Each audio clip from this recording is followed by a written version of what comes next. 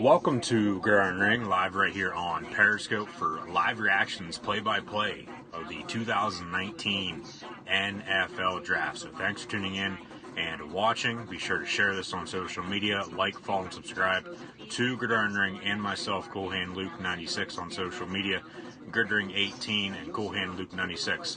Facebook, Twitter, Instagram, subscribe on YouTube, and follow me right here on Periscope at Cool Hand Luke 96. Be sure to also hit the like button, the super like button, and the super heart button, along with sharing this. Chat questions and comments, always greatly appreciated. We'll get that pulled up here in a second. But the 2019 NFL Draft taking place in Music City, USA this weekend, tonight, tomorrow, and on Saturday.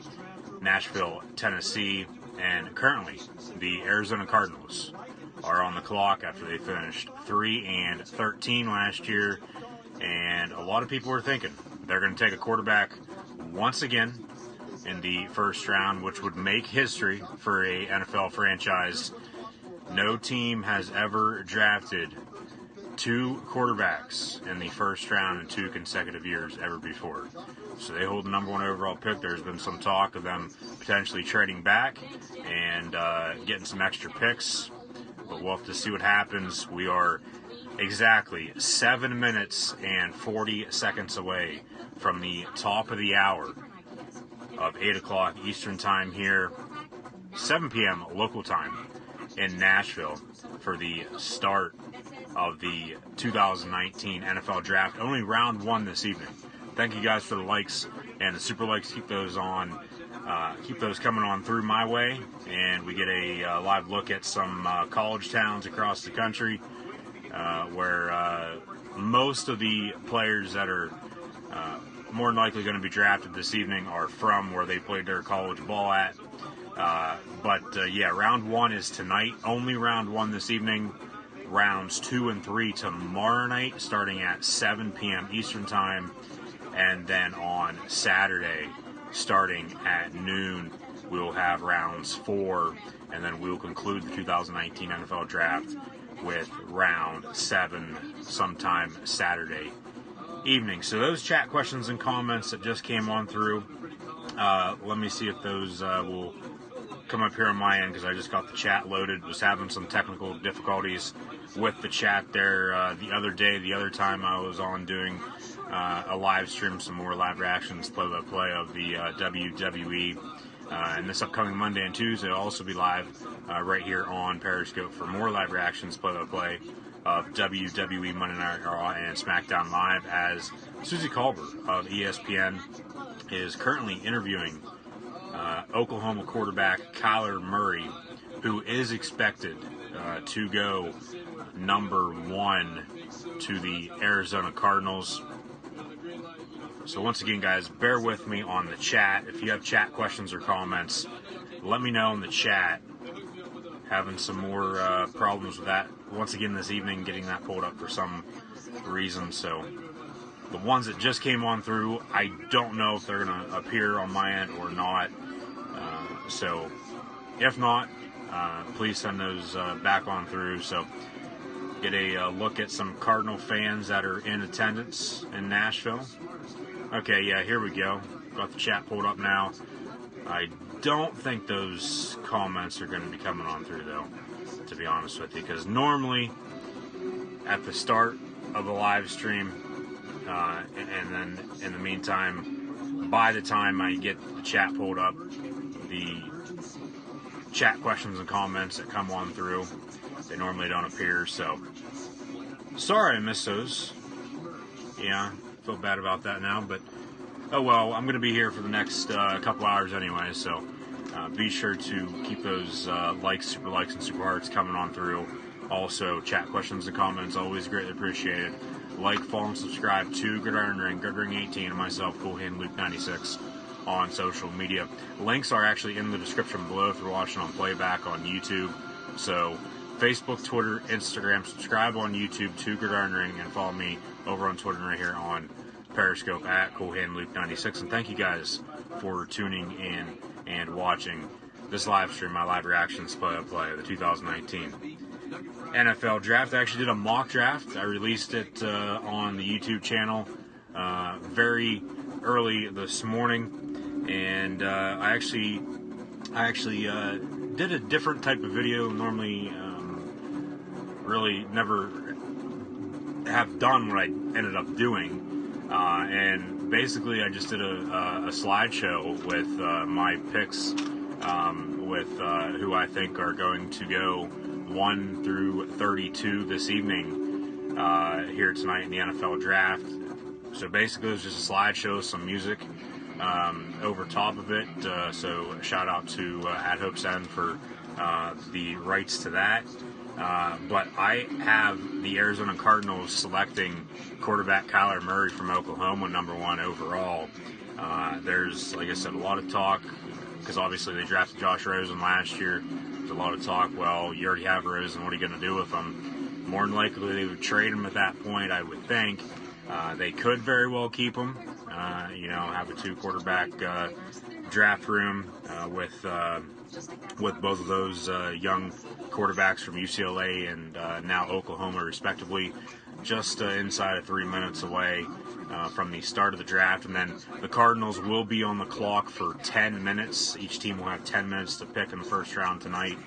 So it's going to be probably 3.5, 4 hours here this evening for the first round of the draft. All 32 picks will be selected one way or another here tonight.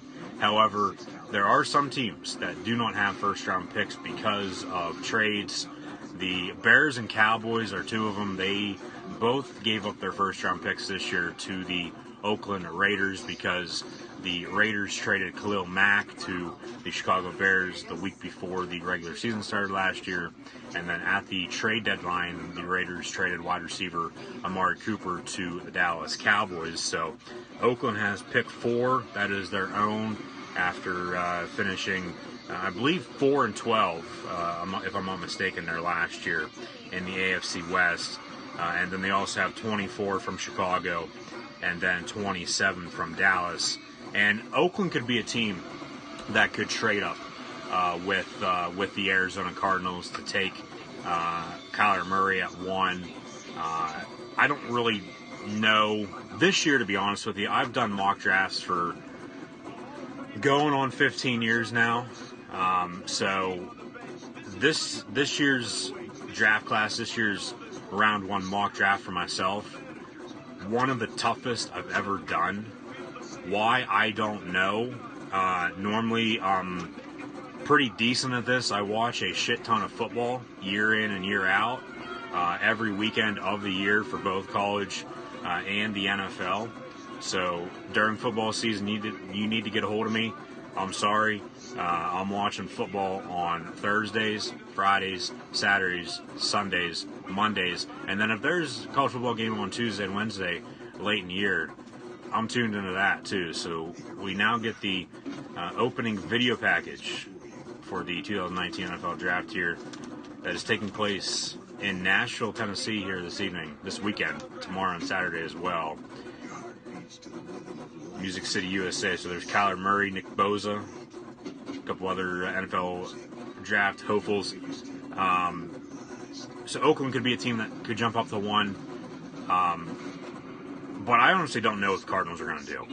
Because you already have Rosen. You could bring in Murray, trade Rosen to, say either the Giants could want him potentially to come in and back up Eli.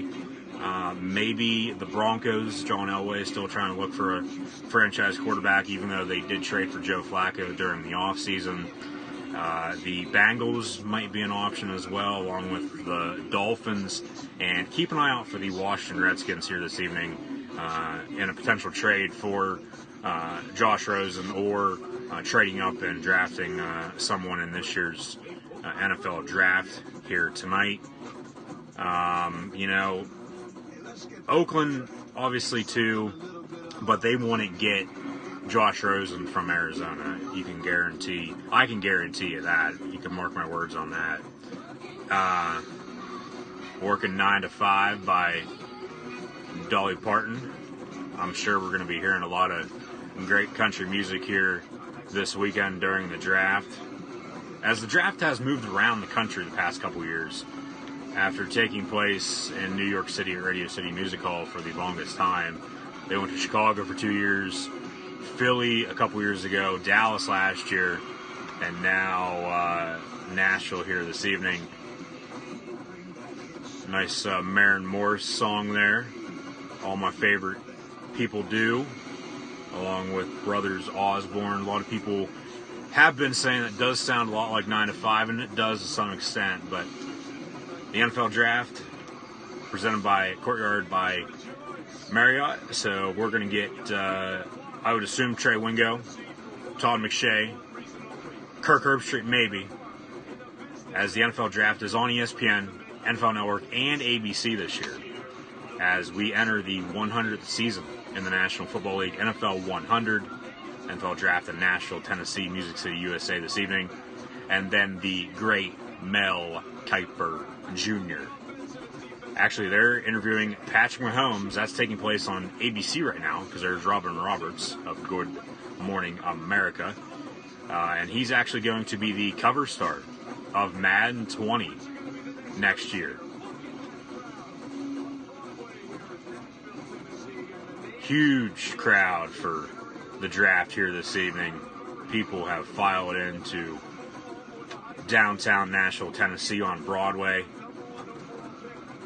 for the draft here tonight. There's Kyler Murray, Nick Bosa as well, the defensive end from The Ohio State University, younger brother of Joey Bosa of the LA Chargers. He was drafted by the San Diego Chargers. They have since moved to Los Angeles. Their new stadium with the Rams should be opening next year. There's Josh Allen and Quinnen Williams as well.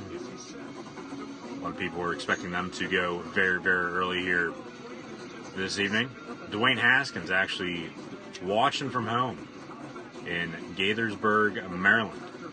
He's originally from Jersey, but went to high school in Maryland and then was actually committed to the Terrapins before decommitting and attending The Ohio State University under former head coach Urban Meyer. There's Trey Wingo. There's Louis Riddick.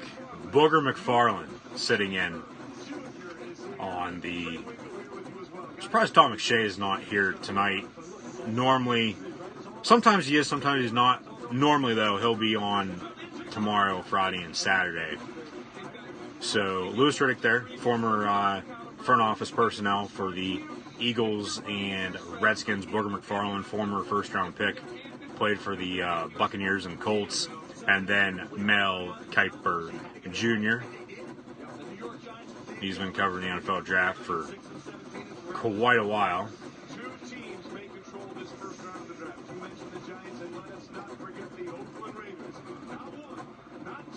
But 3 first-round picks. The Raiders have 3 first-round picks. Going back to the Cardinals with Kyler Murray and Josh Rosen.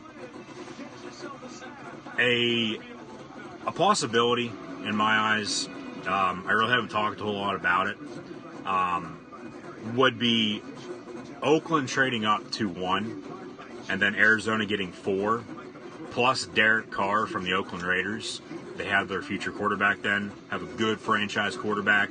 A good quarterback for Larry Fitzgerald once again, going back to when he had Kurt Warner when they went to Super Bowl 43 and lost to my Pittsburgh Steelers on a game-winning touchdown pass from Big Ben Roethlisberger to Santonio Holmes. Actually 15 years to the day yesterday that the Steelers drafted Roethlisberger in the first round, number 11 overall out of Miami of Ohio. But I think a possibility is Oakland trading up to 1, Arizona going to 4, getting Derek Carr from Oakland as well, and then Oakland taking Kyler Murray 1, and then Murray lining up, throwing the ball to Antonio Brown, who the Raiders got in trade from the Steelers this past offseason.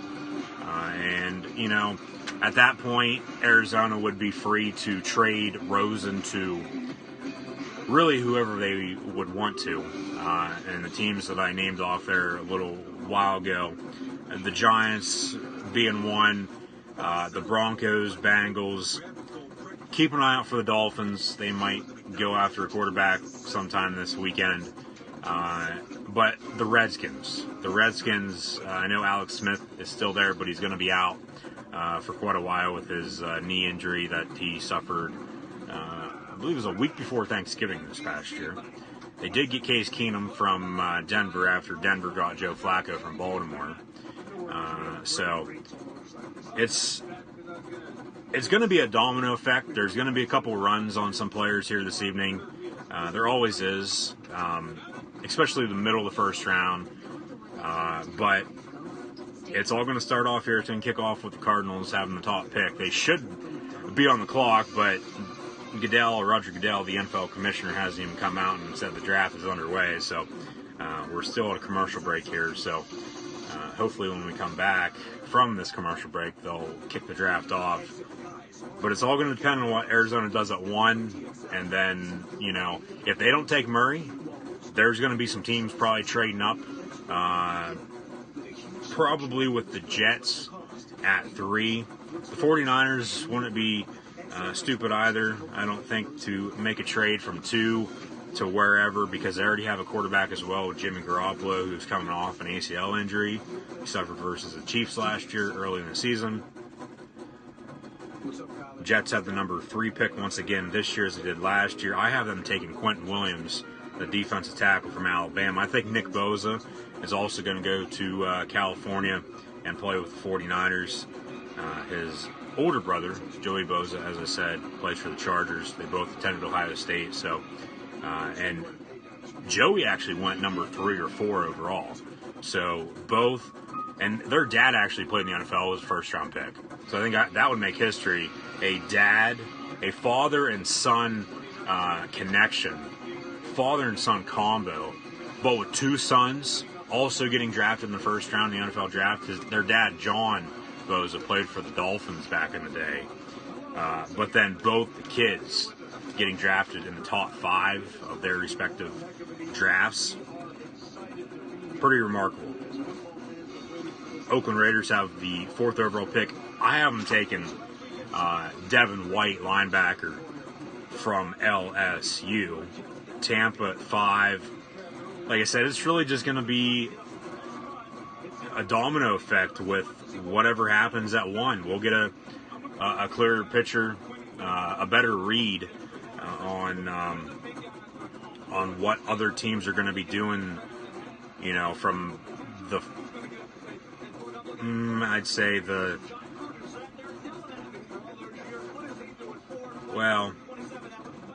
I'll say from the pushing 5 to 8, anywhere from the outside of 5, from 5 to 32, there's going to be teams, depending on what happens, 1 through 3, 4. Really depends on what the Raiders do too. Is going to depend on other teams trading up and whatnot. So we'll see what happens. Finally, here's Roger Goodell, the commissioner of the NFL. Marcus Mariota out there as well. There's Mean Joe Green.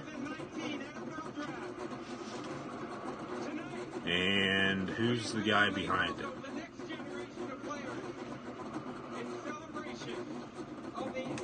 Who is it? Is it Tim Brown? Before we get started, we have a special announcement that will help launch new memories for one NFL fan. I'm joined by 3 remarkable men who will assist with this moment. Hey Marcus, you want to say something to your hometown crowd? How's it out today? Welcome to the NFL Draft. Enjoy yourself. Let's go. Marcus Mariota gets the Nashville crowd fired up.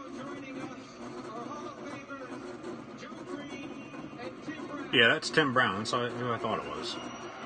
So Marcus Mariota, Tim Brown, legendary wide receiver, and then Mean Joe Green as well. And I believe they're going to announce the winner of the NFL Generations of Greatness.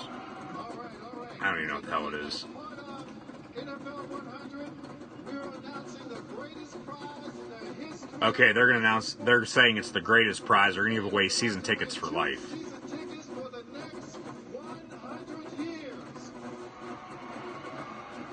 Two season tickets for every home game for the next 100 years of your favorite team. There's 3 finalists. One's an Eagles fan wearing an Eagles suit, and then 2 other, well, the one guy in the middle is wearing a Giants tie, so he's a Giants fan. There's Mean Joe Green.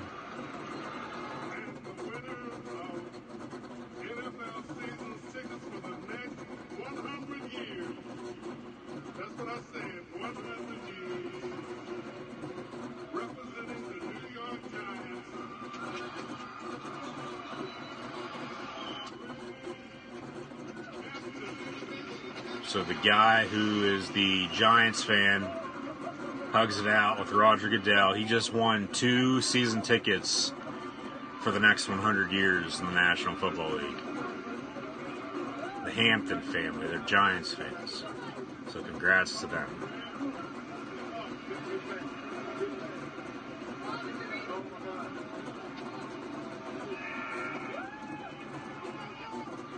Chat questions and comments, greatly appreciated, guys. Drop those in the comment section below. Who do I think the Steelers are going to take? I have them taking cornerback Greedy Williams at number 20. There's been some talk, though, that they're going to be trading up into the top 10. I would be shocked if they did. They normally don't. If anything, I think they trade back and get some more picks, but we'll see what happens.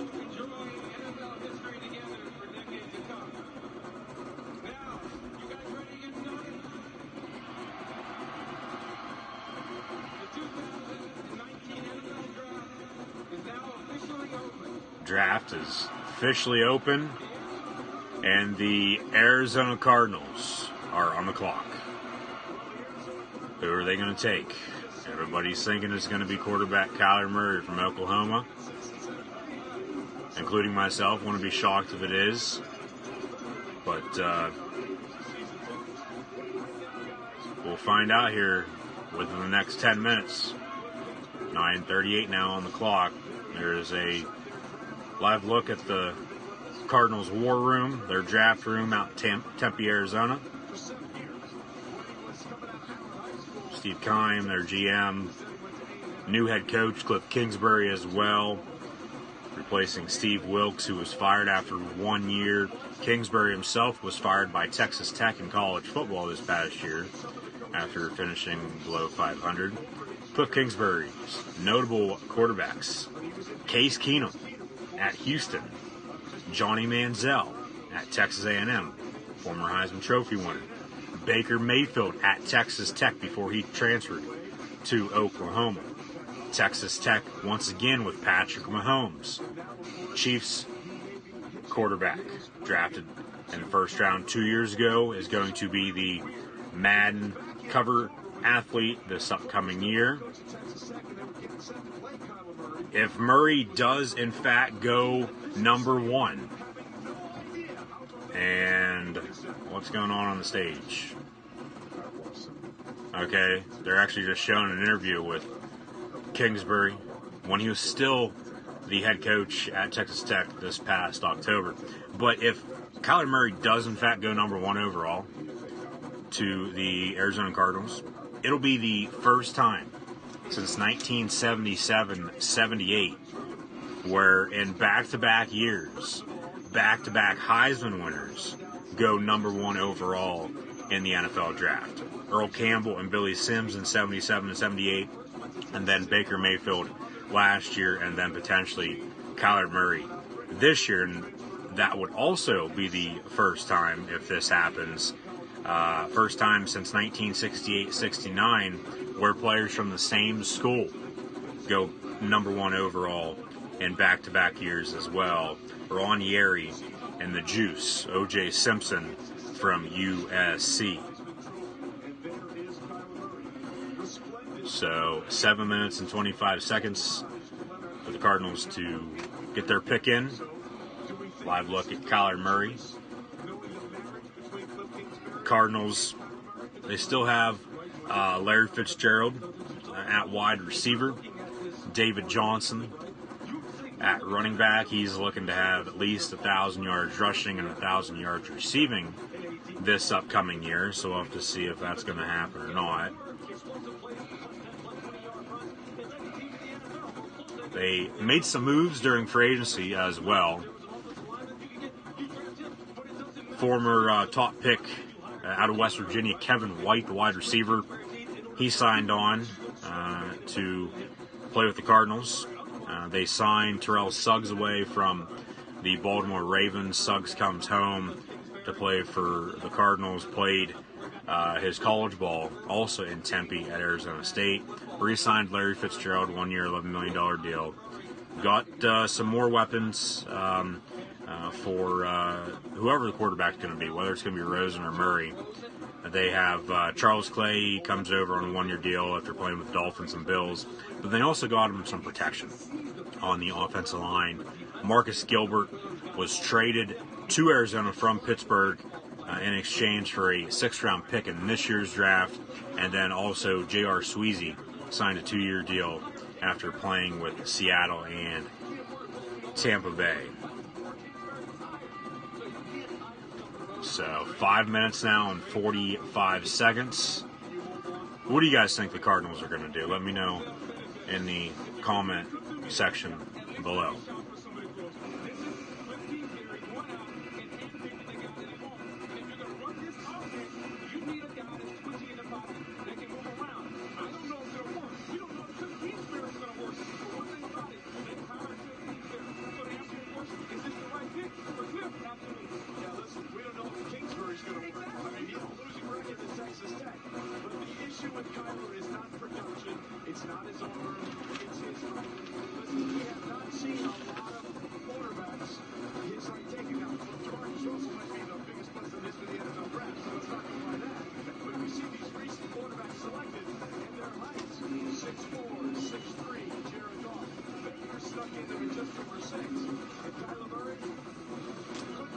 Five, 10, and 1/8. Murray would be one of the shortest quarterbacks, if not the shortest, in the NFL next year. And the thing is, too, yeah, he's 6/8 of a short of Russell Wilson, the Seahawks quarterback, who actually just signed a big deal to remain in Seattle. But Murray, he was actually drafted in the Major League Baseball draft last year by the Oakland Athletics. And who would have thought, potentially, and this is even after, he turned down baseball, he's going to stick with football after winning the Heisman last year. And potentially being the top pick here tonight. 4 minutes and 9 seconds now. But who would have thought maybe potentially, okay, he got drafted by the Athletics, but then also could potentially get drafted by the Raiders, but it looks like Arizona's going to pick here at 1, which they should.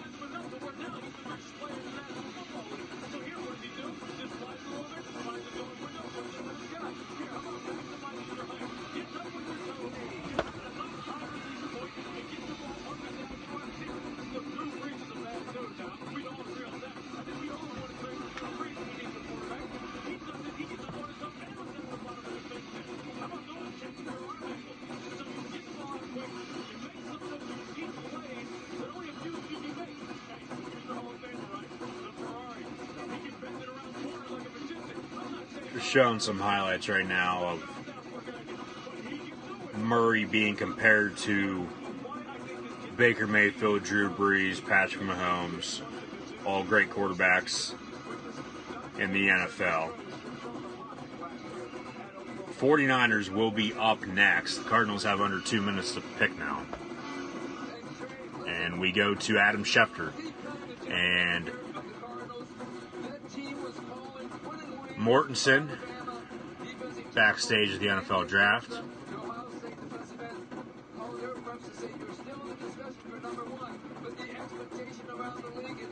And now the Cardinals are on the phone with somebody.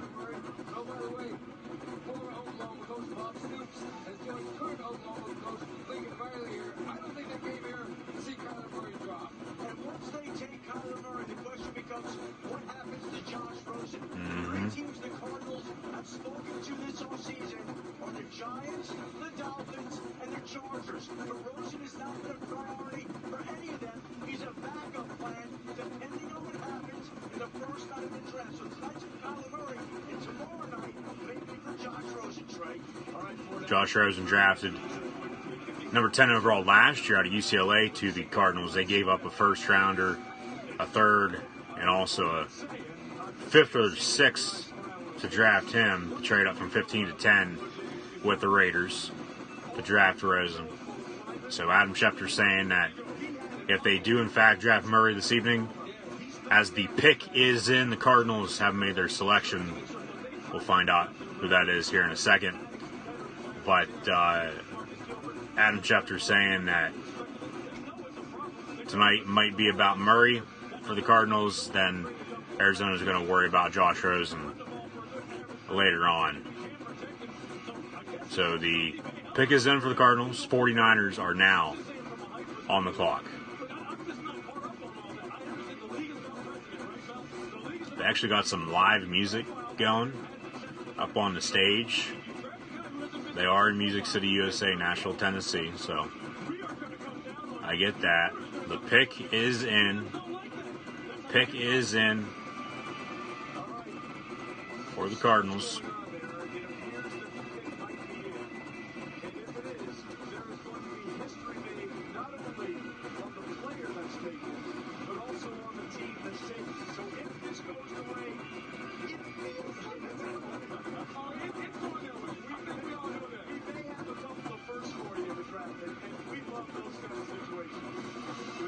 Nick Bosa.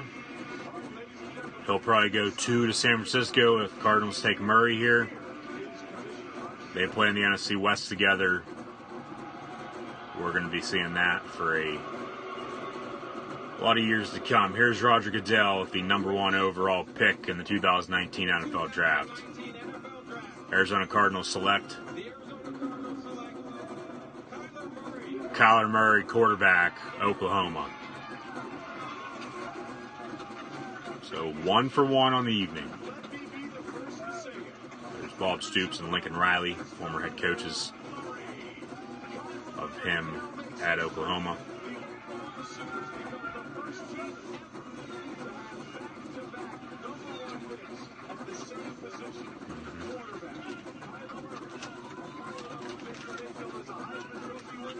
Murray, a transfer quarterback in college, originally attended Texas A&M. Sat behind Johnny Manziel for a while, and then transferred to Oklahoma. Becomes the first ever player to be drafted in the first round of the MLB and NFL draft. Oklahoma becomes the first team in back-to-back years to have the number 1 pick be the same position, quarterback. As I said, first time since 68, 69, so 50 years to the day as well. 50 years to the year. 68, 69, 2018, 19. Back-to-back years, the same team, same college program has had the top pick. Has had a player from their school be the top pick in the NFL draft that year. USC, Ron Yeri, and O.J. Simpson, as I said earlier. And then first time since 77, 78. Back-to-back Heisman Trophy winners go number 1. in the NFL draft. Now showing some highlights of Kyler Murray, Oklahoma. 6.5 minutes for the 49ers as they are on the clock. They could get some help for Jimmy Garoppolo. It's a quarterback-driven league, okay? You got to have a quarterback to win. You got to be able to run the ball as well, but you got to be able to protect your quarterback and get after the opposing quarterback. So San Francisco, they could use some protection, but I think they'll go on. I think they'll go defense with this pick, and I think they'll take defensive end Nick Bosa out of Ohio State. So Kyler Murray is now a Arizona Cardinal. We'll see what they end up doing with Josh Rosen. This is a good move, good pick by the Cardinals, I think. A lot of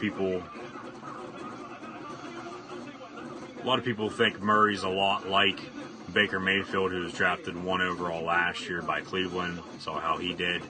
Came up short in the Rookie of the Year voting. Lost to Saquon Barkley. But move on to the 49ers now. If you guys have any more chat questions or comments, those are always greatly appreciated. Anything on Kyler Murray, send it on through. But San Francisco, they have a new running back in Tevin Coleman. They still have Jerick McKinnon. He blew his knee out before the season started last year. So Jimmy Garoppolo at quarterback. They have a young head coach in Kyle Shanahan. Also signed former Eagle wide receiver Jordan Matthews to the squad. Franchise tagged Robbie Gould during the offseason. And then they made a trade with the Kansas City Chiefs for Dee Ford and then signed him to a long-term deal. And then they also signed Quan Alexander away from Tampa Bay. So they could load up their defensive line, their front seven. Because like I said, it's a quarterback-driven league, but you also got to be able to get after the opposing quarterback. So say they do take Nick Bosa or Quinnen Williams, or say they take Josh Allen or Devin White from Kentucky and LSU respectively. They'll still have Dee Ford, DeForest Buckner, Eric Armstead, Solomon Thomas, who really hasn't worked out. They drafted him a couple years ago in Chi-Town.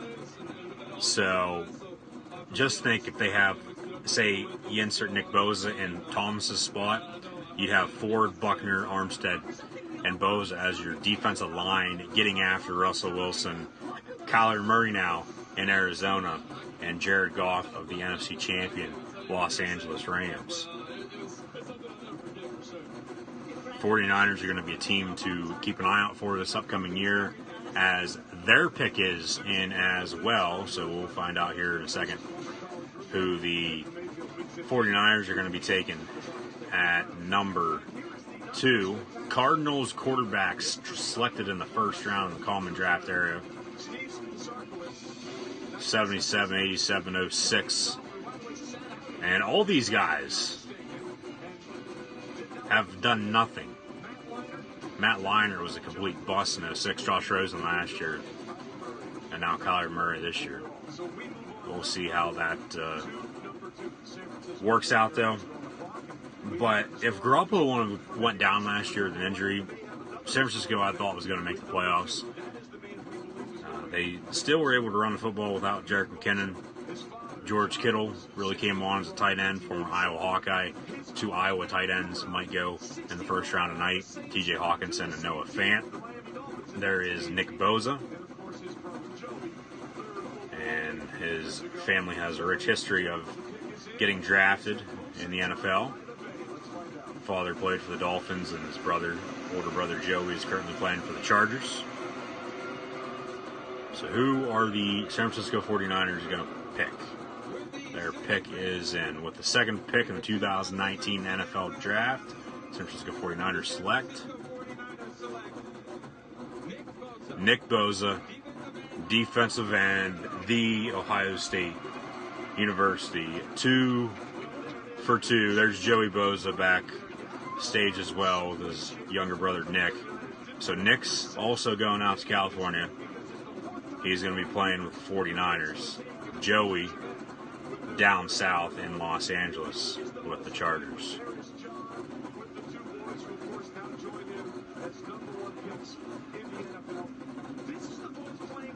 Now this is where it's going to get interesting. The Jets have the number 3 pick. Oakland sits at 4. Do the Jets trade back, even though Murray's off the board now?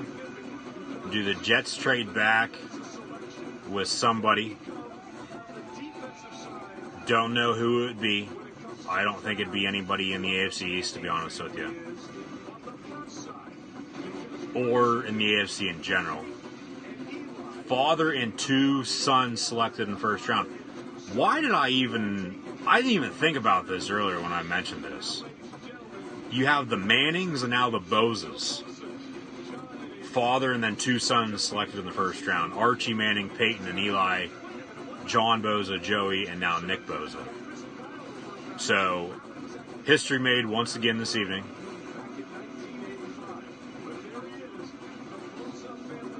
And they're trying to get some pictures of him holding up his new jersey. So San Francisco goes defense with their top pick, number 2 overall. But this is where it's going to get interesting. Do the Jets trade back with somebody? So the Raiders, if they think the Raiders are going to pick this player at 4 and make them mad, piss them off, trade up right in front of them and pick who they were going to pick. Highly doubt it now because Murray is off the board. Yes, I'm still here watching TV. So they have 5 minutes and 50 seconds to pick. The Jets do. They drafted Sam Darnold last year, number 3 overall. So they stay the same 2 years in a row. They have the number 3 overall pick. They did sign Le'Veon Bell in free agency away from Pittsburgh. And they also still have Elijah McGuire at running back, and then Robbie Anderson and Quincy Enunwa at wide receiver. Wouldn't be surprised if the Jets do trade back and then potentially take a tight end of one of the Iowa tight ends, late top 10, 11 to 15. But, it's the goddamn Jets, so who the hell knows what they're going to do. Joey Bosa, a LA Charger still, now his younger brother Nick, just drafted in the 2019 NFL Draft by the San Francisco 49ers. Now they're going to show some highlights, and I can guarantee you there's going to be some Penn State highlights on here. There's going to be some highlights of him tackling Penn State players. Nick Bosa taking down Baker Mayfield, who's playing in Cleveland with the Browns, the number 1 pick last year. He's a damn good player. I've seen him play a couple times. Actually coming off an injury, though.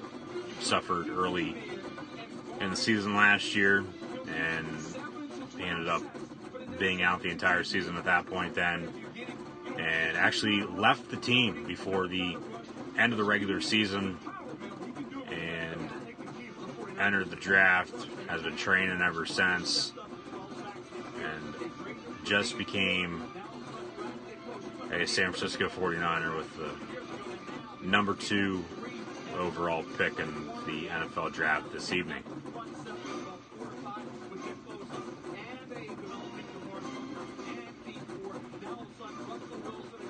I think the Jets, to be honest with you, they're going to go Quinnen Williams, line him up on the defensive line alongside his long-lost brother from another mother, Leonard Williams, from USC a couple years ago.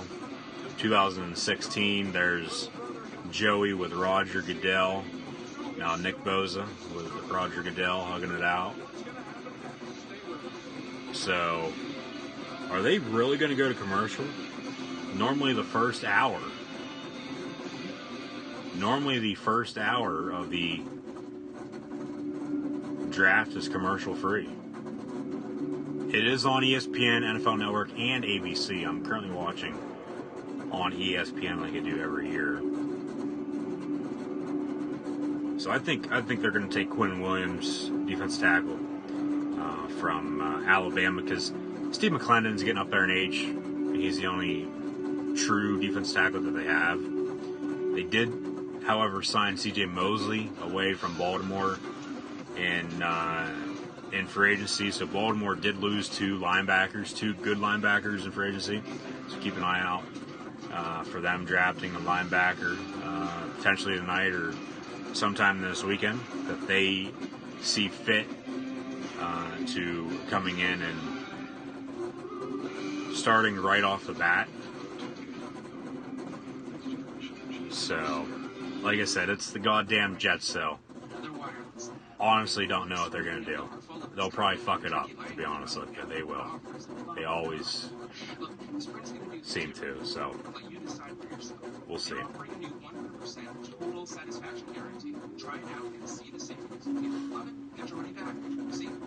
So 2 for 2. Kyler Murray, number 1 to Arizona, and Nick Bosa, Kyler Murray, number 1 to Arizona, and Nick Bosa, number 2 to the San Francisco 49ers.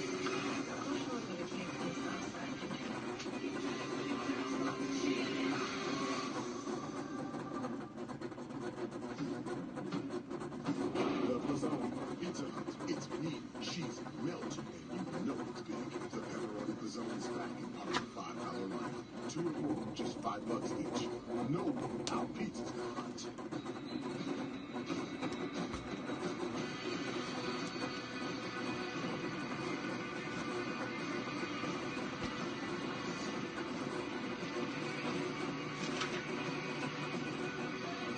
Jets could get some help on the offensive line as well to protect Darnold at quarterback, and then newly signed running back Le'Veon Bell. Because like I said, it's a quarterback-driven league. You got to be able to throw the ball, or run the ball. You got to score points. That's the main object. You know, nobody likes losing. You play to win the game. So they did get Clelin Assembly from Oakland in a trade to help out, but you know, I really want to be surprised they go offensive line as their pick is in now as well. And we come back from commercial break. There is LP Field, home of the Tennessee Titans in Nashville. But I think they're going to go defensive line. I think they're going to go Quinnen Williams. The rain's starting to come down in Nashville. So with the Jets pick in, technically the Raiders are now on the clock at number 4 overall. A couple years ago, 2015, number 4 pick, they drafted Amari Cooper, wide receiver, out of Alabama, before trading him in John Gruden's first year back as the Raiders head coach this past year to the Dallas Cowboys. So, New York Jets selection.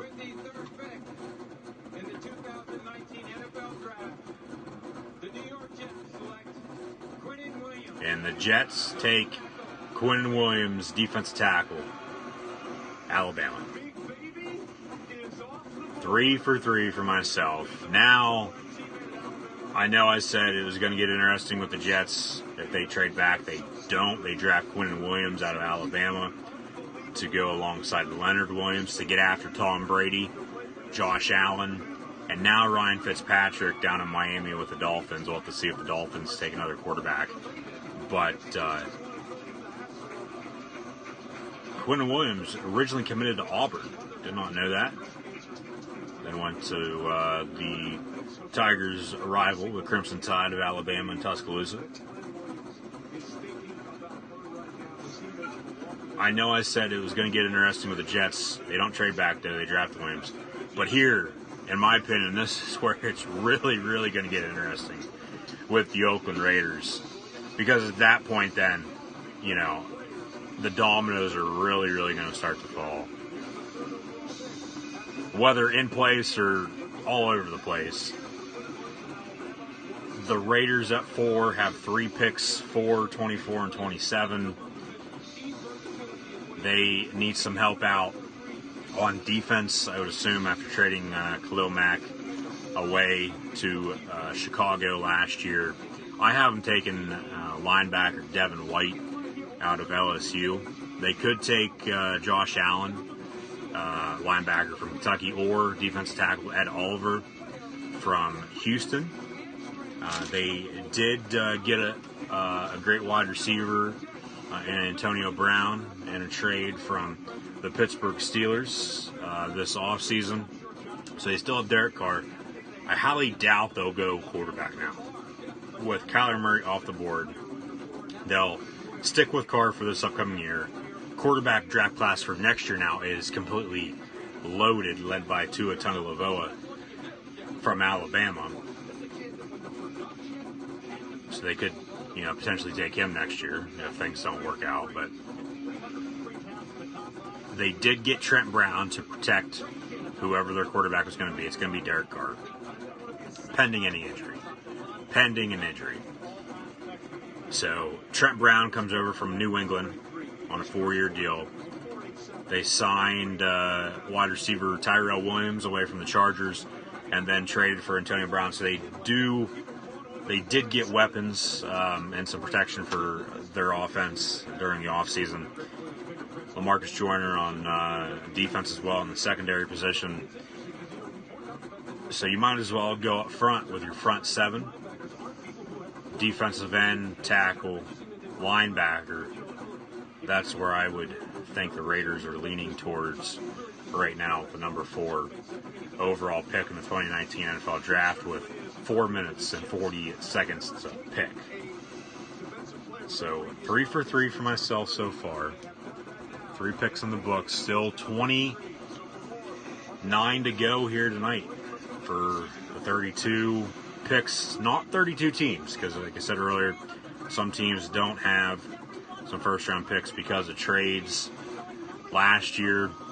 And actually earlier this week, the Chiefs, they were supposed to have 29, but then they traded for defensive end Frank Clark, former Michigan Wolverine, who was franchise tagged, but then the Seahawks traded him to Kansas City, so Seattle gets 29.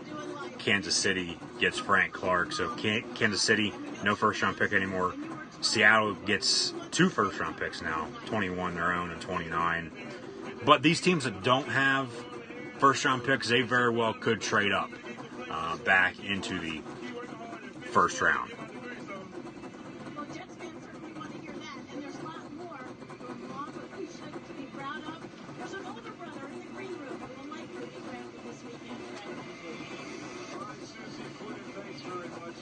Congratulations to Quinnen and the Jets. And now, ladies and gentlemen, the Raiders are Raiders. the first of their 3. What are the Raiders going to do? Of course, the Raiders experience very rough waters as we look at a GMC professional trade owner. They should be sinking most of these years. So, they should go for their biggest stars. Khalil Mack, by the way, went there and had a half sack less for the Bears than the entire Oakland's going to get Chicago's 2020 first-round pick next year as well.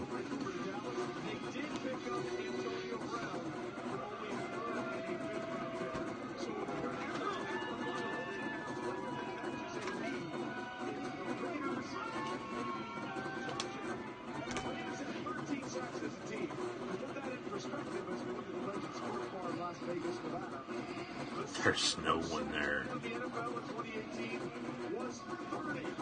They had 17 fewer sacks than every other team in the NFL. Does Josh Allen make all the sense in the world there? Yeah, absolutely. Because he's falling right to the left. They addressed the inside positions on their defensive line last year with the Jacksonville Marines versus B.J. Hall. They're not spectacular. They're not game changers. But they have Arden Key on the outside. And that's it. They need a guy like Josh Allen who, quite honestly, dropped in coverage last year over 50% of the time, which is, was just under 50% of the time, which is amazing to me. And he's still wrecking countless little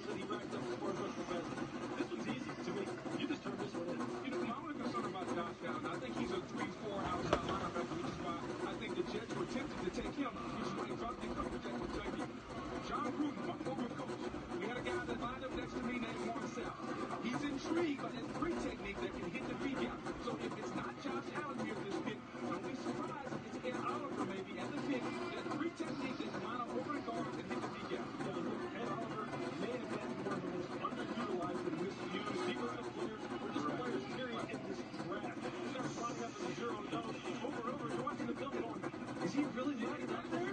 Is that what they're doing? At 278 pounds, that's right. And it's still done. For him to get outside for a three technique, it'd be like me. It's like, you said big three finally. I mean, yeah, that would make sense here too. Okay, so but here's the problem with Oakland, right? Sometimes they do things that don't make sense. So do we think Like drafting Darius Hayward-Bay over Michael Crabtree, yes. Sometimes the Raiders do things that make no sense whatsoever. Their pick is in, though. The Raiders have made their selection. We'll find out here in a second who it is.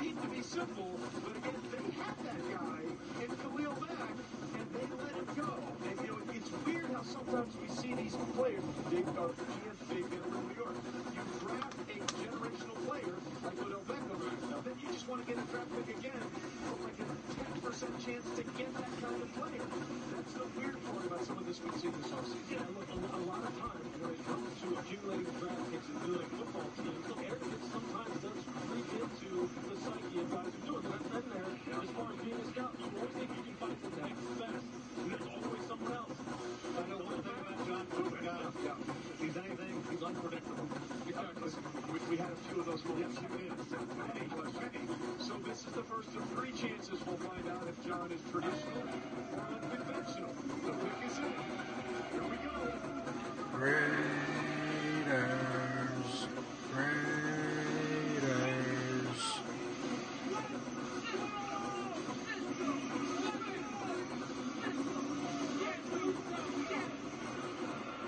Here's Roger Goodell with the Raiders pick. With the fourth pick in the 2019 NFL Draft, the Oakland Raiders select Clelin Ferrell.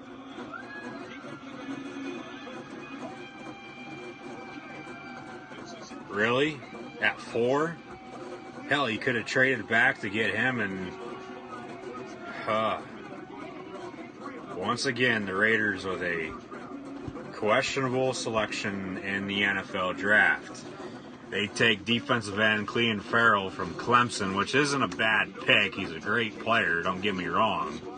I had him going 9 to Buffalo, going to the Bills at 9, but I don't know how I feel about this. Josh Allen is still there. Devin White is still there. Ed Oliver is still there. Rashan Gary is still there.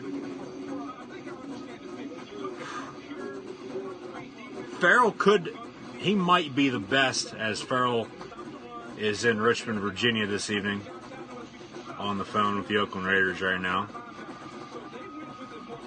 I still don't know how to feel about this. Ferrell could potentially be the best of the three Clemson defensive linemen that are going to get drafted tonight. The other two, obviously Christian Wilkins and Dexter Lawrence. I don't know how I feel about this at all. You could have traded back. Maybe they couldn't get a trade with somebody and they just went with them because they don't want anybody else to draft them. I get that. But you could have traded back at least to probably...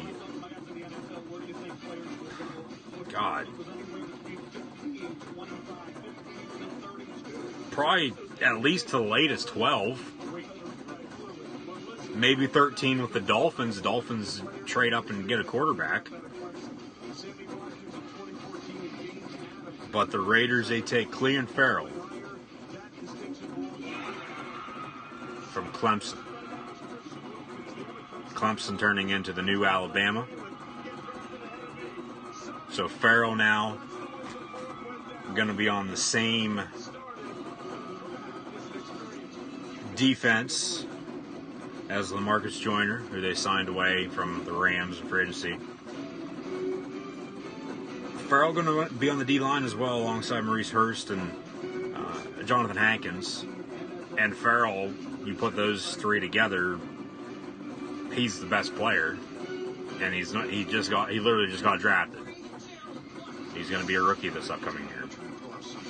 So they have Brandon Marshall at linebacker alongside Vontaze Burfict now as well. Two new signings in free agency. Carl Joseph still there from West Virginia, safety. So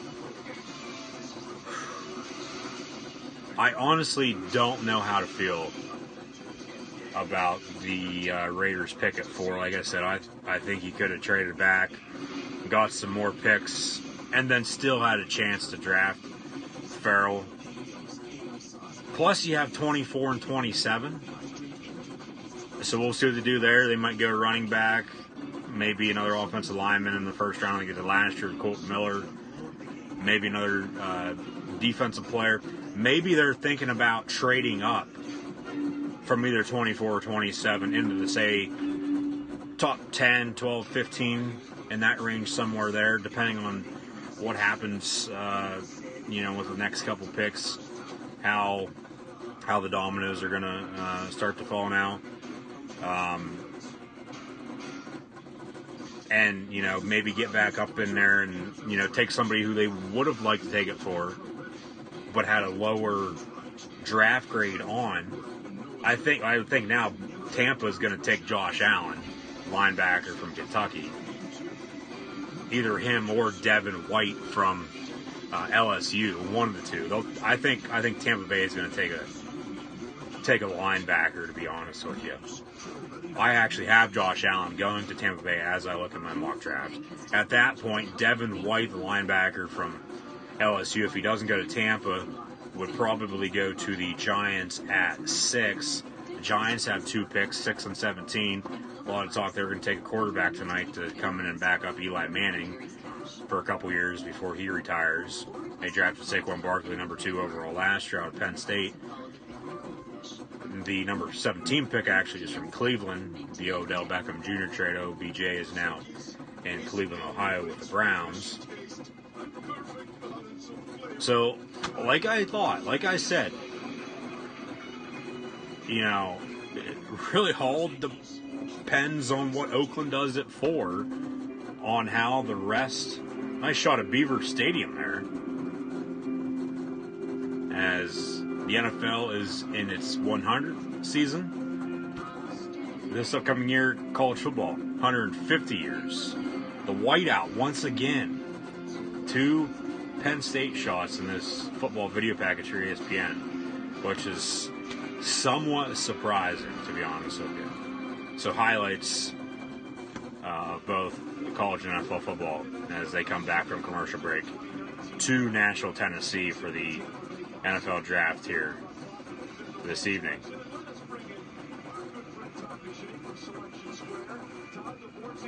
Like I said, though, I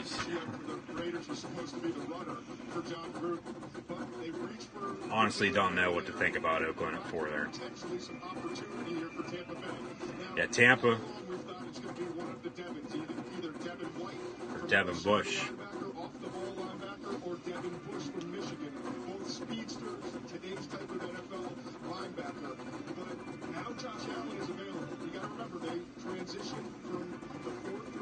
If I'm Tampa, I'm taking Josh Allen.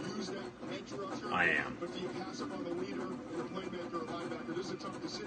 I'm not sure that they expected to have all 3 of these players available when they came on the clock at number 5, Trey. Absolutely, John. They have to love the way this is falling in terms of what will be available to them. So as the rate continues to fall, the spirits are still high in Nashville. So we had John Gruden. Since John Gruden's departure from Tampa Bay in 2008, they've had 5 head coaches and 8 last place finishes in 10 seasons with 0 playoff appearances. But now Bruce Arians back in the NFL as a head coach, taking a year off last year, retired with Arizona, getting back in now with Tampa Bay with Jameis Winston. Here comes Roger Goodell with the pick for Tampa Bay.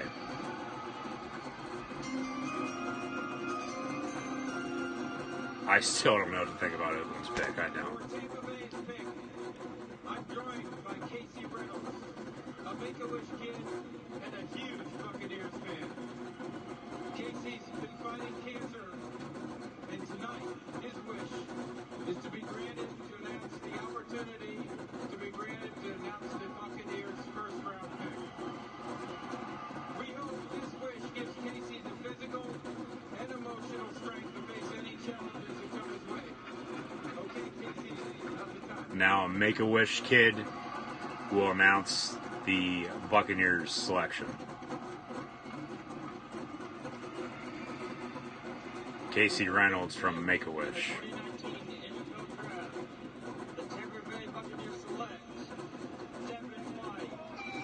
Devin White goes to Tampa Bay. Okay, so he falls one spot back from where I thought he was going to go to Oakland at 4. He goes 5 to Tampa Bay. Josh Allen's still on the board at 6 now for the Giants. If I'm Big Blue, I'm taking Josh Allen. If I were Tampa Bay, I was taking Josh Allen. Ed Oliver could potentially still go to 7 to the Jacksonville Jaguars, just as I have him. He could fall, though. Some of these players are going to fall.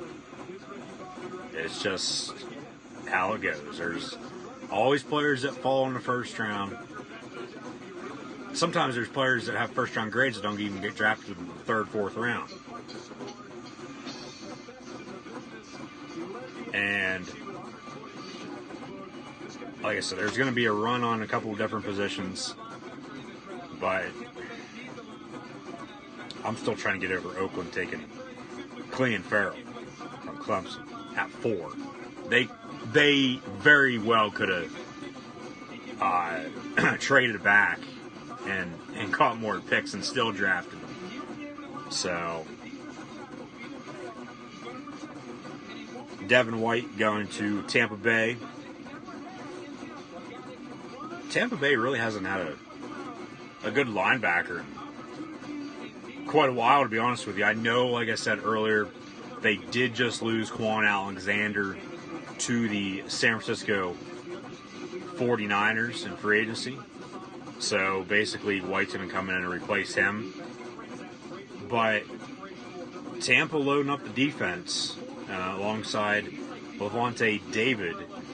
Devin White will go in and play alongside him, along with Jason Pierre-Paul. They could have went defensive end there because he's getting up there in age. Gerald McCoy's still there, and also Vita Vea, who they drafted out of Washington a couple years ago. So Tampa in a division with 3 good quarterbacks with Drew Brees, Cam Newton, and Matt Ryan. Then you have Jameis Winston. So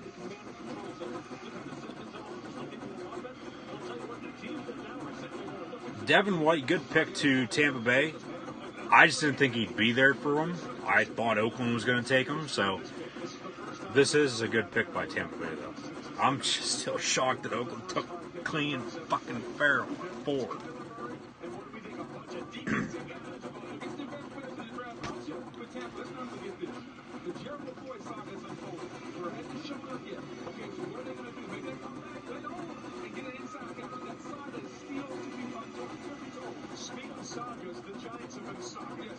Giants. As we move on to Big Blue, they have the number 6 pick here this evening, along with 17, as I said a moment ago. They traded Odell Beckham Jr., who they drafted in the first round 2014, also at LSU, to the Cleveland Browns. So he's now back playing with his college teammate at wide receiver Jarvis Landry. New quarterback Baker Mayfield, number 1 pick last year. Nick Chubb at running back. Cleveland started to come on late in the year, and the pick is in for the New York Football Giants. They take a quarterback here. That's a big question mark right there, as we see Dwayne Haskins, maybe Daniel Jones from Duke. Reminds me a lot of the Manning brothers with Peyton and Eli is still in New York with the Giants. Connection with David Cutcliffe there. who coached Peyton at Tennessee. Cutcliffe just coached Jones at Duke. So the Giants still have the Rookie of the Year from this past year, Saquon Barkley, at running back. Eli at quarterback. They did sign Golden Tate in free agency and re-signed Sterling Shepard at wide receiver as well. Offensive line seems to be working for him right now, so they could go quarterback here at 6. I would think 17 though, or even if there's going to be a run after 6 here, say after 10, move up from 17. So we'll see what they do here. Giants select Daniel Jones, quarterback from Duke, at 6. At 6. Daniel Jones, the first quarterback from Duke to be drafted in the first round in quite a while. Second drafted quarterback here this evening.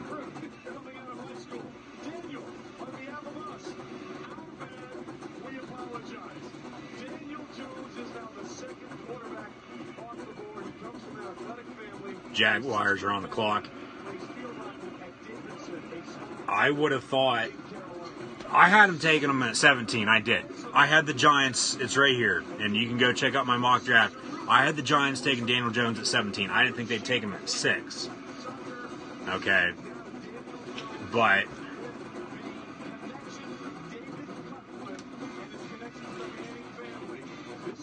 not a dumb pick overall, a dumb pick now. Not as dumb as what the Raiders did it for them.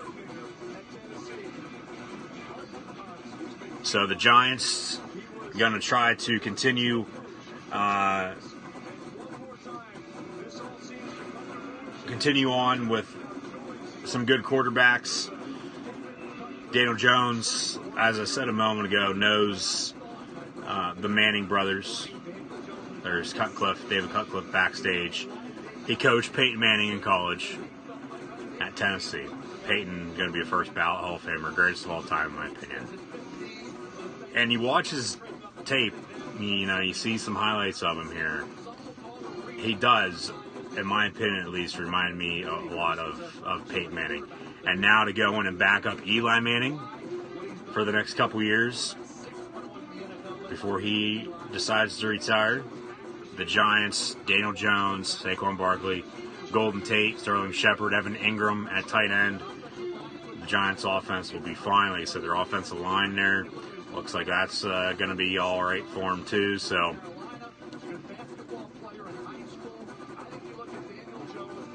he's going to be a good quarterback in the NFL, I think. I do. I would have waited on him, though. I would have. I had him going at 17 of the Giants. But they take the risk here, drafting them at 6. Going to have to give them a little bit more money, but it is what it is. That's what they decided to do.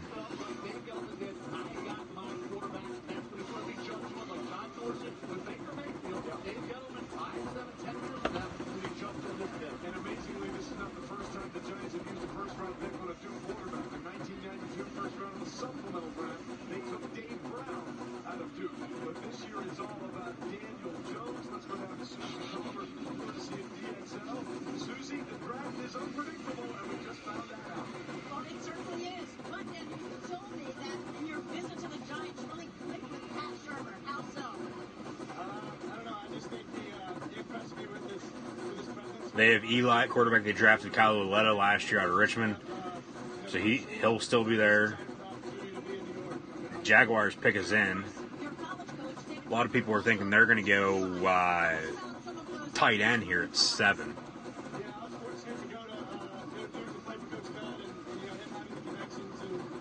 I haven't taken Ed Oliver, who's still on the board.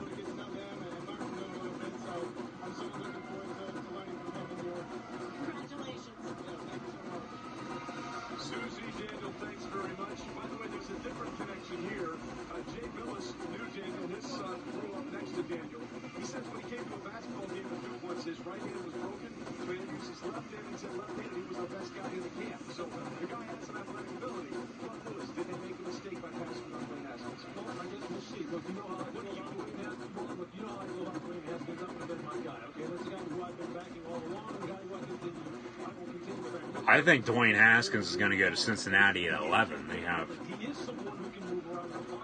They're talking about Haskins right now with him being passed up by Daniel Jones going to the Giants.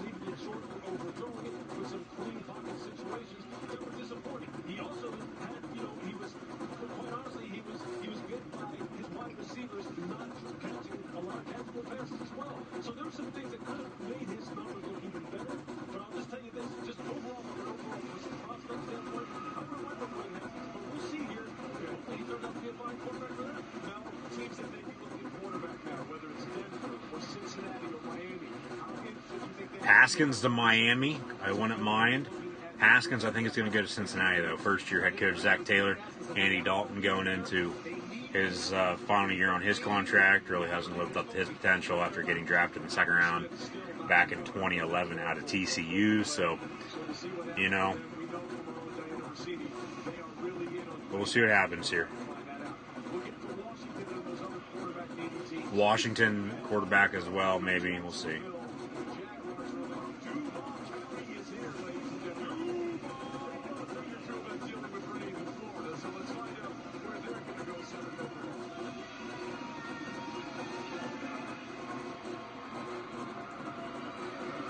Jaguars pick is in. 7 picks in an hour. With the 7th pick in the 2019 NFL Draft, the Jacksonville Jaguars select Josh Allen. Josh Allen going to go to Jacksonville now. The Jags take the best available player in Josh Allen. Outside linebacker, defensive end from the University of Kentucky after he falls a couple spots. I originally had him going to Tampa Bay at 5, like I said, but he goes now to one of the other Florida teams, the Jaguars, in Jacksonville at 7. Detroit Lions are on the clock. Some talk they could potentially trade back, so we'll see there. Might have our first trade here this evening.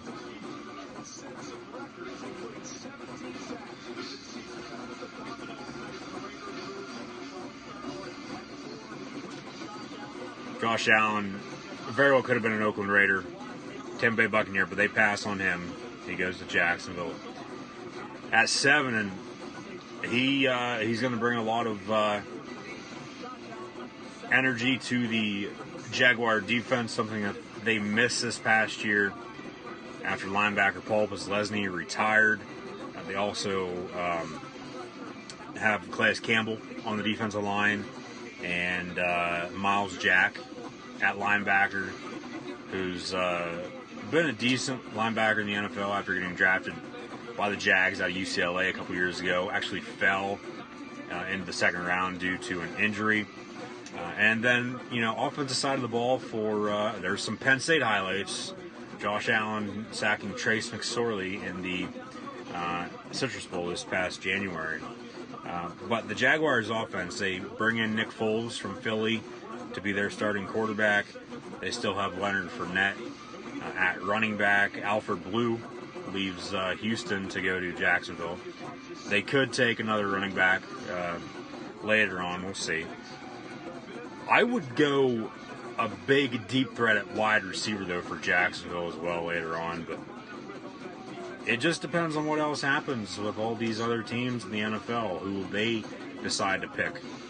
So the Giants, guys caught up. They take Daniel Jones at 6. And now Josh Allen goes to Jacksonville at 7. So thank you guys for tuning in and watching. Been an interesting night so far, to be honest with you, in the NFL draft. First round of the draft tonight. As Josh Allen just goes to Jacksonville. Fell a couple spots, but I still can't get over the Raiders selecting Clelin Ferrell at number 4. But hey, they obviously saw something in him that, you know, a lot of other teams didn't in the top 7 so far. That they think obviously he can be a plug-in player and go with them, really help out that defense. So we'll see how it works out. But the Lions are on the clock. Their pick is actually in. So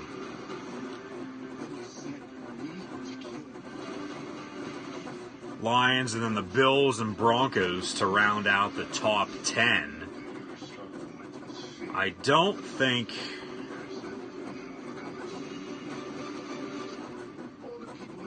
we're going to have any trades anytime soon, to be honest with you. As I look at the draft order coming up, because there's talk Detroit was going to trade back, Buffalo was going to trade back. Denver, they're going to be stupid to take a quarterback, I think, unless they pull the trigger on Dwayne Haskins because he's still there. Because they know Cincinnati is going to be looking for a quarterback, and Miami and Washington right behind them at 11, 13, and 15 are going to be looking at quarterbacks.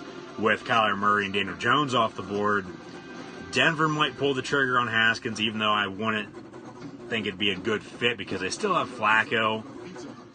I know people say Flacco's not that elite of a quarterback. He's still a Super Bowl winner. But at the same time, okay, this goes back to the Giants taking Daniel Jones to back up Eli. Maybe they bring in Haskins or another quarterback that I'm not even thinking of at this moment and back up Flacco until he retires to, lead their franchise into the future. And to be honest with you, the Giants pick with Daniel Jones, with Eli, reminds me a lot of what the Packers did with Brett Favre and Aaron Rodgers, drafting Rodgers like 22nd, 23rd overall in 2005 out of Cal, and him sitting behind Brett Favre for a couple years and then finally getting his shot. And, we've seen what he's been able to do. He's won a Super Bowl and one of the most clutch quarterbacks in the NFL at this point in time. So, Green Bay, they pick at 12, also at 30. 12's their own pick. 30 is from New Orleans in a trade from last year in the first round. The Saints ended up getting Marcus Davenport from the University of Texas, San Antonio. So we come back from commercial break now on ESPN. The draft is on ESPN, NFL Network, and ABC. Here's Roger Goodell with the Lions selection with the 9th pick of the 2019 NFL Draft. The Detroit Lions select T.J. Hockenson, tight end from Iowa. Great pick by the Lions. Give Matthew Stafford a check down, deep threat over the middle at tight end. Something, okay, tight end position. And also the defensive end linebacker position, the Lions really haven't had much success drafting-wise. Brandon Pettigrew, go back to him, and Eric Ebron at tight end for the Lions. And then Ebron goes to Indy this past year, has his best year of his career in his first year with Andrew Luck and the Colts. But T.J. Hockenson, he will give the Lions, like I said, a damn good check-down receiver.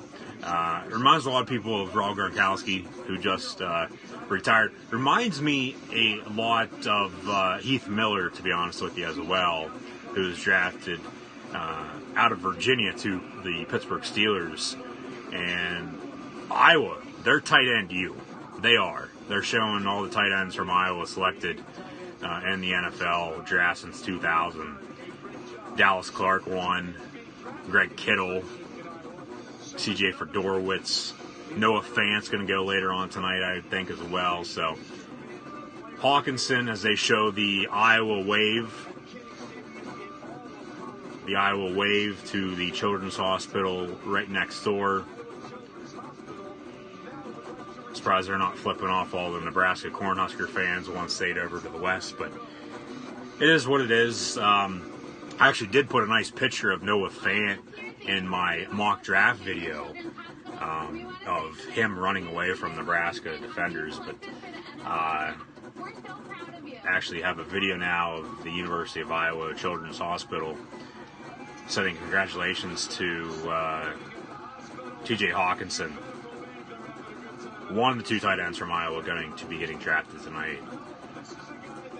But Hockenson, he's going to give Stafford a weapon, something he hasn't had since Calvin Johnson retired. Showing some basketball highlights from his high school days. He's a good blocking tight end as well.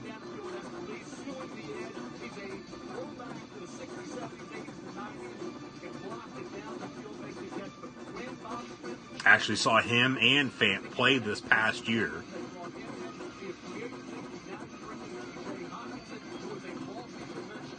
And he'll be a good addition to the Lions offense. They actually have a 2 tight end threat now in Motown with Jesse James, a former Penn State tight end, former Steeler tight end as well. So once a Lion, always a Lion for him. Lions, another Big Ten tight end in the Midwest, will stay in the Midwest up north in Detroit, Michigan. With the Detroit Lions, now the Buffalo Bills are on the clock at number 9. They have about 3.5 minutes to pick. I had Buffalo taking Clelin Ferrell, but he's already been picked. Went to Oakland at 4 in a surprising move. They could take Montez Sweat, maybe Ed Oliver, Rashan Gary. Buffalo, they're not going to take a quarterback. They took Josh Allen last year. Denver then sitting at 10. They could pull the trigger on Haskins. Like I said, I really want to be shocked with Cincinnati, Miami, and Washington all behind them. Thing is, though, now, too, does Buffalo trade with one of those 3 teams? Do we see our first trade? They have about 3 minutes and 10 seconds now to pick. Because, say, Denver does want them. Buffalo makes a deal with, Cincinnati, Miami. I think it'd be Washington, but Buffalo, they're going to pick. Their pick is in. So the next pick that would more than likely get traded, unless Denver wants to trade, if they think Flacco's going to be all right, and he probably will. Okay, they got some good running backs around him. Re-signed Emmanuel Sanders, some young wide receivers as well. Did lose some pieces on the defense, but I think Denver will be all right. The next pick, though, after that, if Cincinnati doesn't take him, which they probably would at 11, would be Green Bay at 12 to potentially move back for somebody to come up and draft Haskins or another quarterback that all these teams think could potentially lead their franchise into the future. So chat questions and comments, greatly appreciate, guys. Be sure to like, follow, and subscribe to Gridiron Ring and myself, Coolhand Luke 96, on social media. If you're watching on playback on YouTube, the links are in the description below. But Gridring 18 and Coolhand Luke 96 on Facebook, Twitter, Instagram. Subscribe on YouTube. Follow me over on Twitter and right here on Periscope at Coolhand Luke 96. Be sure to hit the like, and super heart button. And as always, be sure to share this and chat questions and comments. Always greatly appreciated.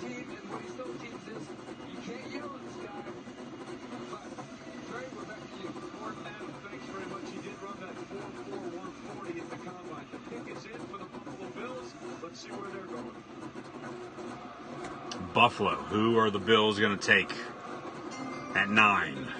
Who's going to help circle the wagons up in Orchard Park? The Bills take Ed Oliver, defensive tackle from Houston. So the Bills, during free agency, they helped out on offense. First pick for them here in the draft this year. They go defense. Ed Oliver from Houston. Former top recruit. Turned down a lot of programs.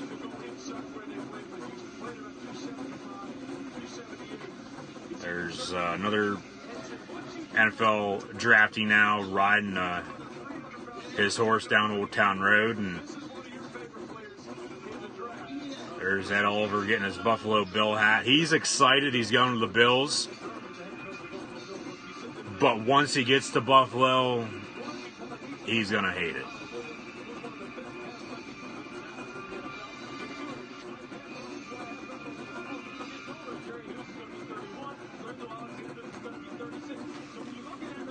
They replaced Kyle Williams, as I thought they would, only with Clelin Ferrell, because I thought Ed Oliver would be gone by now, going to the Jacksonville Jaguars at 7. However, they took Josh Allen because he fell. Hockenson goes to the Detroit Lions. Ed Oliver now number 9 overall to the Buffalo Bills. They're comparing him to Aaron Donald of the LA Rams, which that's a great comparison, don't get me wrong, but he's got a long ways to go before he gets to Aaron Donald type of potential. But Buffalo, they replaced Kyle Williams on the defensive line with Ed Oliver. They have star Lou Tulele, who was drafted out of Utah by the Panthers a couple years ago. He's in Buffalo now. And Jerry Hughes also there. So you got to get after the quarterback. And Tom Brady's still in the AFC East. The Jets went Quinnen Williams at 3 from Alabama. Buffalo goes Ed Oliver at 9. What do the Dolphins do at 13? Do they also go defensive line to try to get after Tom Brady once again? We'll have to find out and see. But yeah, like I said, they take Ed Oliver, the Buffalo Bills do, after helping out Josh Allen on offense with some protection and weapons during free agency, signing 2 wide receivers, Cole Beasley and John Brown, to deals, along with running back Frank Gore and tight end Tyler Kroft away from the Cincinnati Bengals. Denver Broncos, though, are on the clock. Number 10 overall, 5 minutes to go before they have to pick.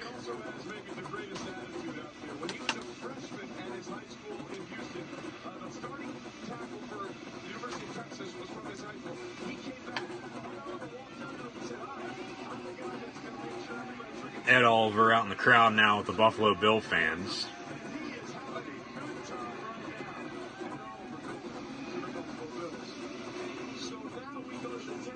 Oldest head coaches in first full season. And Vic Fangio, going into his first year as the Broncos head coach, he's 61 years old. Dick LeBeau, the oldest, in 2001 with the Bengals. Denver could go quarterback, like I said. They haven't had a good quarterback since Peyton Manning, since they won Super Bowl 50. Trevor Siemian, Paxton Lynch, Brock Osweiler signed him to a deal after he left to go to Houston. Case Keenum as well. The thing is, Denver, they've thought time and time again, all those quarterbacks, they're going to be the future. It hasn't worked out. Now they get Flacco, who won the Super Bowl in his past. Haskins could go to Denver at 10. It's a possibility. I don't know how I'd feel about it. I think it'd be all right, but we'll see.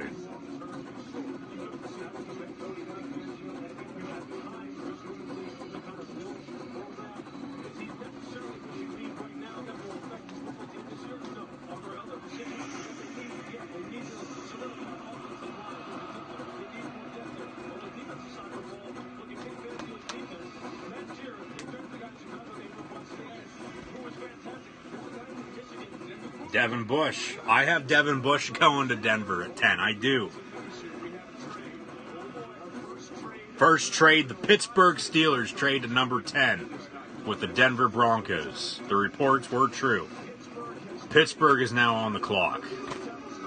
Broncos trade pick to the Pittsburgh Steelers.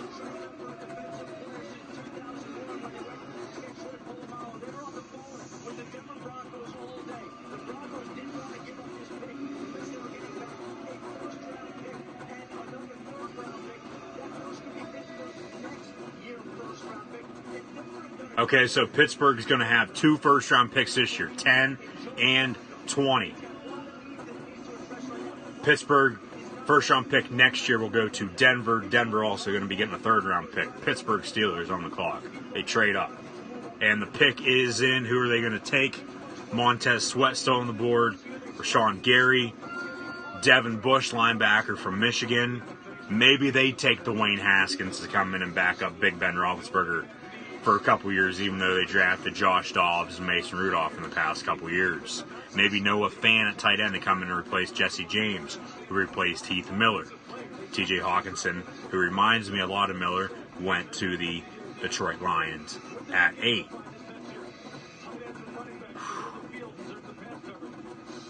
Maybe they take a wide receiver. I wouldn't think at 10, though. Or a running back. Wide receivers and running backs in the first round this year. Late first, early second at the earliest. First trade of the evening, though, the Pittsburgh Steelers are on the clock, and the pick is in. And I'm excited to see who they're going to take. They haven't traded up in the first round to draft a defensive player since Troy Polamalu. So with the 10th overall pick in the 2019 NFL Draft, the Pittsburgh Steelers will have Mean Joe Green give the selection.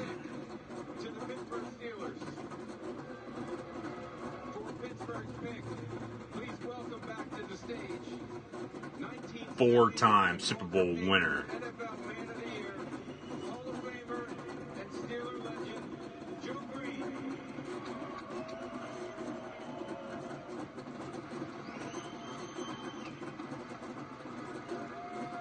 Maybe get the steel curtain back. Maybe go D-line with Mean Joe Green with the selection.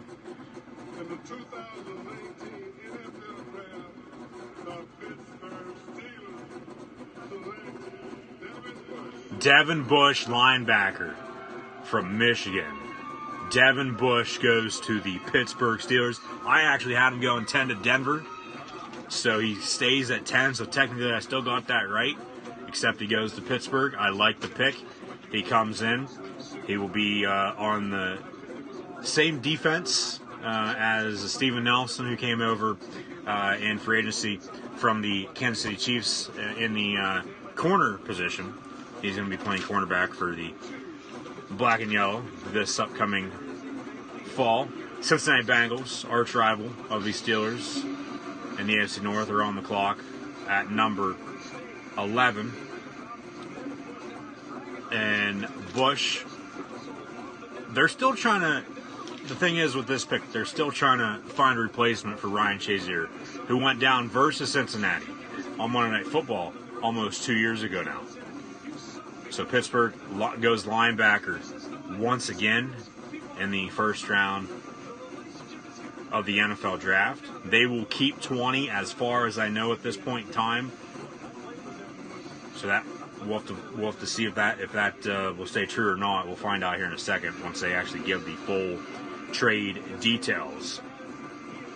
Devin Bush getting his picture taken as the Bengals are on the clock. But Bush going to be on defense now with, as I said, Steven Nelson, who came over in free agency from Kansas City.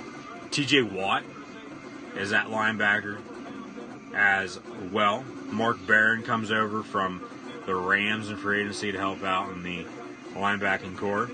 Bud Dupree, they drafted in the first round a couple years ago out of Kentucky. And they still have Cameron Hayward and Stephon Tuitt. And then just think, if Ryan Shazier can still come back and play football, plus you add him back into the fold, you still have him, plus Bush, Watt, Barron if he's still there. Probably not at that point, but Joe Hayden, Terrell Edmonds, they drafted in the first round last year out of Virginia Tech. Great pick by the Steelers. Great pick by the Pittsburgh Steelers to take a Michigan man from Ann Arbor, former Wolverine, now Steeler. Devin Bush comes to Steel City and will be playing for the Pittsburgh Steelers. Bengals on the clock. I think they're going to take Haskins. I do. I have them taking Haskins at 11 too. So they have Andy Dalton still at quarterback. He's going into his final year of his contract, though. Like I said, he really hasn't worked out a whole lot. Because if not, Haskins might go to Miami at 13, Washington at 15. After that, there's not really anybody that needs a quarterback. Drew Lock might go to either Miami or Washington at that point, too. Maybe the Chargers or the Patriots later on. Devin Bush, Devin's father, was actually a defensive back in the NFL with the Rams from 1995 to 2002.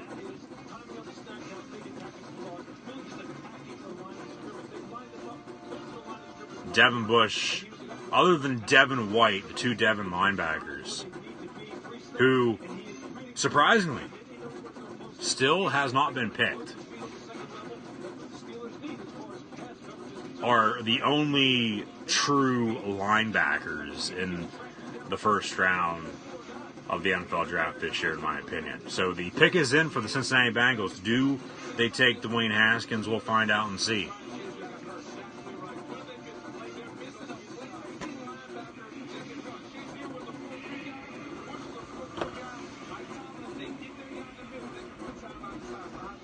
My question is, what'd you have to give up to get him, though? That's the thing. Obviously, a first round next year, I heard, and also a third. But then Pittsburgh gets to keep 20 this year, their first round pick that they originally had for this year. So, Bengals pick is in. Packers now on the clock. We'll find out who the Bengals are picking here in a second.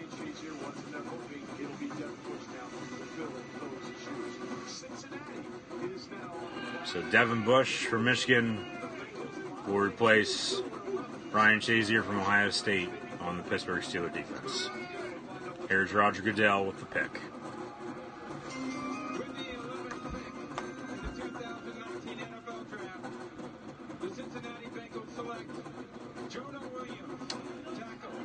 Jonah Williams, offensive tackle from Alabama, goes to Cincinnati.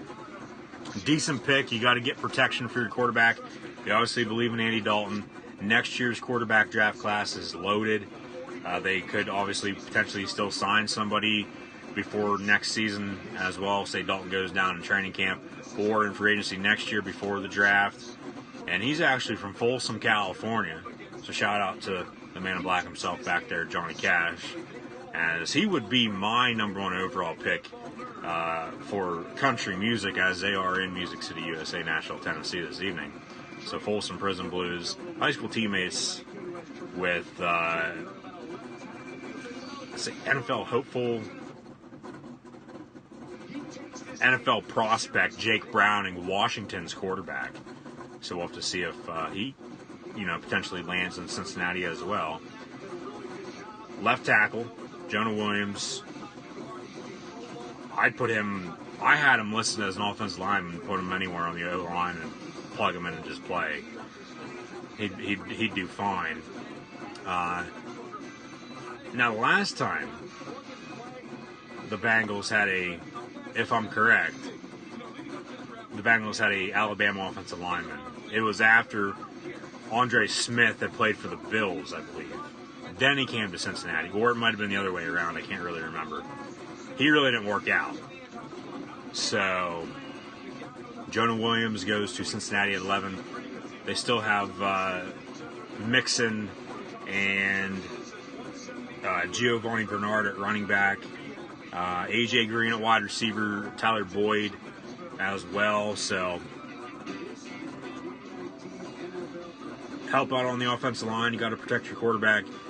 You're in the AFC North with Baker Mayfield, Lamar Jackson, two second-year quarterbacks now this upcoming year, and then also Big Ben Roethlisberger, who, as I said, 15 years to the day yesterday, was drafted out of the University of Miami, Ohio, to the Pittsburgh Steelers, and actually just signed a 2-year extension, so he's going to be with Pittsburgh for the next 3 years through 2021. We'll see what Cincinnati does later on in the draft. I would think they would go defense.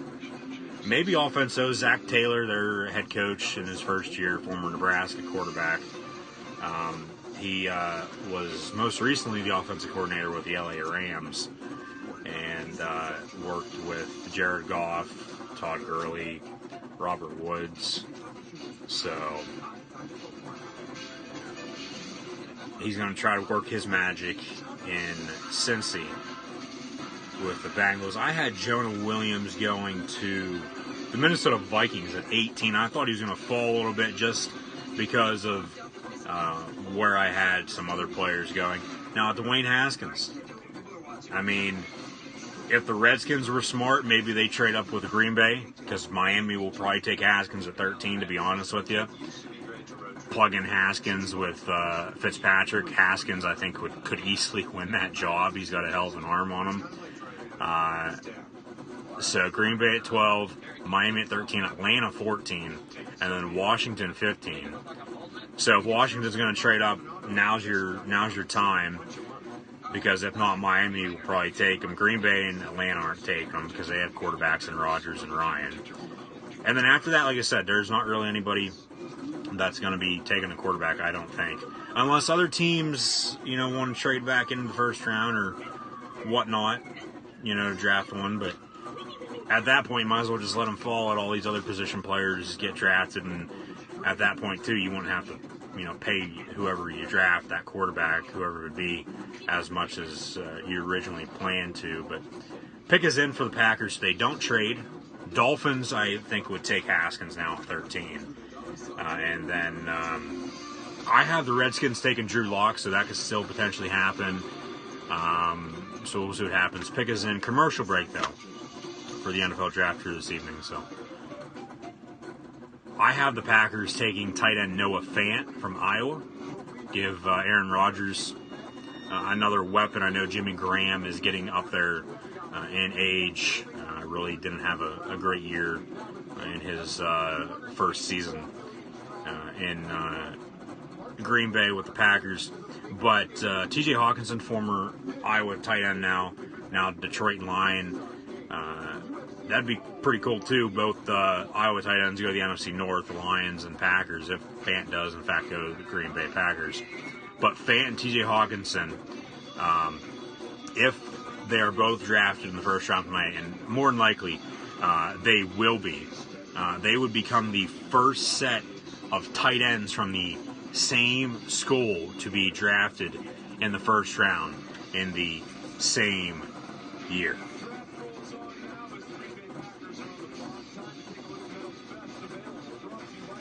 Mel's best available: Dwayne Haskins, Christian Wilkins, Montez Sweat, Jeffrey Simmons, and Chris Lindstrom from Boston College. We'll see what happens. Draft has been a little crazy here this evening so far. One trade, Pittsburgh traded up with Denver to take Devin Bush at 10. So go, Pat, go. Who are the Packers taking at 12? Pick is in. Here's Roger Goodell.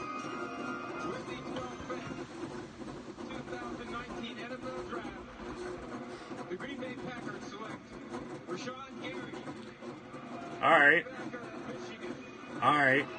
Rashan Gary, defensive end, defensive tackle more so.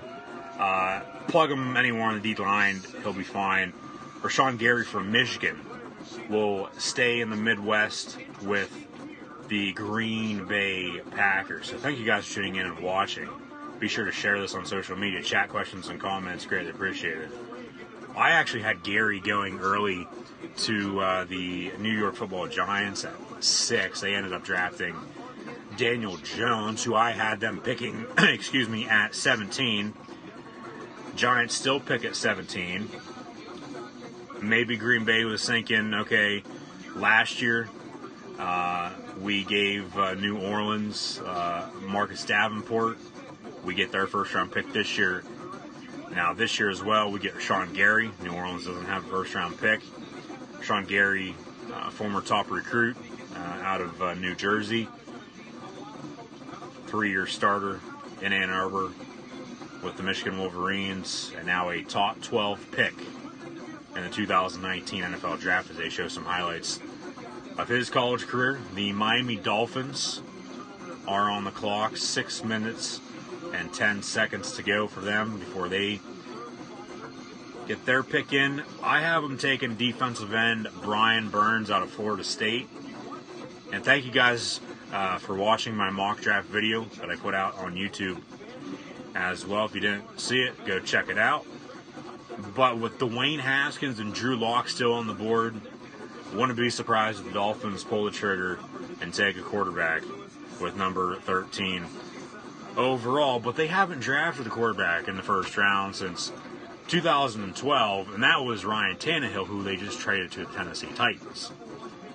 Before him, you guessed it, back in 1983 when they drafted Dan Marino out of Pittsburgh.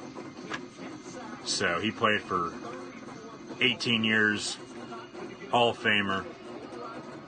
Really, in my opinion, the last great Dolphin quarterback. They've been looking for a franchise quarterback for the past 20 years now, ever since Marino retired. Do they take Haskins? I think Haskins would be a better fit, to be honest with you, with Miami. But they're still on the clock. They got under 5 minutes to pick, so they're going to go to commercial break.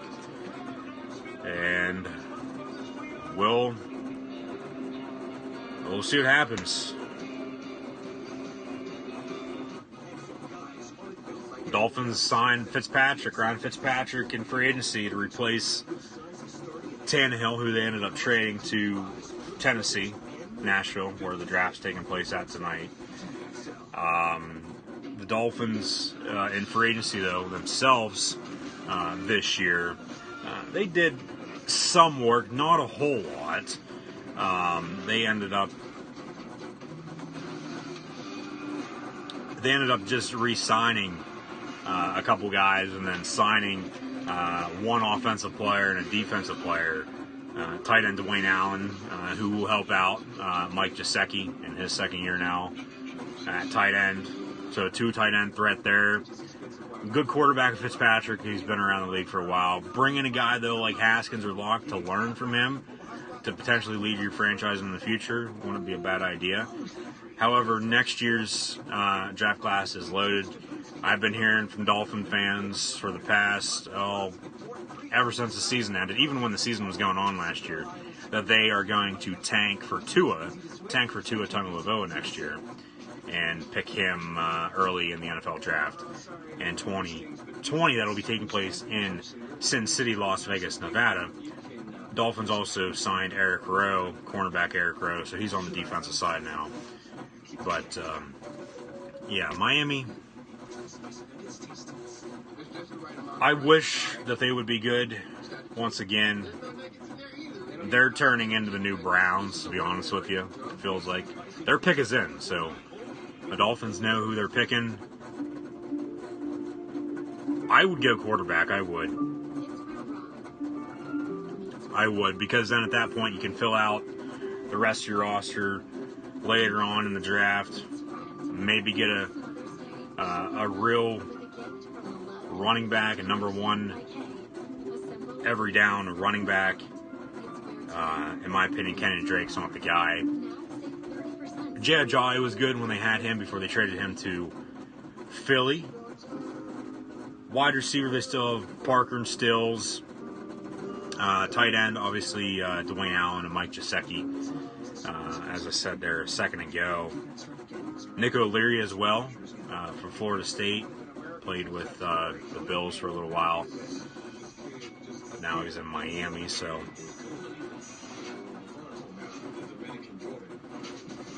The Patriots, they pick at 32. They're also in the AFC East. The other teams in the AFC East, the Jets and Bills, they both took defensive tackles. And Quinnen Williams and Ed Oliver.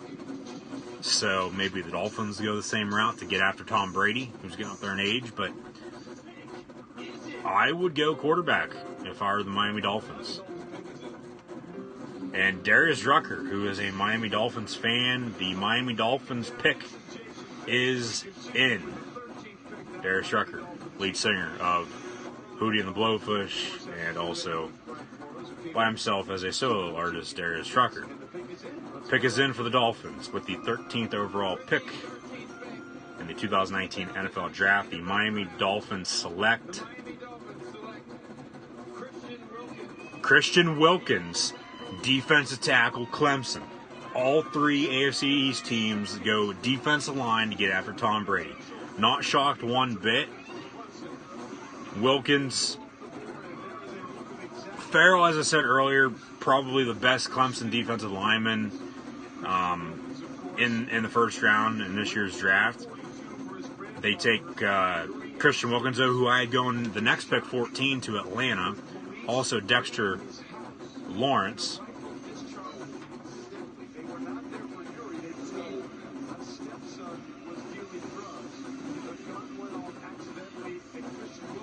Wilkins looks pissed off that he's going to Miami.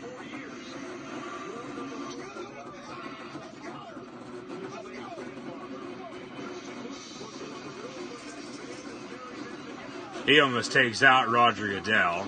Now bear hug to him now too.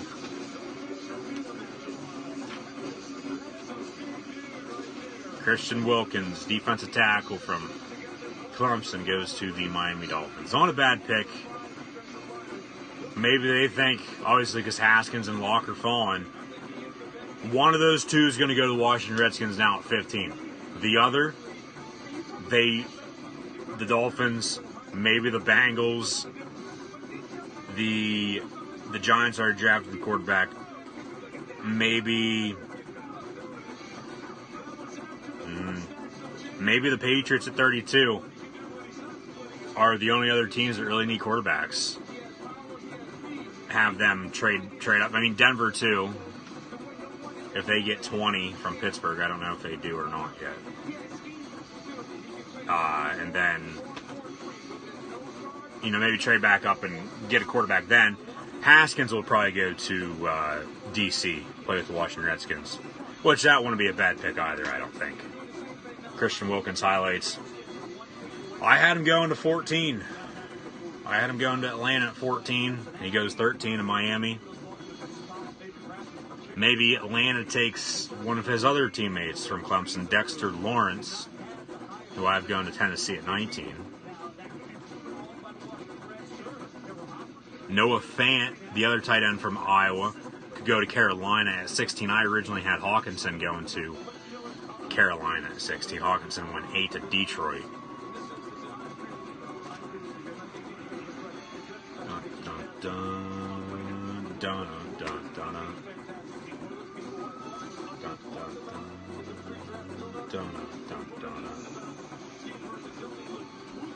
Chat questions and comments, always greatly appreciated, guys. Don't be scared to.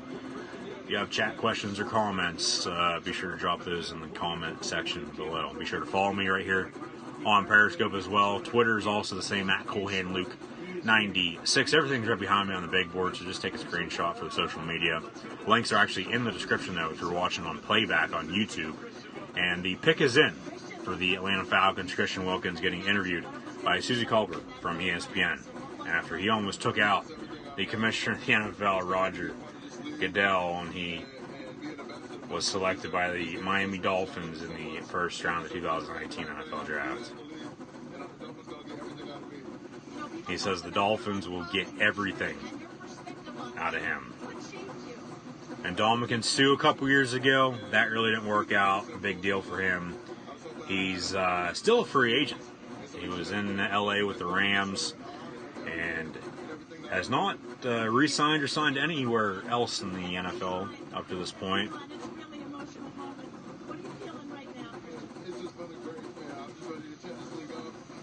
So Wilkins going to Miami to replace him. Going to be on the same defense as Akeem Spence, Roquan McMillan, White Power Ranger, Kiko Alonso, also still down in Miami, and then Minkah Fitzpatrick, who they drafted in the first round last year out of Alabama. So Miami trying to load up the defense, and they got a new head coach as well, in Brian Flores, former defensive coordinator in New England with the Patriots. So Matt Patricia and now Brian Flores trying to reinvent the Patriot way, the Patriot defense in their new respective cities. Falcons select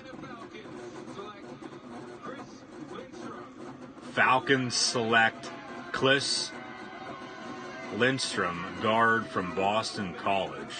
Chris Lindstrom, guard from BC, up in Chestnut Hill, Massachusetts. He goes to the Atlanta Falcons to protect former NFL MVP Matt Ryan.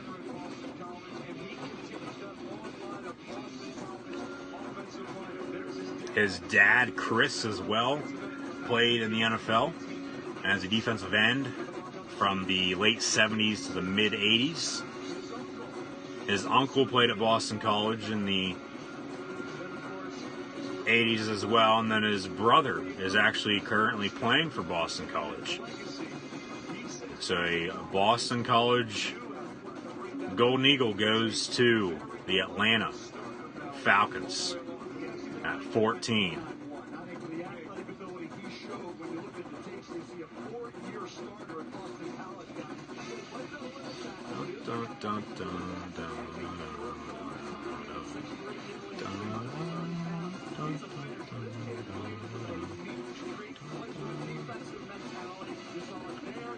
Good blocking for A.J. Dillon at BC, who very well could be a top pick in years to come. Also blocked for Jonathan Hillman for a little while up in the Boston area in Chestnut Hill.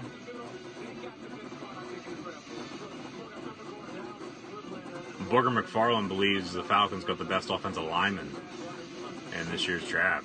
And Chris Lindstrom, guard from Boston College, going to the Atlanta Falcons.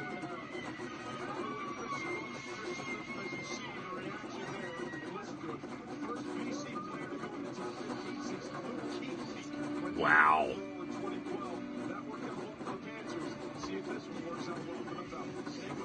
Lights, reminiscing good times. We go to commercial break with some Jason Aldean, and Chris Lindstrom becomes the first Boston College player to be drafted in the top 15 of the NFL draft since Luke Kuechly got drafted number 9 overall to the Carolina Panthers. So Jake Matthews, James Carpenter, Alex Mack, Jamon Brown, Ty Sambrailo, Brendan Fusco from Slippery Rock in Atlanta as well, the Falcons. But now, Chris Lindstrom, also in Atlanta. Hot Atlanta, the ATL with the Falcons. Washington Redskins on the clock at 15, under 5 minutes to pick. Will they take a quarterback? Will they take Haskins or Locke? We'll see. Okay, there are multiples on the table. One is cash. We are MBG. So what can you do? She's saying a whole lot of people want to buy this house. But you got this. It could be as simple as push button get mortgage. Rocket Mortgage by Quicken Loans. America's largest mortgage bank. Your eyes don't deceive you. This taco is filled with crunchy, melty nachos for just $1. The new $1 loaded nacho taco from Taco Bell's Cravings Value Menu. Value beyond belief.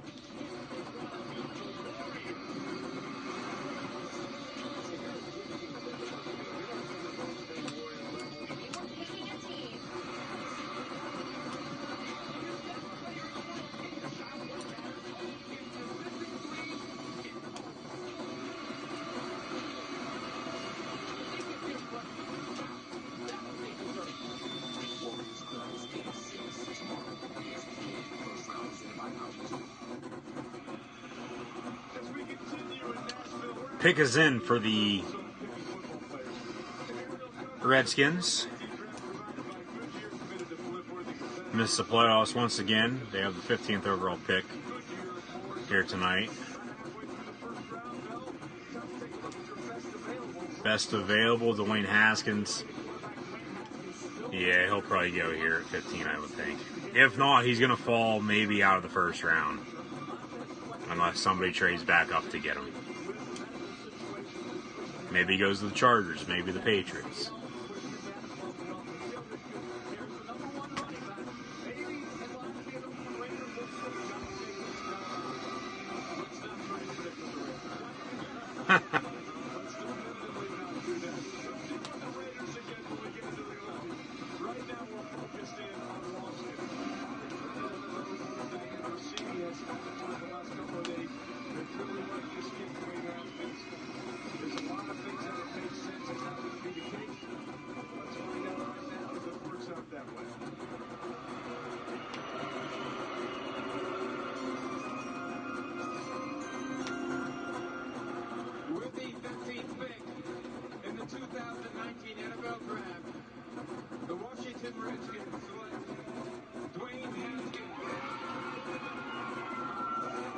Dwayne Haskins, quarterback, Ohio State, going to the Washington Redskins at 15.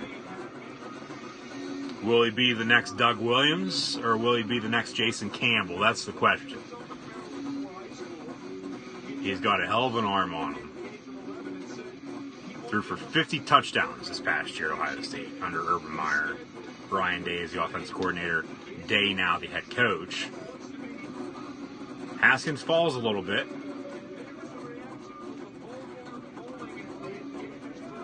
He's originally from Maryland. Originally from Jersey, excuse me. Went to high school in Maryland. Played at Ohio State. Now,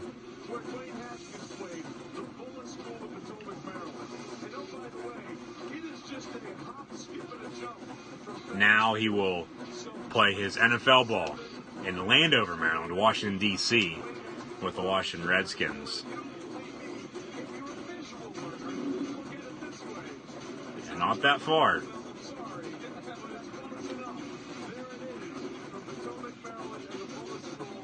He stays in the DMV.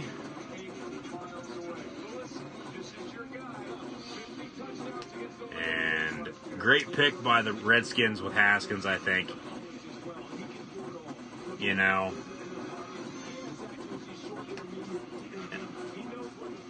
with him, like I said, he's either going to be, in Redskins terms, he's either going to be the next Doug Williams, who won a couple Super Bowls, or he's going to be the next Jason Campbell, who was absolute complete shit. You have Alex Smith, okay? Who knows if he'll ever play again, to be honest with you. He's another former Urban Meyer quarterback. So at least Washington knows what they're getting with an Urban Meyer quarterback. Two different type of quarterbacks, though. Haskins more of a deep threat type of thrower. Can't really run a whole lot, but he can if you need him to. When Alex Smith in their hand, number one pick by the 49ers out of Utah in 2004. You know, more of a dual threat. Played with Kansas City then, and then now the Redskins, but then he blew his knee out. Horrific knee injury right before Thanksgiving this past year. And there's Haskins putting on his Redskin hat. Haskins is a Redskin.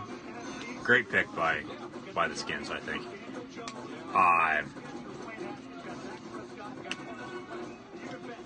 You have Case Keenum there too, right now. Like I said, who knows if Smith is ever going to play again.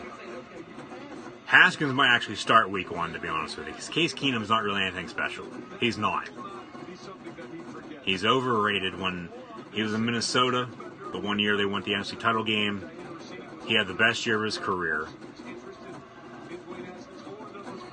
And then he went to Denver, and he completely sucked this past year. So there's Diana Rossini in Ashburn, Virginia, at the Redskins headquarters. And they just selected quarterback Dwayne Haskins from The Ohio State University. So, OHIO, all you Ohio State fans. Pick is in for the Panthers now at 16. I have them taking TJ Hockenson, tight end from Iowa, but he's already been picked. Went to Detroit at 8 picks ago. They still could take a tight end. I have them taking tight end because Greg Olson's getting up there in age. Really hasn't been healthy the past couple years. And when he hasn't played, their offense goes into disarray. Completely non-existent. Okay?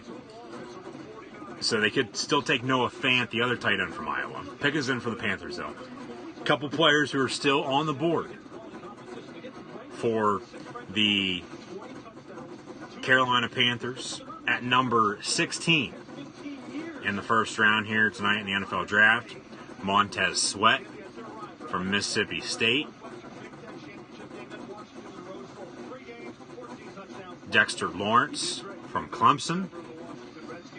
They go corner with Greedy Williams. Maybe give Cam Newton a wide receiver once again in the first round like he did last year. Maybe Hollywood Brown, Marquise Hollywood Brown, Antonio Brown's cousin. Maybe DK Metcalf. Maybe Jeffrey Simmons. Who are the Panthers going to take at 16? Maybe Devin White. He hasn't been picked yet, has he? Brian Burns. Okay, he's another guy. Did not mention there. I had him going 13 to the Miami Dolphins. Good pick by the Carolina Panthers at 16, taking Brian Burns, outside linebacker, defensive end, out of the Florida State University down in Tallahassee. So Brian Burns goes to Charlotte.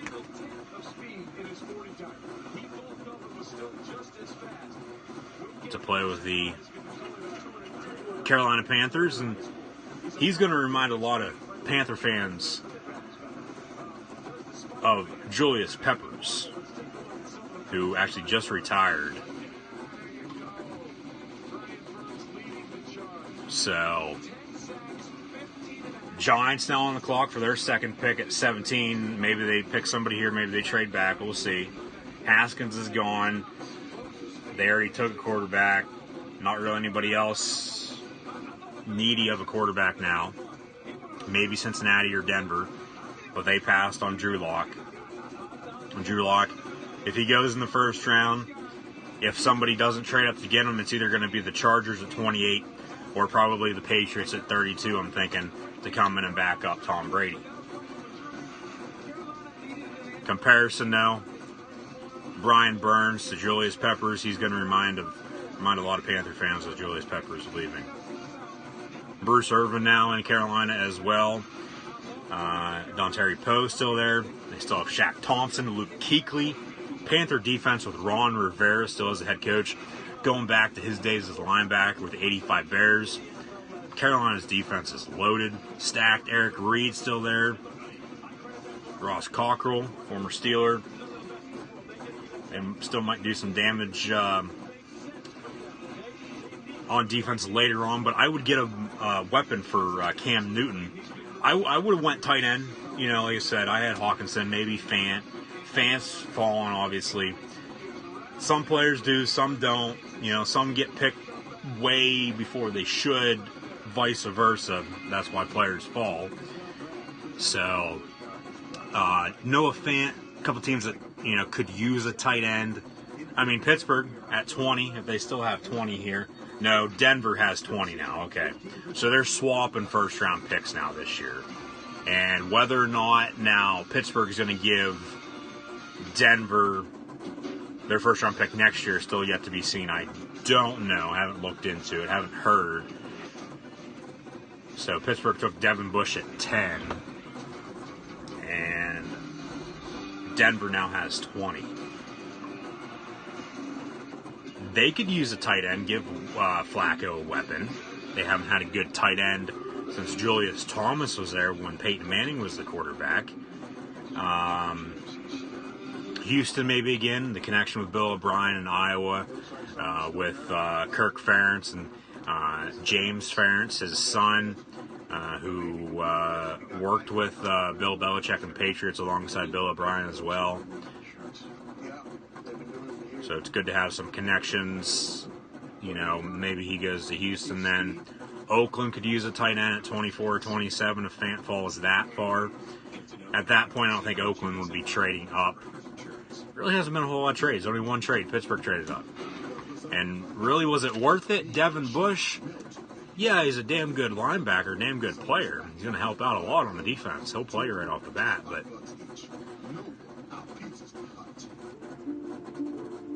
you know, he still could have been there at 22. You know, they could have waited on him. But they pulled the trigger, took him at 10, traded with Denver, so. But the Colts, they won't take a tight end. They still have Jack Doyle and Eric Ebron. Pick is in, though, for the Giants at 17. Maybe the Chargers. Antonio Gates getting up there. Hunter Henry battled a knee injury. They brought back Gates. Hunter Henry back. Gates, who knows if he'll be back for another season. Packers could get him at 30. I thought the Packers were going to get him at 12.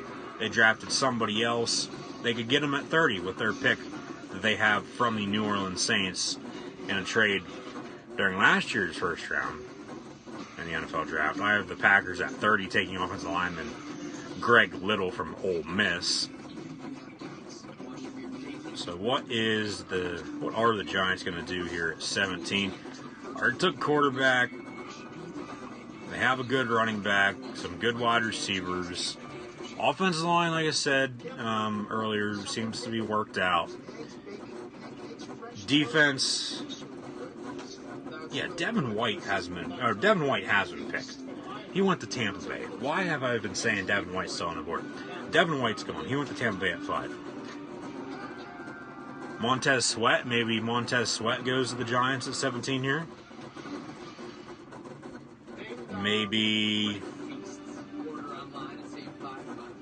Maybe Dexter Lawrence or Greedy Williams to the Giants at 17.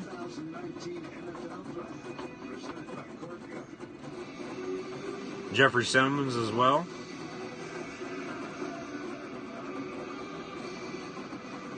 My pick now for the Giants at 17, because I had them taking Daniel Jones at 17. They took him at 6. And at 6, I had them taking Rashan Gary, who actually went to Green Bay at 12. They show the details of the Giants-Brown trade from March the 12th, with Odell Beckham Jr. getting traded to the Cleveland Browns in exchange, along with Olivier Vernon, in exchange for this pick now and a third-round pick, along with Jabril Peppers and Kevin Zeitler.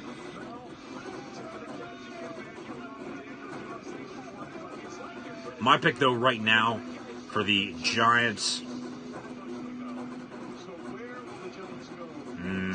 give me Montez Sweat. Montez Sweat to Big Blue. Because, like I said, you got Jabril Peppers and Kevin Zeitler in the trade for OBJ. He helped out a little bit on offense and defense. Get a defensive end, defensive lineman in there, because Peppers, former New Jersey product, went to Michigan. Browns player in the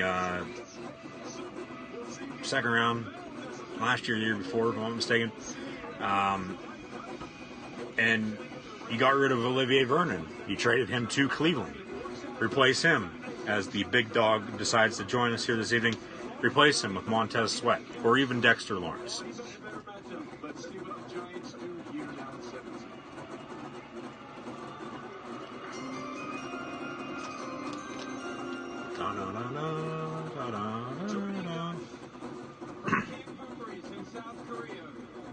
Please join me in welcoming members of the 2nd Infantry Division, Rock U.S. Combined Division.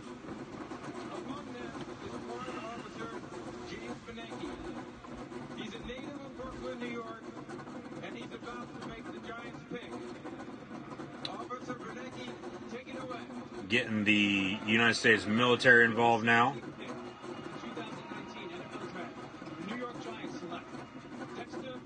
Dexter Lawrence. Dexter Lawrence goes to the Giants. Dexter Lawrence, the other defensive lineman from Clemson, goes to Big Blue. Good pick. Good pick by the Giants. All three Clemson defensive linemen now gone in the first 17 picks of the 2019 NFL Draft. So they got the U.S. military involved on that pick. They had them announce that latest pick. So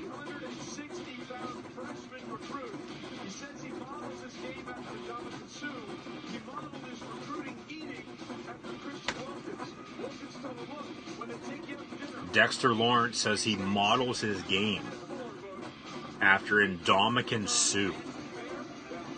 Some strong words. Minnesota Vikings on the clock as we see highlights of Dexter Lawrence's Clemson career.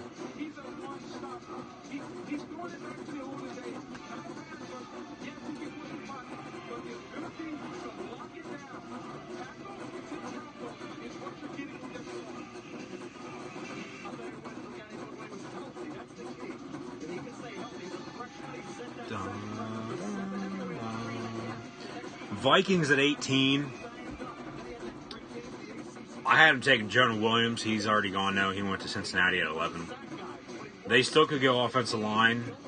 Maybe Garrett Bradbury from NC State, the center from NC State. We saw Thompson there from Boston College go to Atlanta at 14. Williams at 11 to the Bengals. More so a loaded defensive line class this year versus an offensive line class. Giants go offense and defense their first two picks.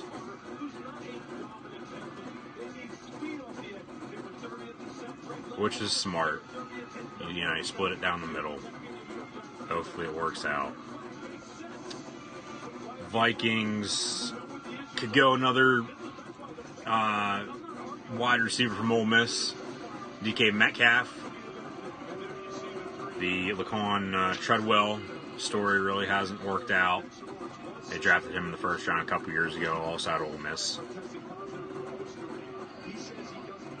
Jawan Taylor's there. Do the Vikings take Jawan Taylor? The pick is in at 18 for the Vikings. They always seem to go offensive line. Even though Mike Zimmer is a defensive-minded coach, you still have Kirk Cousins at quarterback.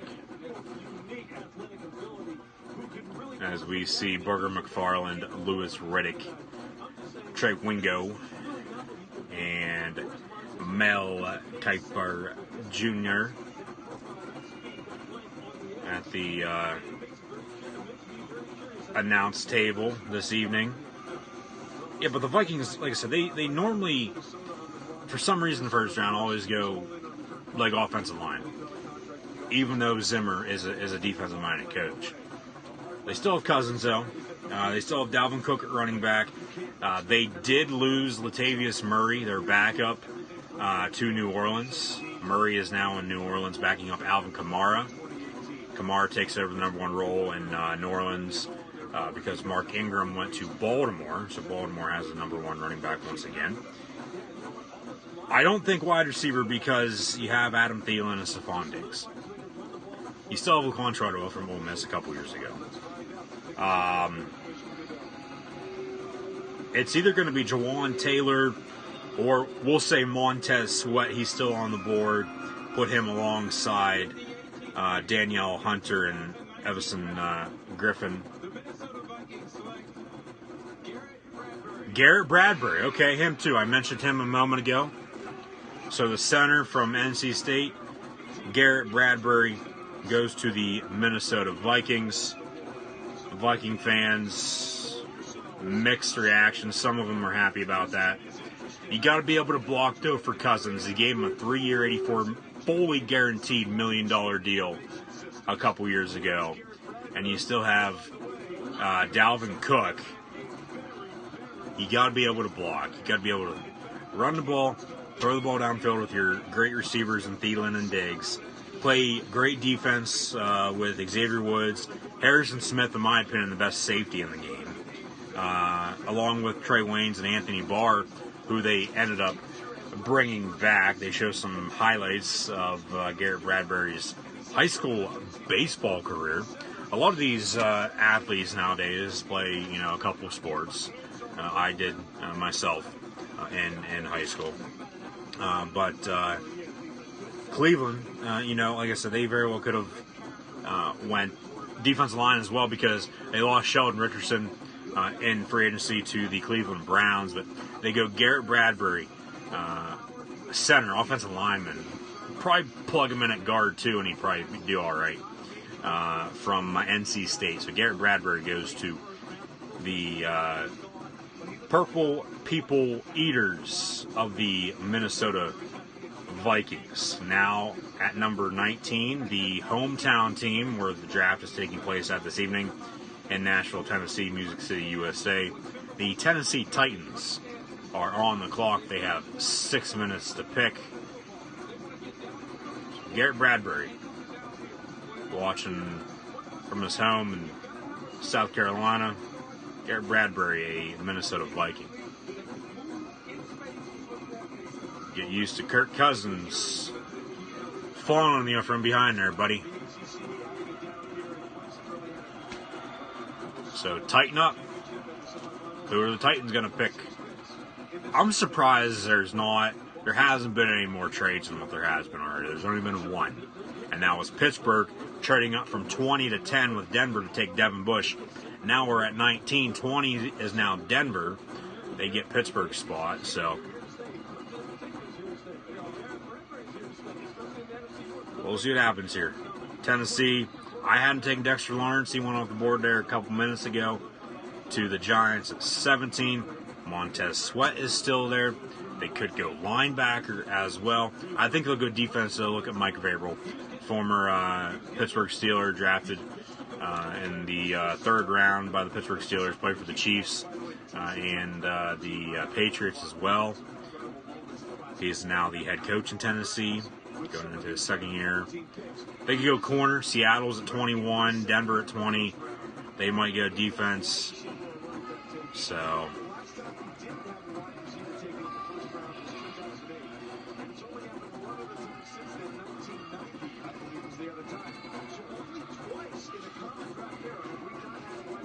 only twice in the common draft era have we not had a wide receiver taken in the first round. I think we'll get one eventually.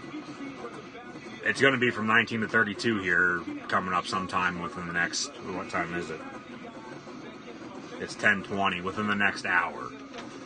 I would think the first round is going to be over within the next hour and 15, 20 minutes. So thank you guys for your continued support. Thank you for watching right now. Be sure to share this on social media. Hit the little retweet button. Also, chat questions and comments. Always greatly appreciated. Hit the like, super like, and super heart button as well.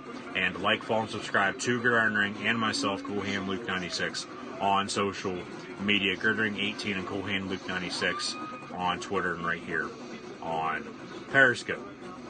So Kyler Murray went 1, Nick Bosa 2, Quinnen Williams 3, Clelin Ferrell 4, Tampa Bay at 5 took Devin White. Only one trade so far, Pittsburgh from 20 to 10 to take Devin Bush. At 6, the second quarterback off the board, Daniel Jones from Duke, went to the Giants.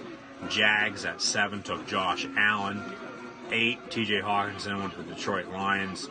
Buffalo Bills, Ed Oliver. Pittsburgh Steelers, Devin Bush at 10. Tighten up. Titans pick is in. So we'll see who they pick. Marcus Mariota earlier came out and hyped the crowd up before the draft got underway. Jonah Williams, 11 to the Cincinnati Bengals. Shout out to all these fans in attendance in Nashville down on Broadway for sticking around. Christian Wilkins to Miami at 13. Chris Lindstrom, 14 to Atlanta. Dwayne Haskins went to the Washington Redskins at 15. Brian Burns to the Panthers at 16. Dexter Lawrence to the Giants at 17, and then just recently the last pick at 18, the Minnesota Vikings selected Garrett Bradbury.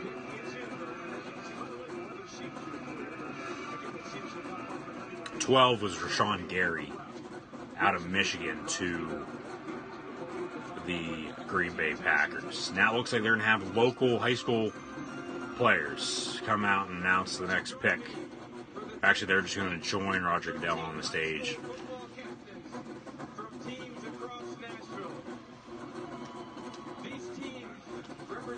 The Titans select high school football captains from the Metro Nashville public and private schools. They're on the stage with Roger Goodell as he will announce the Titans pick.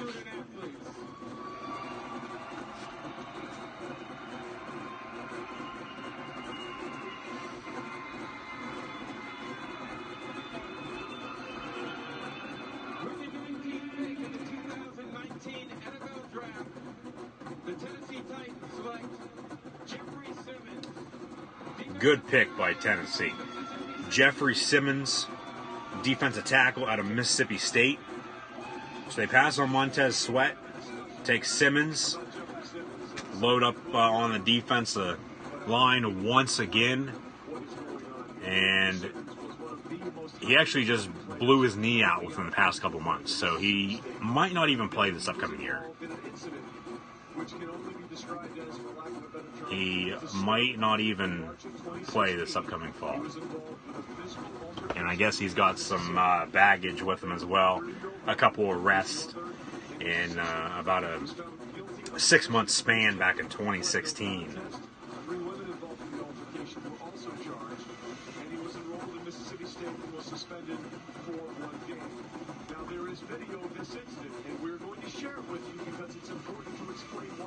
And they actually have video of Jeffrey Simmons' incident, and they're going to show it.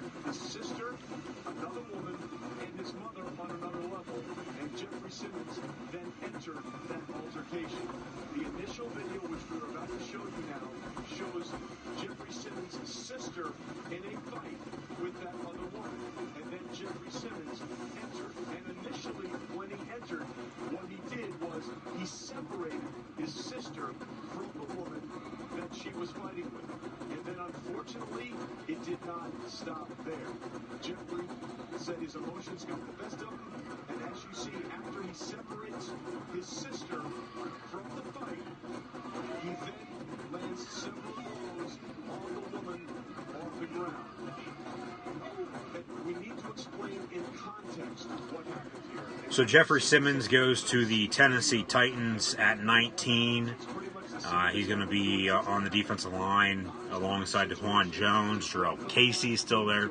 Cameron Wake comes over from Miami, outside linebacker, defensive end spot. So Christian Wilkins replaces him as well. In Miami, Austin Johnson, A.J. Johnson still in Tennessee. On the defensive line of the Titans, Wesley Woodyard, Kenny Vaccaro in the secondary. They re-signed him. Malcolm Butler still there. So Tennessee, I don't know this year coming up if they'll be better or not than what they were last year. They missed out on the playoffs by a couple touchdowns in the final game of the regular season, Sunday Night Football, against the Colts. The Colts won, ended up losing to they defeated the Texans in the wildcard round and lost to the Chiefs in the divisional round of the playoffs this past January. And now we go to Adam Schefter and Rick Mortensen as they are talking about Jeffrey Simmons, who was just selected by the Tennessee Titans with the 19th pick in the 2019 NFL Draft in the Titans' home city of Nashville, Tennessee.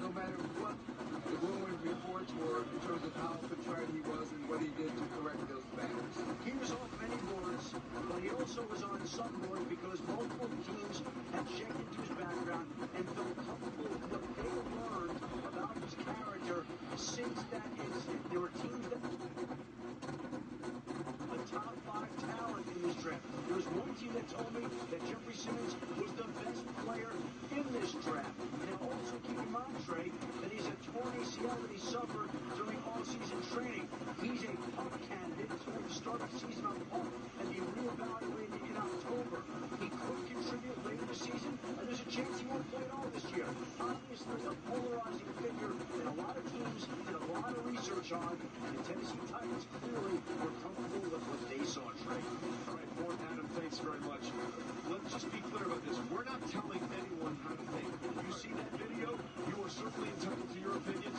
No one here is suggesting you need to feel one way or the other. Just stay out of the damn politics, ESPN, please.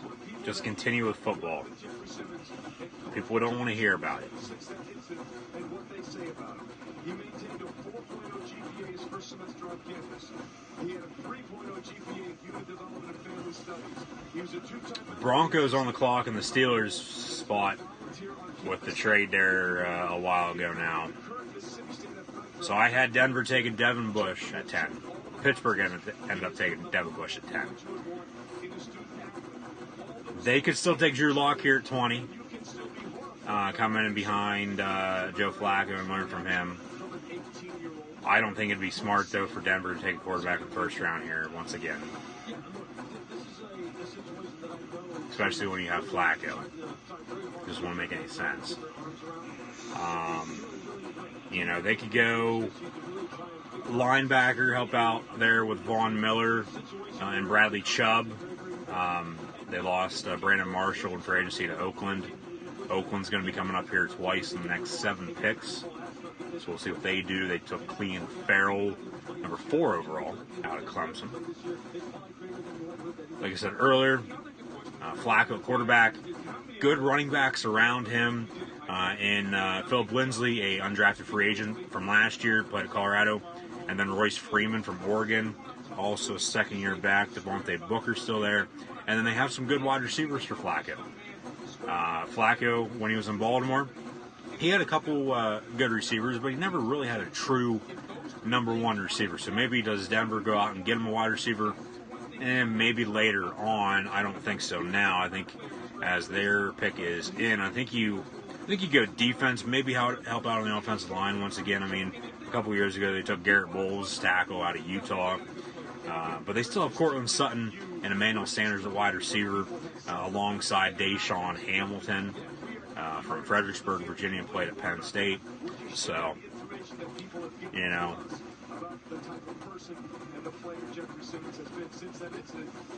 in a division with Derek Carr, Philip Rivers, and the MVP from this past year, the Madden cover athlete now for the upcoming Madden video game, Madden 20, Patrick Mahomes. I would think you go defense, either linebacker or safety. Secondaries, maybe a corner, we'll see. Here's Roger Goodell with the Broncos pick.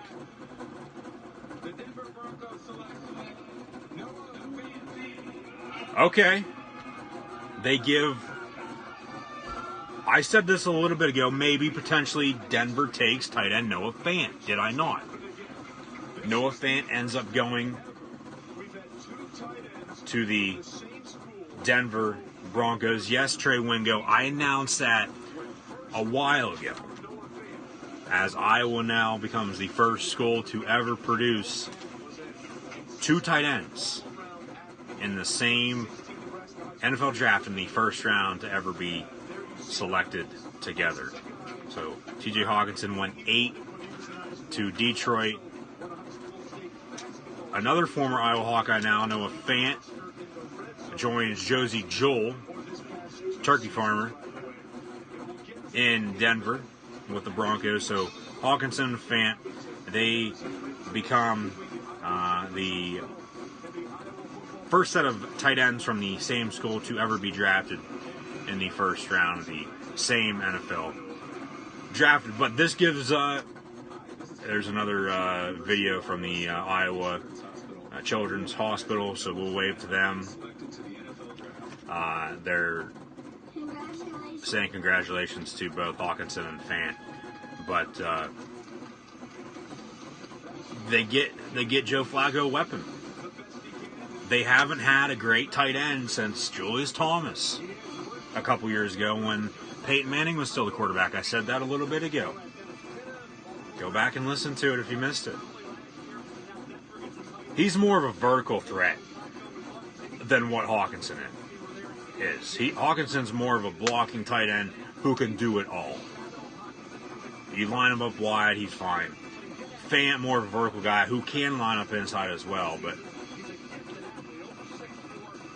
Fant and Hockenson, I saw both of them play this past year in Happy Valley here, end of October. Penn State ended up winning the game.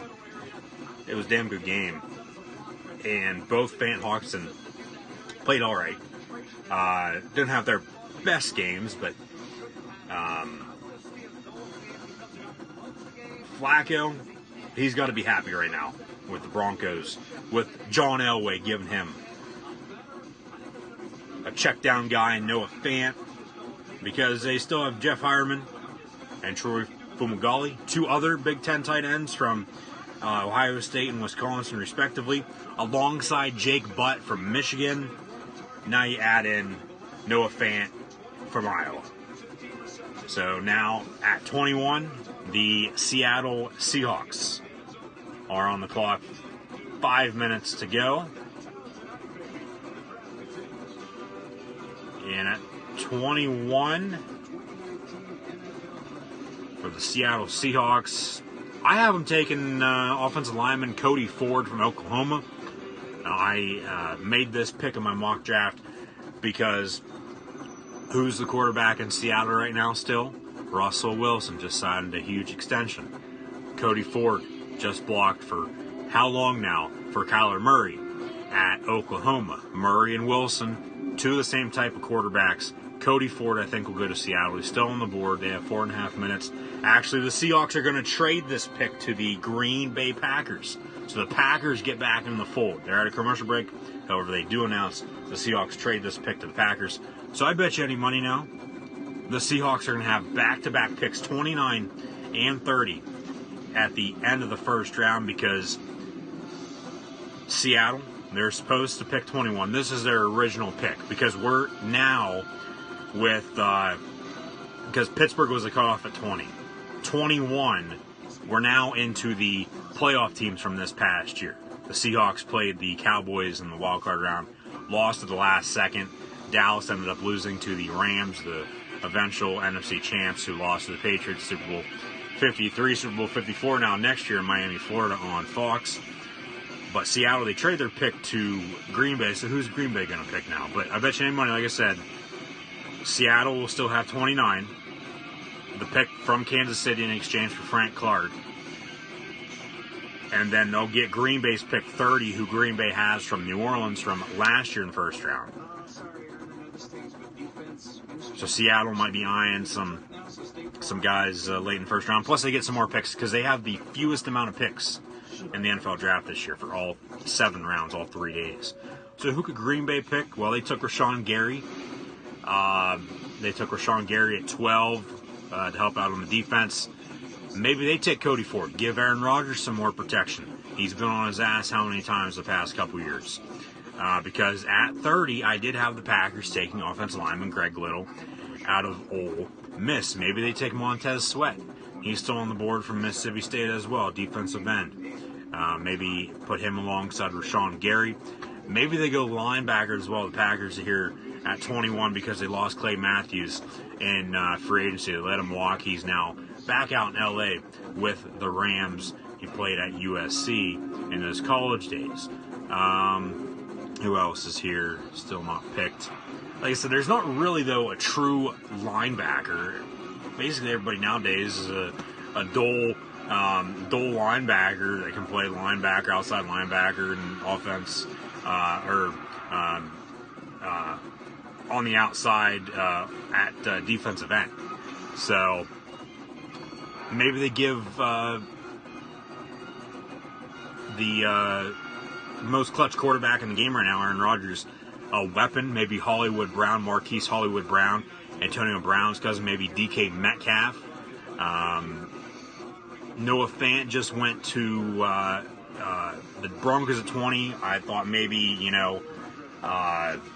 Fant would go to Green Bay. He does not. Goes to Denver. Baltimore's at 22. As we hear Down to the Honky Tonk by Jake Owen. Maybe Josh Jacobs. Maybe they go Jawan Taylor as well. Another offensive lineman from Florida. Give Rodgers some more protection. Maybe they go defense once again. Go secondary. Maybe with Byron Murphy from Washington. Greedy Williams still on the board from LSU.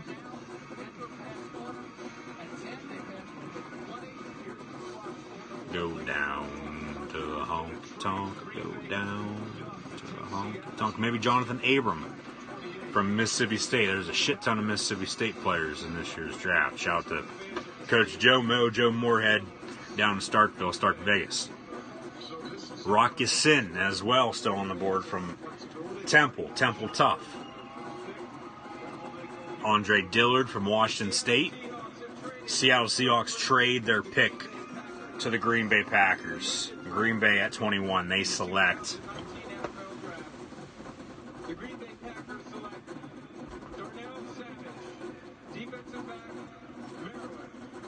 Darnell Savage, safety from Maryland. And yeah, same here, Trey Wingo. I'm going to shut up and see what they have to say about Darnell Savage because, like he just said, you cheer for him even though you don't even know who the hell he is if you're the fan of the team that just drafted him.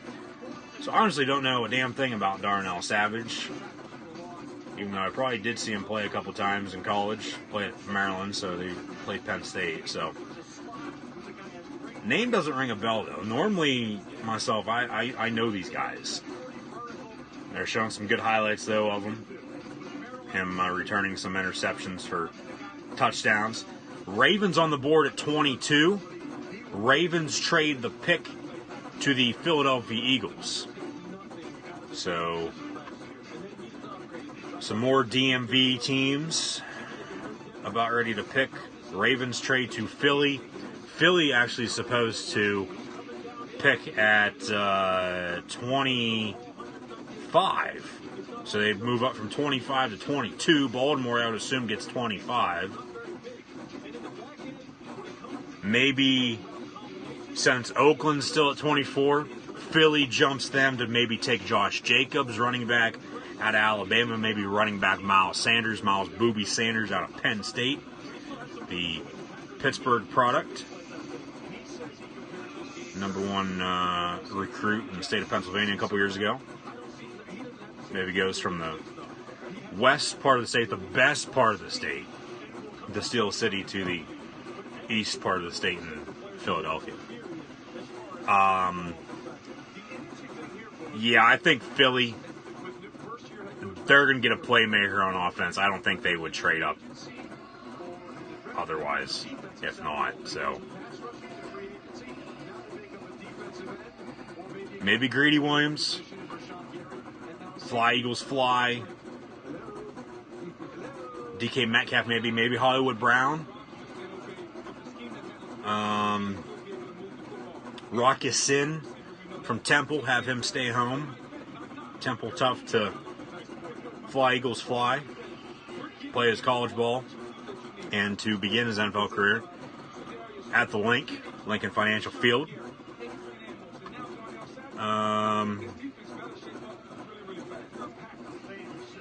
I think it's going to be either Josh Jacobs or Hollywood Brown, to be honest with you.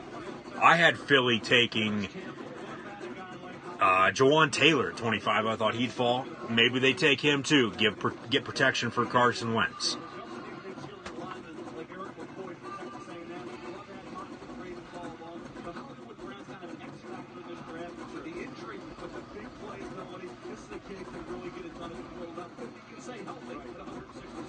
We've had another trade, so this is back-to-back slots, but we've had a trade move up. Philadelphia is now on the clock. It was Baltimore, so Baltimore has moved back. And there, by the way, their first draft without their Okay, Eagles-Ravens trade here. Philadelphia is going to get 22 here now. Baltimore gets 25 and a couple, Philly's original pick. And then they're going to get a 2019 4th and 6th round pick. Let's see if they have details on the Packers-Seahawks trade as well. Because they haven't announced that, and they haven't announced the Steelers-Broncos, even though Denver ended up getting 20. Carson Wentz has been hurt lately. Nick Foles no longer in Philly. He's down in Jacksonville, the Jaguars. Carson Wentz has been on his ass a lot because that's why he's been hurt. They have Jordan Howard now running back. He's going into the last year of that deal, though. So unless you think you're going to be able to re-sign him, you might take a running back here, Josh Jacobs from Alabama, Miles Sanders from Penn State. One of those two either going here or to Oakland at 24 or 27. Maybe Hollywood Brown, like I said. Hollywood Brown maybe to Oakland as well. He's the cousin of Antonio Brown, new Oakland Raider. Josh Jacobs and Miles Sanders, to me, they remind me, especially you put them in a John Gruden type of offense, that they do go to Oakland. Remember Cadillac Williams in Tampa? Gruden drafted him number 5 overall. Eagles will take Andre Dillard, okay. Okay, they get protection for Carson Wentz. Good pick for the Eagles. Fly, Eagles, fly. I had Dillard going to the Patriots at 32. And if that would have been the case, he would have been the first Washington State player drafted by the Patriots in the first round since, you guessed it, Drew Bledsoe back in 1993. And then obviously he gets hurt. Tom Brady steps in. Rest is basically history. So Andre Dillard, great pick in my opinion at least. Eagles fans though, I honestly don't know what they would think. Dillard is 6'5", 315-pound offensive tackle. Put him at right tackle, left tackle. I'm sure you put him inside as well. It would work out. I actually had the Eagles taking Jawan Taylor originally at 25 because the thing is, Jason Peters is getting up there in age. This is what I thought of. Jason Peters is getting up there in age. He's, 35, 38 years old now? He's not going to be playing much longer. He's been in the league since 04. Okay? You got to get a replacement in there for him. You got to be able to protect your quarterback, especially now you only have one really, really good quarterback with Nick Foles in Jacksonville. I know Nate Sudfeld is still in Philly as well, backing up Carson Wentz. Jordan Howard at running back. Got a good receiving core as well. Now, Jacobs or Sanders or Brown will probably go to Oakland at either 24 or 27, I would think. Some other guys are still falling, too. Thank you guys for the chat questions and comments. I'll get to those here in a quick second. So, Greedy Williams still on the board. Cody Ford, DK Metcalf. Jawan Taylor, if I'm not mistaken, is still on the board, unless I completely missed that because I know Jonah Williams went to Cincinnati at 11. A little hard to keep up with this, doing it all by yourself. But Byron Murphy, Jonathan Abram, Rock Ya-Sin from Temple. Maybe Philly trades back up to keep him in the Philly area. Highly doubt it, though. But Andre Dillard, I like the pick going to Philadelphia to help protect the former number 2 overall pick in 2016 out of North Dakota State, Carson Wentz. The Texans, they are on the clock right now. They have 5 minutes and 20 seconds to pick. The Houston Texans are now on the clock. Houston Texans are picking at 23. Will they trade? I highly doubt it. I don't think we'd see 3 trades in a row. I only saw one in the first 21 picks. One in the first 20. It was Pittsburgh trading up from 20 to 10 to take Devin Bush.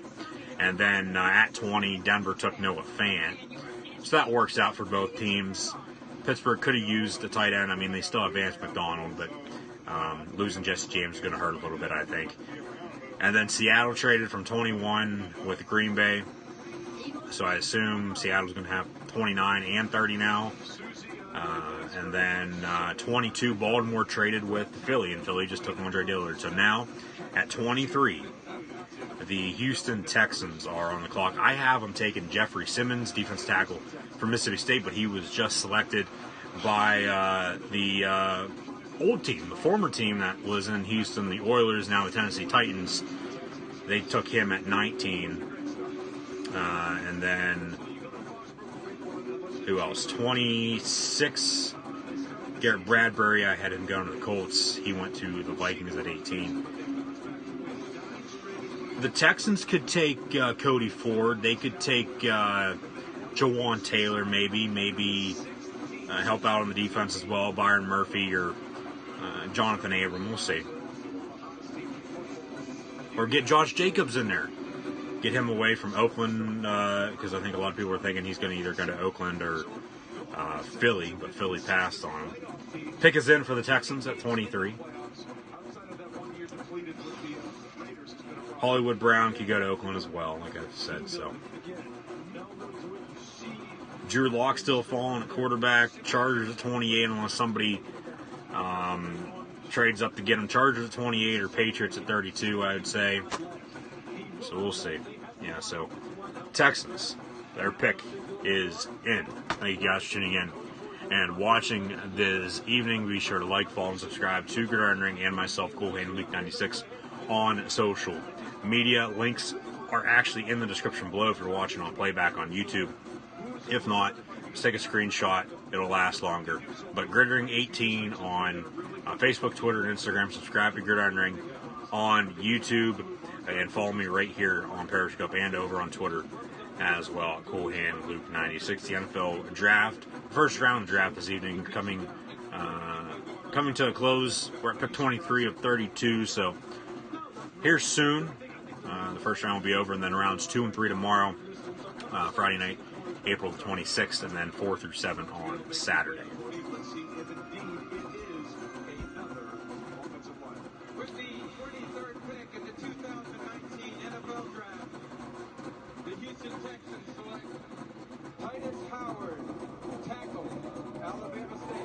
Who?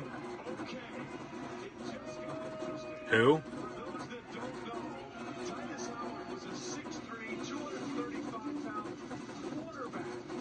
Quarterback. Oh my God.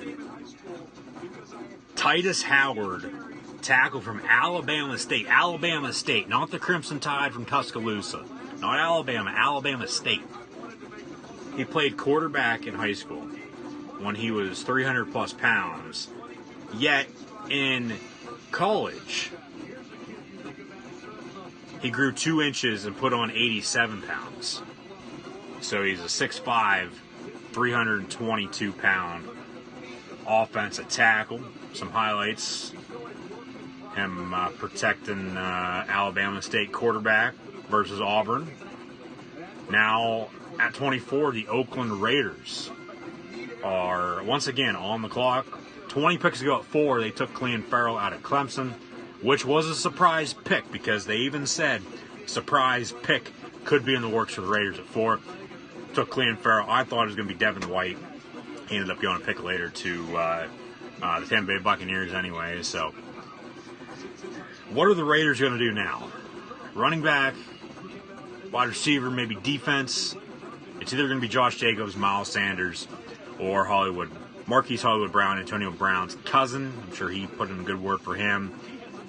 And then at 27, I have Jonathan Abram from Mississippi State going to the Raiders. So maybe, that here.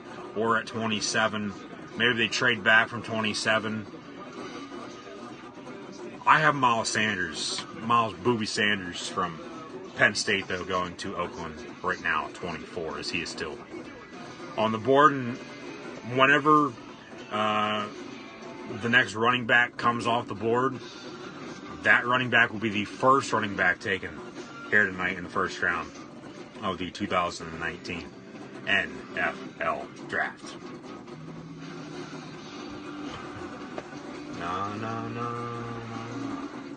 Hey, hey, hey. Goodbye. No, no, no. XL guys aren't built like everyone else.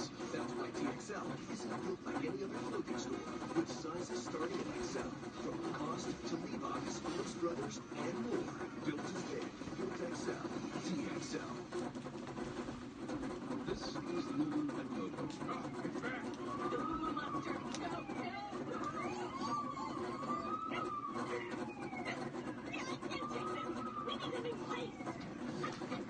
With his listeners and down the Pittsburgh mortgage, earning homes within reach. All clear. Went home. Deep breath, deep breath, deep breath. Talk to us a mortgage consultant or apply online. This is your way home. This is Wells Fargo. This place touch. I do. We always have a lot of love in this house. This is the big handoff. Fox Club is yours now. Charlie is outside cutting grass. Did you just get this out of the garage? That's how I keep it.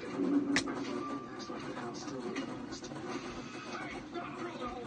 It's not your house. Just don't look too close under the mask.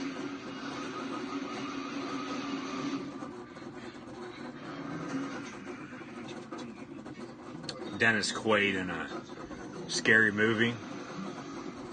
I don't know.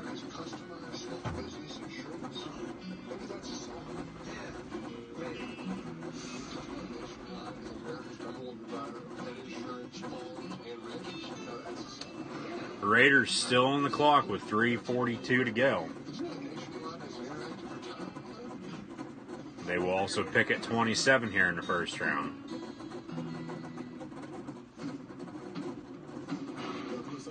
Pizza Hut. It's meat, cheese, melt. You know it's big. The pepperoni pizza on the stack is part of the $5 one. 2 or more, just $5 each. No more. Our pizza's the hut.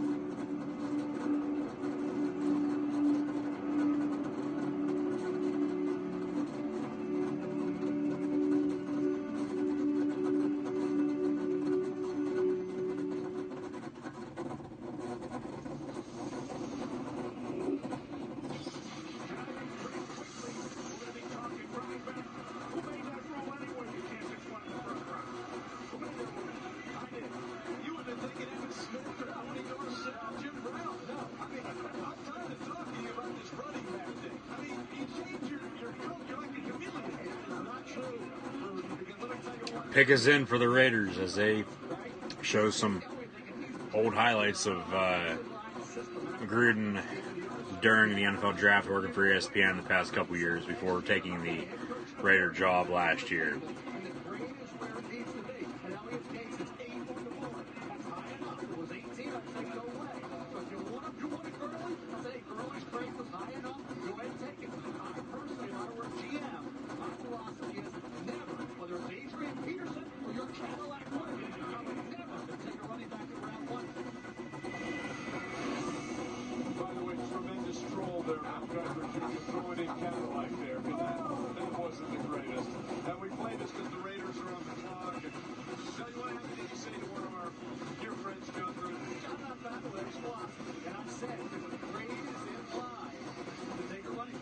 Take him. Josh Jacobs.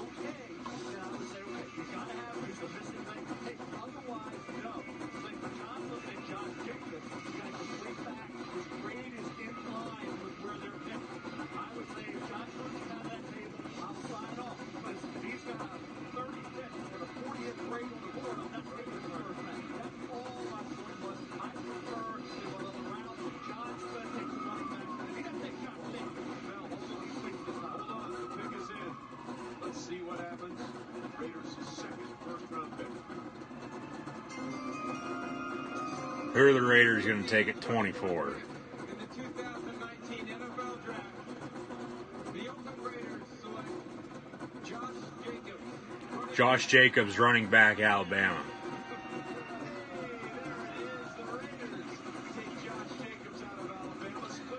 Good pick. I thought about it. You know, I ended up putting Miles Sanders at 24 there for Oakland. Miles could end up going to the Rams at 31, maybe early in the second round tomorrow, or even third later on tonight, or later on tomorrow night, excuse me. But the first running back off the board here this evening with Josh Jacobs, running back from the Alabama Crimson Tide, going to the Oakland Raiders.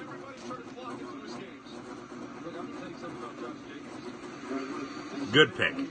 Marshawn Lynch not going to be coming back. They don't have anybody else at running back. You still have Derek Carr. Antonio Brown now wide receiver. Wouldn't be surprised they go tight end later on. But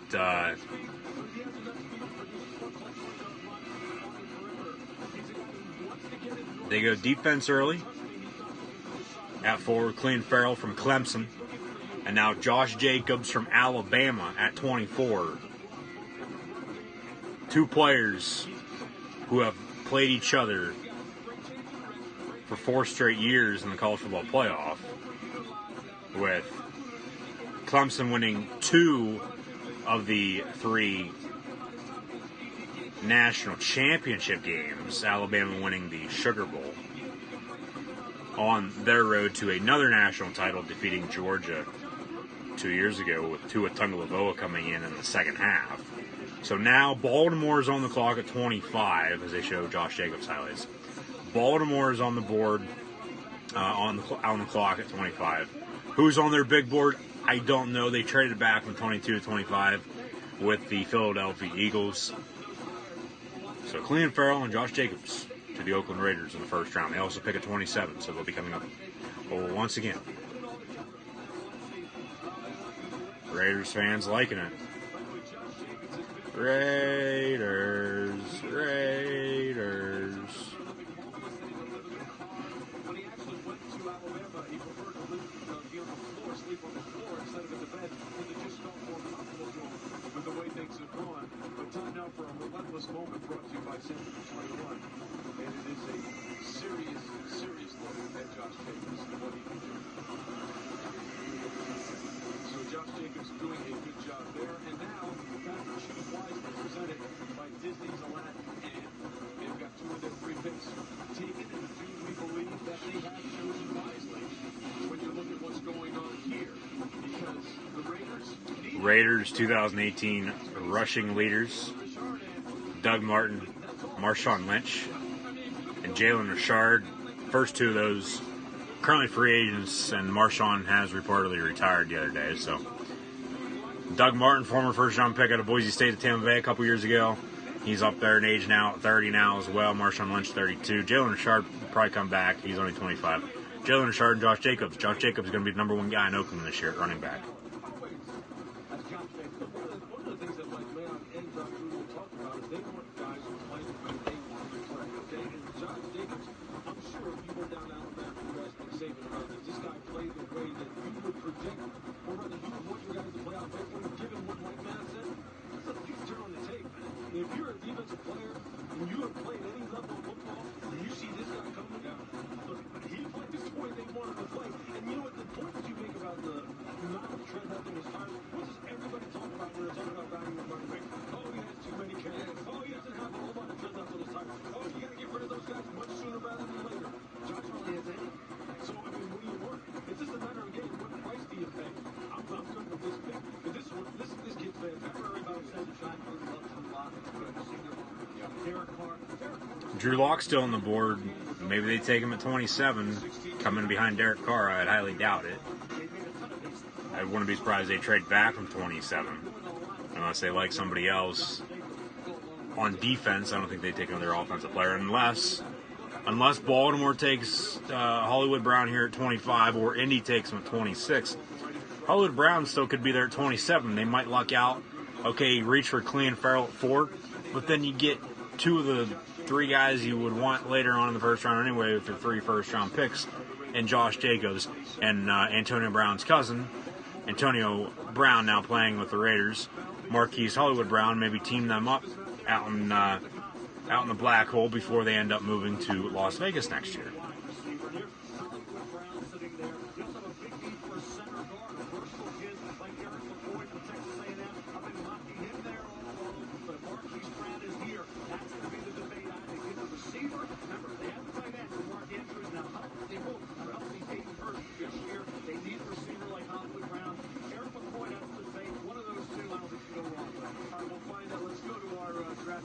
Baltimore on the clock, though, 2.5 minutes to go. They moved back from 22 to 25. I had them taking DK Metcalf at 22, and they still very well could. Jawan Taylor's still on the board. Montez Sweat has fallen graciously.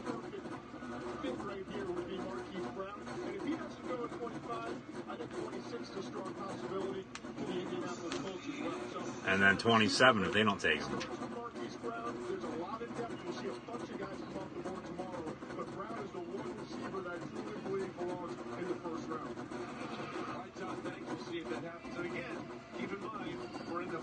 Baltimore needs to get a weapon for Lamar Jackson. They have Mark Ingram now running back. Go with Gus Edwards. So Mel Kiper's best wide receivers available: Marquise Brown, N'Keal Harry, DK Metcalf, AJ Brown, also from Ole Miss, and Deebo Samuel from Gamecock Land, South Carolina. Because with Baltimore, you have Willie Snead at wide receiver. He came over from New Orleans last year. He's an average receiver. Chris Moore, not the mail carrier. Chris Moore is in Baltimore too. He's a reliable wide receiver. But other than that, they really don't have a number one receiver for now second year quarterback Lamar Jackson, who they traded up for last year at the end of the first round at 32 to draft him out of Louisville. They still have Nick Boyle and Hayden Hurst and Mark Andrews at tight end, but I have them taking DK Metcalf. They might go him, maybe Hollywood Brown, maybe another receiver. We'll see. But the pick is in. Here's Roger Goodell with the Ravens selection. Marquise Hollywood Brown going to the Baltimore Ravens. Another Oklahoma Sooner drafted in the first round of the 2019 NFL Draft. Kyler Murray, number 1 overall. And now Marquise Brown to Baltimore at 25. There's Cody Ford as well, another Oklahoma Sooner. Still on the board, hasn't been drafted yet. Maybe he'll go to Indy. Maybe he'll go to the Raiders to help protect Carr. Chargers could probably use him. I think they'll go defense, though, once again, help out with that defense. Seattle, I assume, has 29 and 30 with that trade with Green Bay. Patriots could use, say, Cody Ford, though. They lost Trent Brown in free agency to the Oakland Raiders. And he signed a 4-year, $66 million deal with Oakland. Trent Brown did in the offseason. So, maybe New England gets a replacement for him to help protect Tom Brady.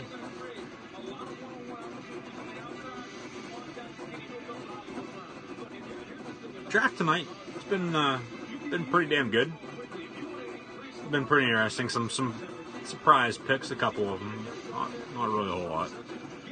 I mean, my mock draft, obviously, yeah, after like the top 10, it's all over the place. It's all haywire.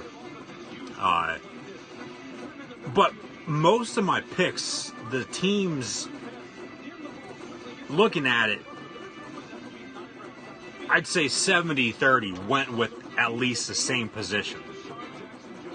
Whether it be a linebacker, defensive tackle, or whatever. Like Washington, I had Drew Lock going there. They took Dwayne Haskins.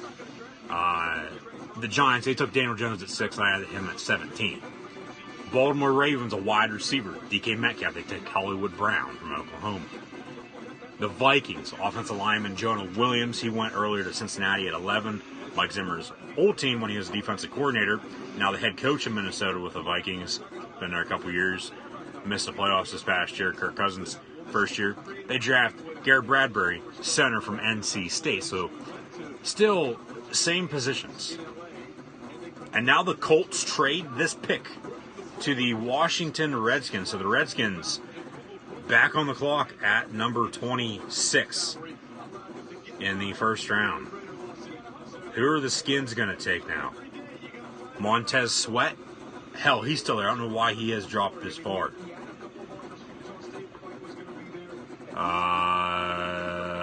Greedy Williams, Cody Ford, maybe get some protection for Dwayne Haskins now. DK Metcalf, maybe get him a weapon. Jawan Taylor as well.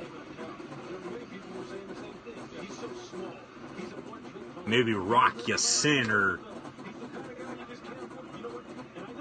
who would Oakland take at 27 that Washington could take at 26? Maybe Metcalf, because Hollywood Brown's gone now. Check out the Redskins roster here real quick. Hollywood, what a journey. So much to overcome to get here. What makes you most proud of this? Marquise Hollywood Brown, the cousin of Antonio Brown. Both drafted in the NFL, except Marquise, first round pick. Antonio was a 6th round on Central Michigan. But he made a name for himself in Pittsburgh before being traded to Oakland. Okay, Washington, Jay Gruden, John's brother, who is in Oakland. Washington, Jay Gruden. They have Josh Doxson, Jay Cheston at wide receiver, Paul Richardson, so maybe not a receiver. They have some decent receivers for Dwayne Haskins. They have a good running game as well with Adrian Peterson, and Darius Guice coming back from an ACL injury.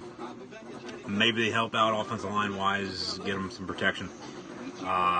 Their defensive line, though, the Alabama defensive line that they have, maybe they add to that. They signed Landon Collins in free agency from the Giants. They still have Josh Norman at corner as well.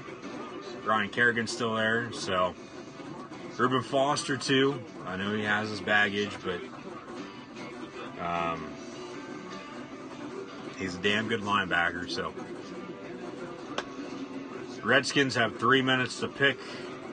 Let me know in the chat, guys, who you guys think the Washington Redskins will pick. I'm thinking it's going to be, I want to say DK Metcalf, but I wouldn't be surprised if it's Montez Sweat.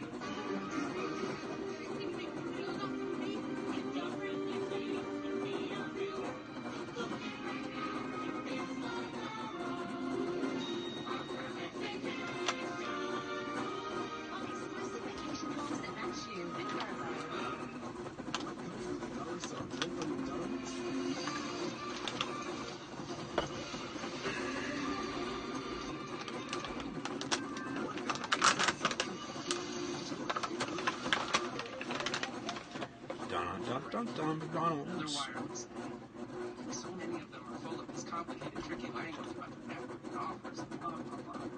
Look, Sprint's going to do things differently. Like you decide for yourself.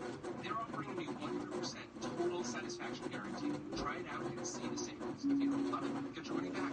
Simple. Now Sprint's unlimited plan comes with one of the newest phones included for just $35 a month. So switch now.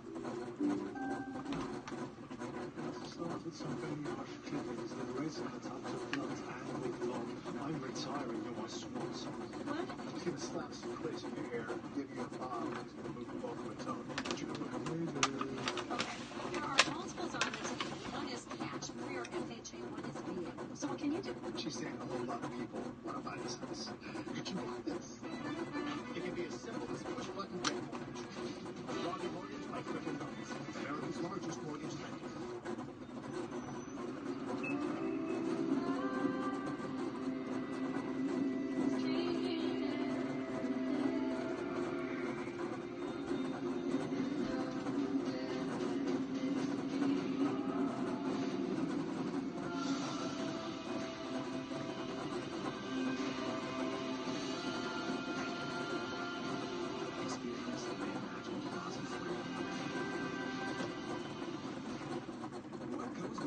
soft drink from McDonald's?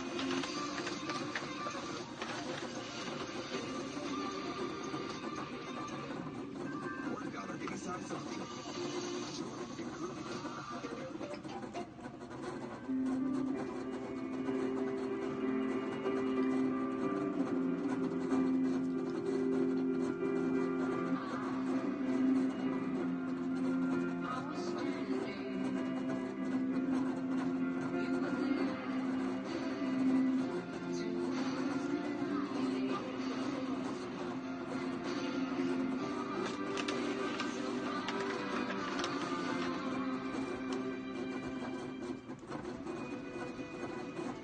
Welcome back to the 2019 NFL Draft, presented by Courtyard. Welcome back. We have a trade with the 26th pick overall. Washington has traded with Indianapolis, so amazingly, Washington just had their quarterback Quinnen fall into their lap at 15 without having to make a trade. They now make a trade at 26. Let's find out what they're doing. The Indianapolis Colts have traded the 26th pick to the Washington Redskins. And with the 26th pick in the 2019 Washington Redskins select the Washington Redskins select Montez Sweat. Montez Sweat. Finally, he's off the board. He goes to the Washington Redskins at 26. Great pick by Jay Gruden, the Redskins. Both good picks by the Redskins so far with Dwayne Haskins, Montez Sweat. Sweat now going to be on that same defensive line, as I said, with the Alabama players, Jonathan Allen and Deron Payne. Also, Reuben Foster is still there at linebacker with Ryan Kerrigan. Still have Josh Norman and Landon Collins as well. So thanks for tuning in, guys, and watching. Be sure to follow me right here on Periscope, Coolhand Luke 96. Share this as well. Washington Redskins just selected Montez Sweat, defensive end from Mississippi State. He'll fit in right away, and he'll be getting after Eli Manning, Dak Prescott, and Carson Wentz in the NFC East. Oakland Raiders, once again, back on the clock at number 27.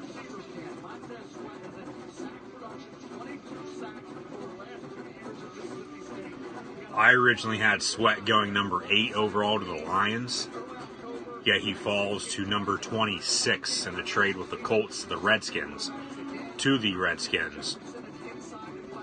at 26. So Sweat will be sweating it out inside his new teepee. Montez Sweat, a Washington Redskin.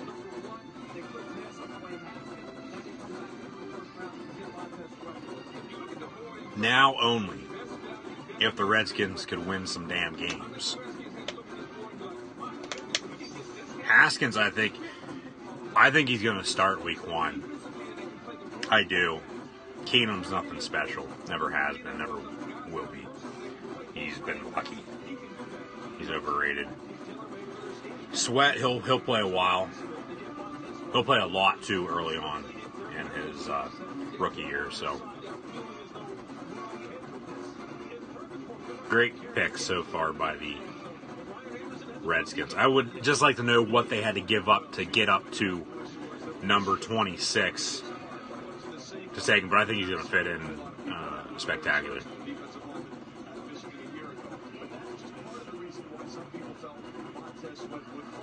Raiders on the clock once again at 27. Clelin Ferrell at 4. And Josh Jacobs just a moment ago at 24. Hollywood Brown was on the board before Baltimore took him. Will they still end up taking a wide receiver? I don't know. They just got Antonio Brown from Pittsburgh in a trade with the Steelers about a month or so ago now. If I'm Oakland now at 27, I mean, obviously you reach for Ferrell at 4. You get Josh Jacobs. You're presumably going to be your number 1 running back going into camp, going into week 1 of the regular season, because Marshawn Lynch's not going to be there anymore. He's retiring, reportedly, unless he decides to come back for the 10th millionth time. If I'm Oakland right now at 27, I go defense. I go I go linebacker or safety. Corner maybe, depending on who it is. Maybe Hockenson from Temple. You know, Cody Ford's still there, though, from Oklahoma, the offensive lineman.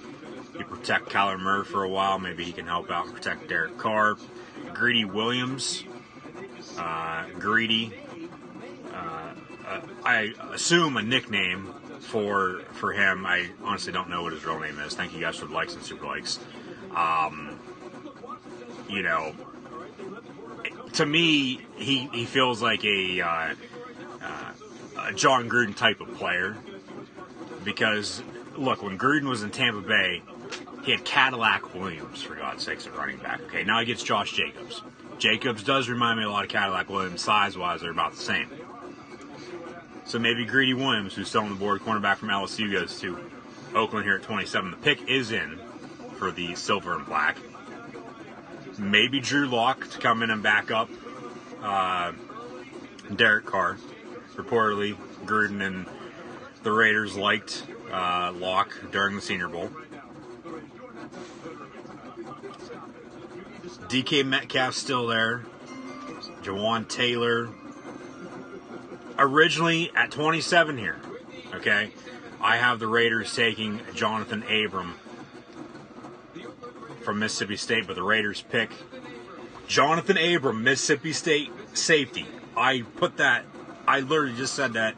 I hit the nail right. Oh my. Hit the nail right on the head with that one. I'm a little bit shocked there that I got this one right at 27, but I did. So I guess kudos to myself. Give myself a pat on the back. But Jonathan Abram from Mississippi State goes to the Oakland Raiders. So another Mississippi State Bulldog drafted in the first round here tonight.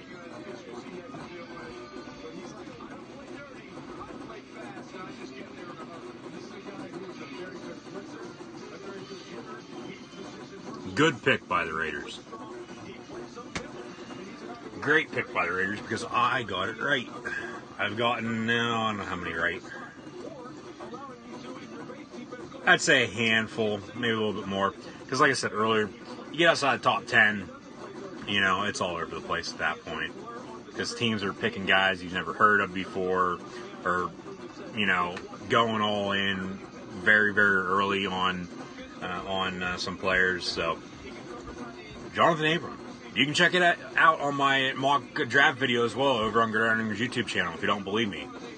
Put that up earlier this morning. And I originally had Jonathan Abram from Mississippi State, the safety from Mississippi State, from Starkville, from Stark Vegas, going to the Oakland Raiders at 27, and that's where he ends up. So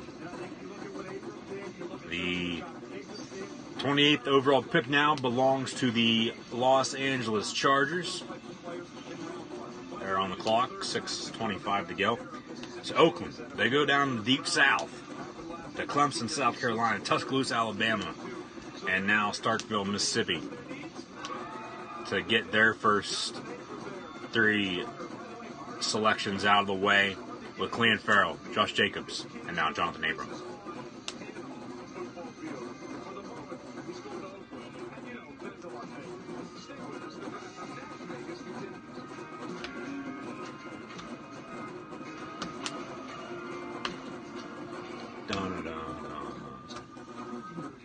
Got a house down a back road, got a dog, or no, what is it? Got a house down a back road, got a flag on a front porch, got a dog named Wayne, got a driveway from the state. John Wick.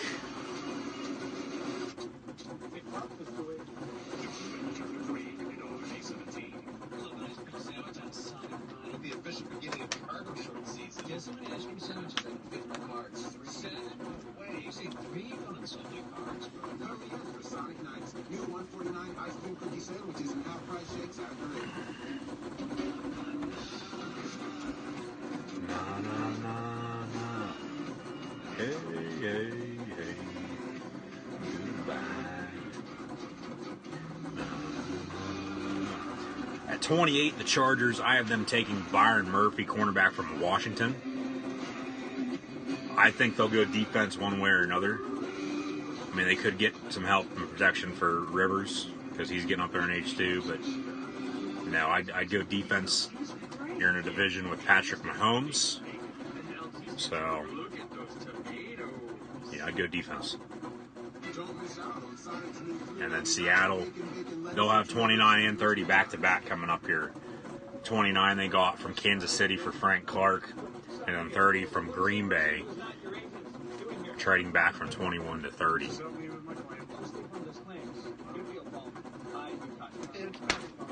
do you want? You want 10 years, 20 years? You want a lifestyle brand? Oh, your own bowling league? Private blimp? You got it. Just a car that works. We can do that. Those are not regulation shoes. Go with the one that's here to help life go right. State Farm.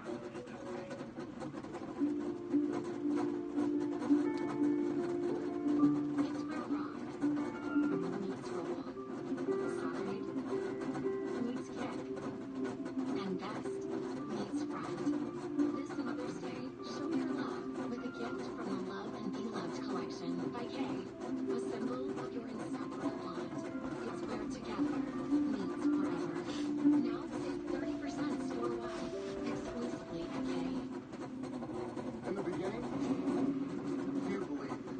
What we do, the UFC was that for marketing. So we kept battling through every obstacle. Chargers pick is in. I was just thinking there a second ago that maybe they'd be trading this because they're taking a while to get their pick in, but their pick is in now.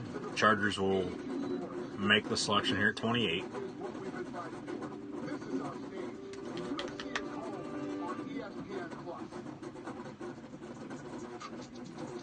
It's all music to the ears and Music City.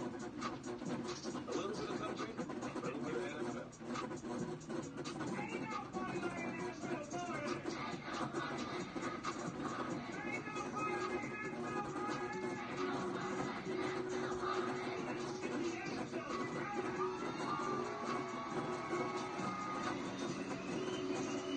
There's Drew Lock. Maybe he's going to go to L.A. Maybe he'll go in and back up Phillip Rivers. I don't know how I'd feel about that, though. I think Drew Lock's going to be a bust. I do. But in 2017, a couple years ago, he threw for 44 touchdowns. Most in SEC history, so he can sling it. Yeah, Jawan Taylor's still there. Cody Ford, Byron Murphy, who I think is going to go to L.A. He could go to the Rams as well, but it might be Missouri's quarterback Drew Lock. So we'll see.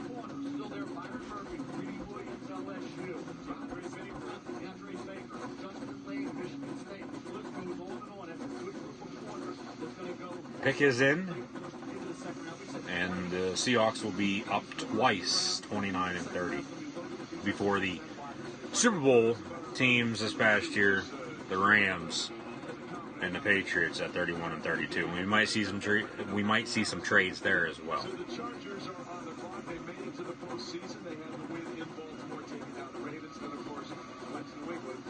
We know how that usually goes.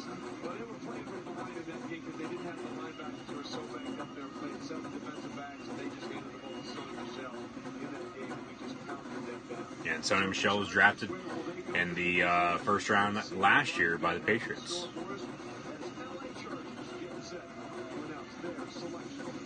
The pick is in. The pick, guitar pick, as they're in Music City, USA for the draft this year. Chargers select. The Los Angeles Chargers select Jerry Tillery, defensive tackle, Notre Dame. Jerry Tillery, defensive tackle from Notre Dame.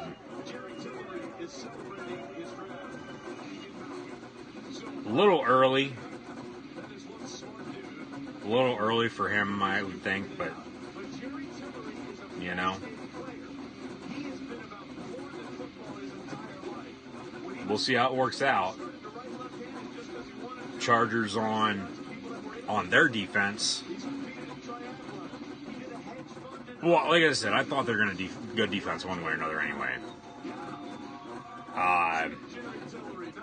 Their defense, though, really helped them win a lot of games last year. Plus the play of Phillip Rivers, a future Hall of Famer, with the run of the ball with Melvin Ingram on defense.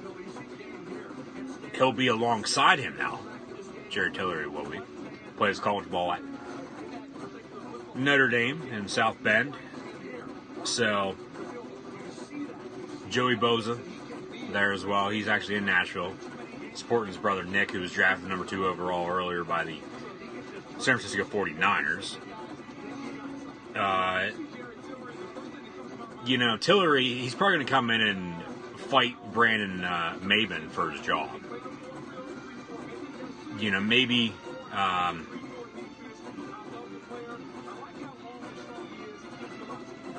maybe not. I mean, maybe they, I honestly don't know what to think. I don't. It's a decent pick. I think a little too early, but, like I said, I thought LA was going to go defense, and they went defense, so it works out. I think it's a good pick. I just think it's a little too early for him. I mean, especially when you have some other defensive players still on the board. Like Greedy Williams, who could help out in the secondary, alongside last year's number 1 overall pick for the Chargers. That being Derwin James from Florida State. Also, Trevor Williams is there. Casey Hayward and Melvin Ingram. But Byron Murphy there, I thought he was going to go there. Maybe he goes to Seattle. Maybe he stays in the state of Washington and goes to the Seahawks now at either 29 or 30. Rock Ya-Sin as well. Maybe Seattle takes 2 corners. Maybe get their Legion of Doom or Legion of Boom back on track. I think Seattle needs to get an offensive lineman, though, too, help out Russell Wilson. They still could get Cody Ford. I had him at 21. Maybe take him here at 29 or 30. I told you about that earlier, about the, in my opinion, the comparison with Cody Ford with Kyler Murray, and then Cody Ford potentially with Russell Wilson, with Murray and Wilson being the same type of quarterbacks. But we'll see what happens. They have 3.5 minutes to choose. So, getting towards the end of the first round here, 29, 30, 31, and 32. Yes, I can count all in a row, 1 through 32. And that'll be the end of the first round then. I know it's getting close to midnight here on the East Coast. But now tomorrow night as well, we'll have rounds 2 and 3 of the NFL draft this year, staying in Nashville, and then rounds 4 through 7 on Saturday.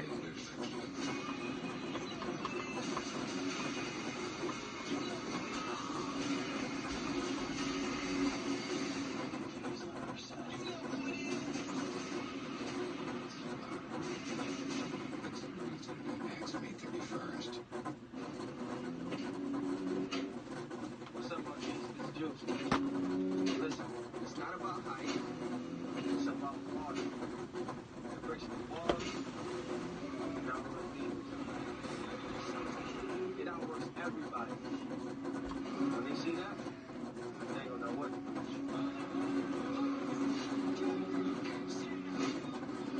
Bless the boy.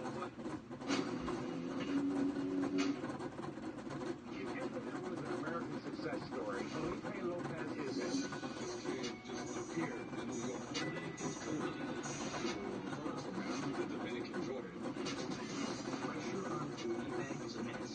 Expectation that if you're not his best player in the sport that you're a failure. It's crazy. But if I told you his success was judged.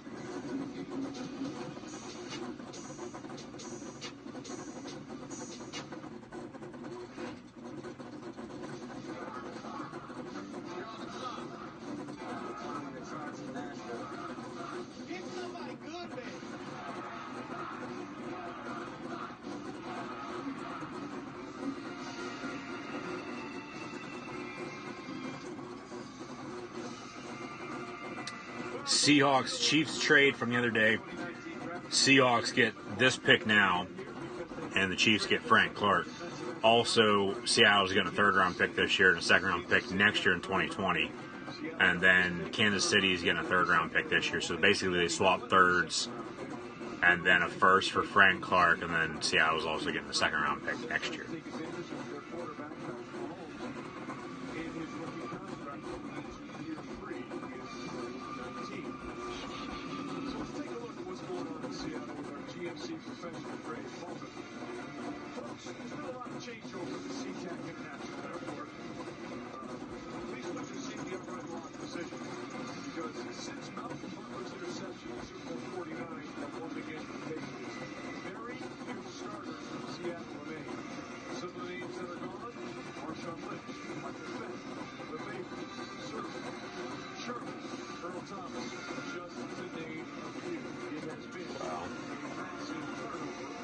Seattle is now banked on Russell Wilson, giving him that big contract going forward. It is essentially now the Russell Wilson show in Seattle. It used to be Legion of Boom, and then we'll get some offense. Now they are all in on making sure Russell Wilson gets that offense. Well, I understand that, but when you trade away Frank Clark, you have to provide somebody who's going to rush the passer and provide some solid game for up front. Yeah, you have Gridiron Ring inside, but Frank Clark is the guy who was a beast against the run in the pass. Pick is in for the Seahawks. They could replace Frank Clark here. I think you need to go secondary, though, and get that Legion of Boom back. Or maybe give Wilson a number one receiver for the first time, and the first time ever. Maybe DK Metcalf. He's still there. Only receiver really worth a first-round pick now at the end of the first round here. So protection, yeah, he is running for his life all the time too. So Cody Ford going back to 21 there. Cody Ford of the Seahawks still on the board. Maybe him here at 29 or 30. Maybe they trade one of these, or they'd have to trade 30 if they trade one of the two now, because their pick is in for 29. They would be stupid though, I think, to trade the other one. Keep both of them and pick the guys, pick players you want on your team.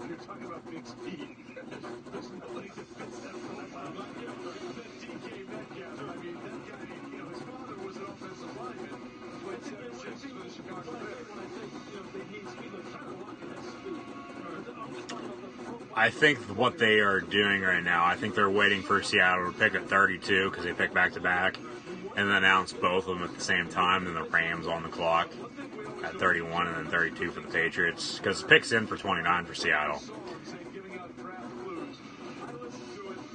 And did they actually just give that away? They just put Paris Campbell's name up on the board.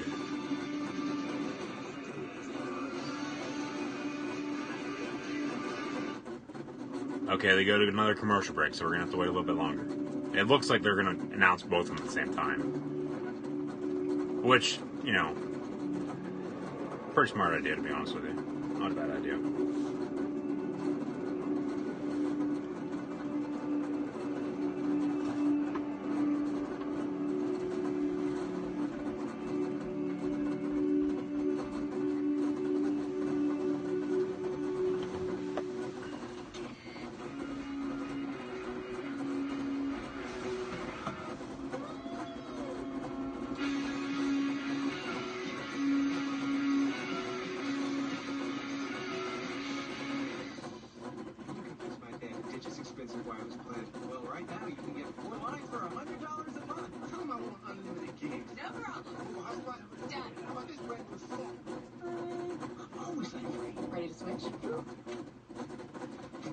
Greedy Williams still there.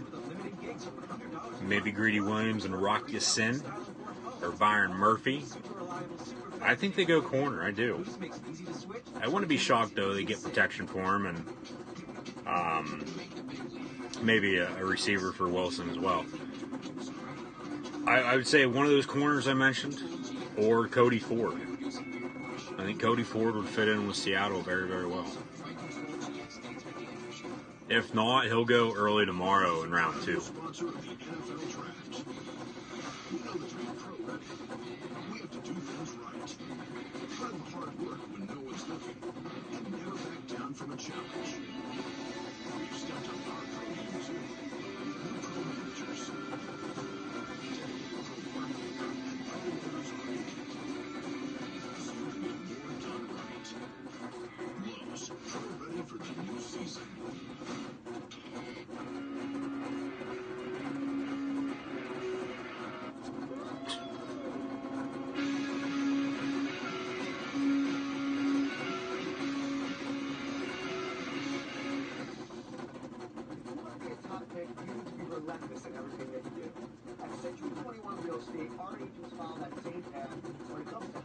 Yeah, quit reading off the damn teleprompter there, buddy, for this commercial.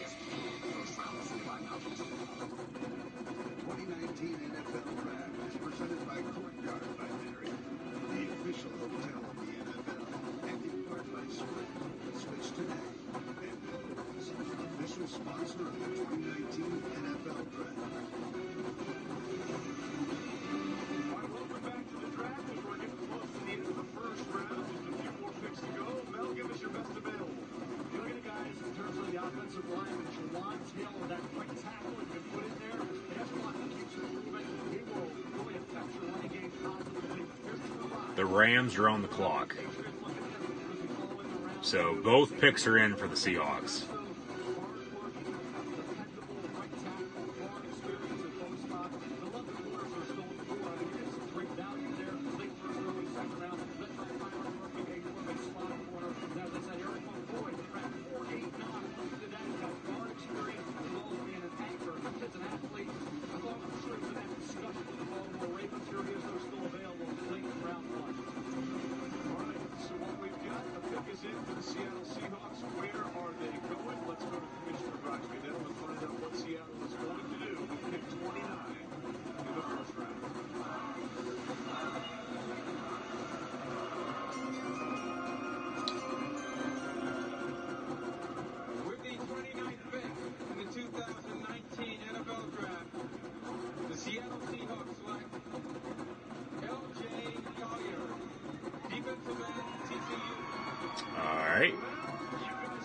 LJ Collier, defensive end from TCU, goes to Seattle at 29.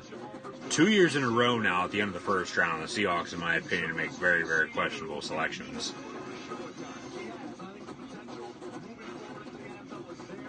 I don't know how I feel about that. Obviously, okay, well, 30, the Seahawks trade pick to the Giants. The Giants are on the clock. I would assume their pick is already in, though, because the Rams are on the clock. But obviously, this is what Seattle thinks. This is who Seattle thinks is going to be able to replace Frank Clark. So L.J. Collier from TCU, Texas Christian University in Fort Worth, Dallas, goes to Seattle. Now the Giants trade into the end of the first round, and they have the number 30th pick. Who would they be able to take here? Greedy Williams, maybe?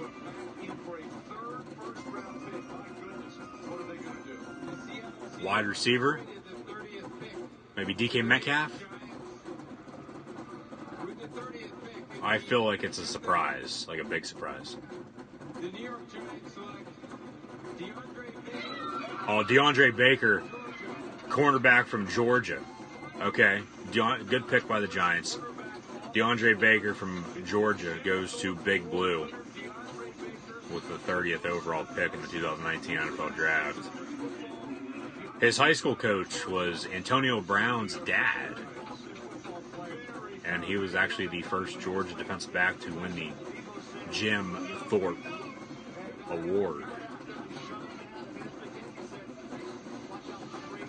Rams are trading the pick now, too. Rams trade pick to the Atlanta Falcons. A lot of trades from 20 to 32. We very well could see the same with New England at 32. Falcons on the clock, though, once again. Falcons get another weapon for Matt Ryan. I know they already have Julio Jones and Calvin Ridley and Mohamed Sanu. I don't think they'd be taking a tight end. Running back, maybe to replace Tevin Coleman. Maybe Miles Sanders from Penn State to play behind Devontae Freeman.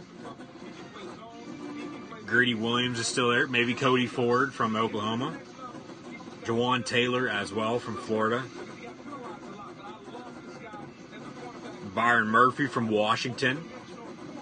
It's probably going to be Murphy, I bet. He'd fit into Dan Quinn's Atlanta defense, former defensive coordinator in Seattle with the Legion of Boom.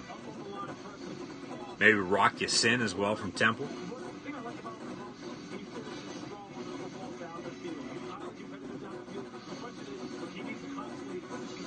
Yeah, everybody else I had in my mock draft's already gone, so.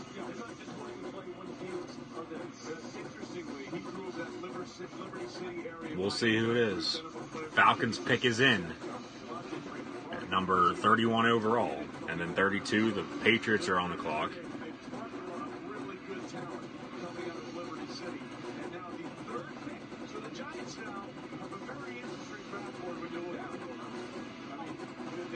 Giants 3 picks in the first round. Raiders 3 picks in the first round. Redskins 2. Falcons 2. And now they get DeAndre. They got Kelsey Clark. They went back in to get bigger. They could have any one of the corners. They got their number 1 corner. DeAndre Baker. They got to go against Riley Ridley as well. Riley Ridley may be a second-round pick for wide receiver out of Georgia. Calvin Ridley. Exactly. They got Lawrence, the big body up front. They didn't pick the quarterback. They could have any quarterback. They got after Kyler Murray. They took Daniel Jones. So their number 1 corner they get. Their quarterback. They see the best everywhere they get, and then they get the big body. They got it. They feel to solidify the middle of that defensive front in Texas. I think all the questions about Dave Gettleman that we had, I think Dave Gettleman has had one hell of a night. He came in here, he identified the players he won based on their evaluations, and he got the guys he won because they were there, and he didn't reach for them. So maybe the Dave Jones, but that's what they had evaluated number 1, so they got it. So good night for Dave Gettleman. It's a good night if Daniel Jones is there. Is it? That's what he is. Yeah, 40 there, 40 is. We'll find out. So there's been another trade now for pick 31. The Rams have moved out of the first round. A lot of people thought they might do that. Atlanta has stepped in. Atlanta is now picking at 31, and the pick is in. Where will Atlanta go with this pick? They're second in the first round. The Los Angeles Rams have traded the 31st pick to the Atlanta Falcons. With the 31st pick in the 2019 Falcons select Caleb McGarry, tackle, Washington. Caleb McGarry, tackle from Washington, goes to the Atlanta Falcons at 31. He was named the winner of the Morris Trophy for the top offensive lineman at Washington. And oh, by the way, when asked about his journey, he says, well, get ready. And it's perfect that he was taken in Nashville because he says, my life is pretty much a country song. We had a family farm in suburban Washington. When the 2008 mortgage crisis fell, we had to sell it. So sure enough, they foreclosed on us. Then his dad got involved in a work accident and lost his job. Then he added, my girlfriend broke up with me and my dog died and we had to move into an RV. This guy has been through a lot of stuff in his life. And after they moved into the RV and took his parents' house, the RV burned down. A friend of his called him and said, did you know your house is on fire? McGarry said, I did not know that. Now the defending Super Bowl champion New England Patriots are on the clock.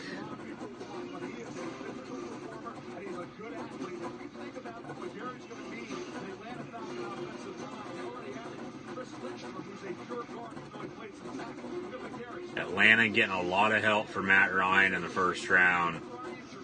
Guard Chris Lindstrom from Boston College. And now McGarry from Washington at the end of the first. They're looking to run the ball a lot, it looks like now, with Devontae Freeman. And open up that play action with Matt Ryan, get it deep downfield to Julio Jones and Calvin Ridley.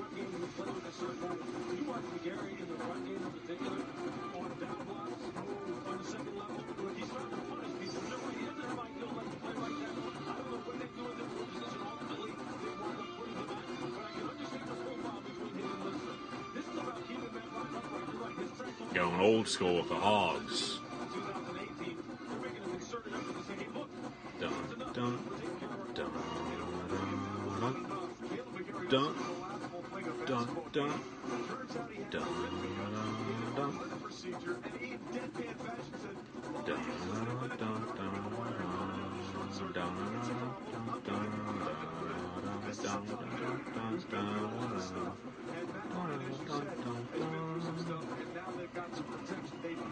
Patriots, I honestly don't know what they're going to do. Maybe Drew Lock.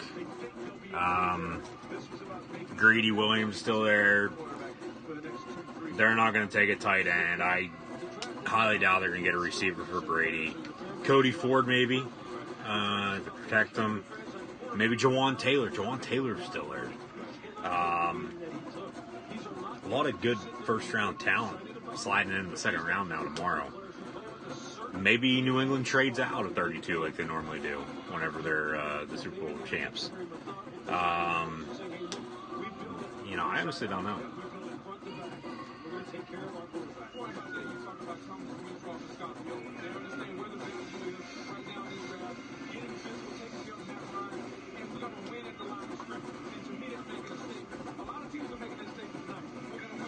Yeah, how are we doing? Come here.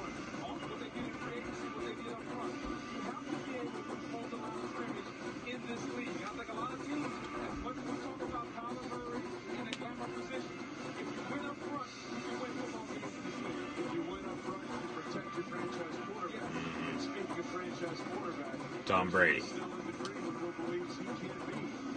Drew Lock maybe to New England. Back up Brady. Be the future. They thought it was going to be Jimmy Garoppolo for a while. They traded him to San Francisco. They thought it was going to be Jacoby Brissett.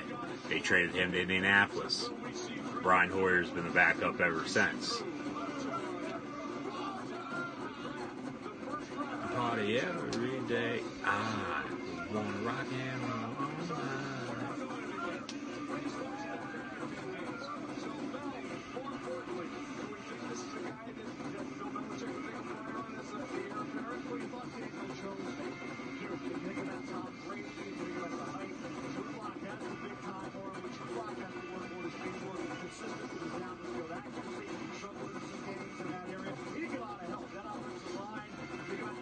Brady's going to be 42 come August.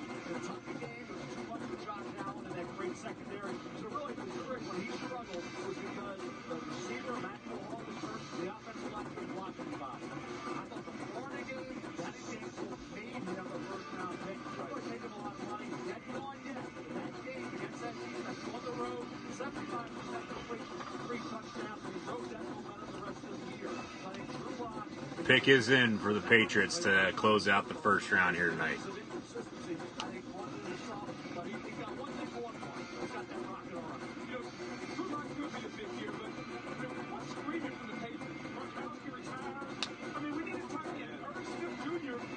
They're not going to take a tight end at 32.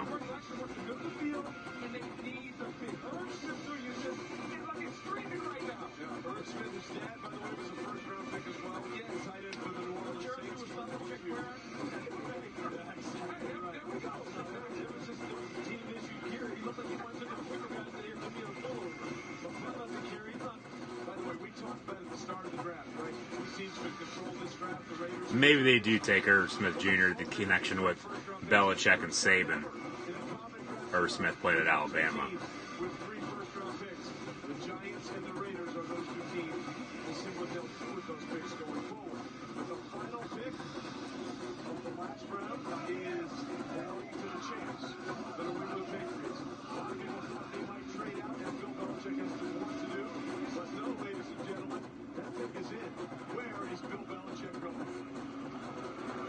Who are the Patriots going to choose to close out the first round?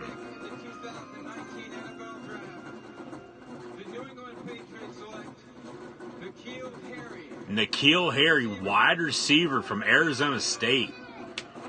Wow, over DK Metcalf?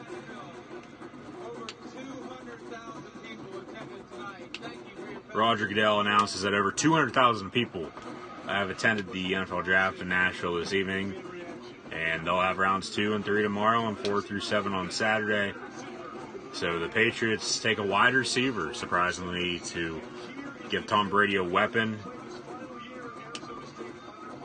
N'Keal Harry going to the New England Patriots, the Super Bowl champion New England Patriots.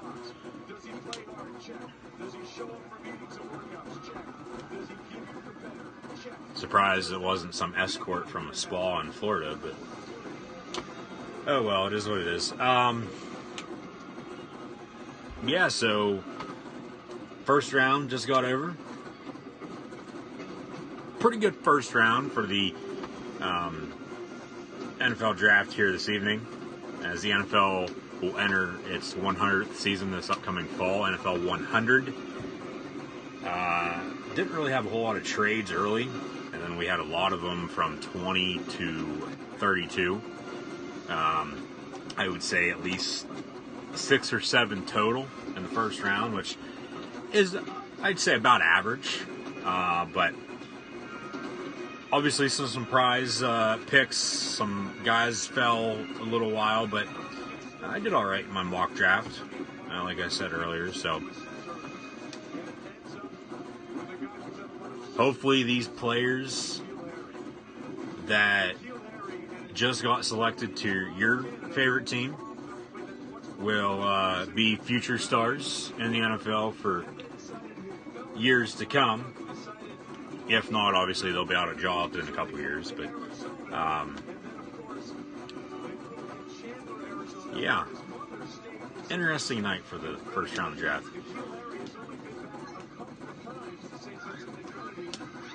It was exciting. I wouldn't say as exciting as years past, but that's just my opinion. Everybody has their own opinion. I would rather have the draft go back to be on a Saturday and a Sunday, to be honest with you. But, you know, obviously they've had it in prime time now at the end of April for quite a while now. Showing some N'Keal Harry highlights playing high school basketball, actually breaking the backboard. So, yeah.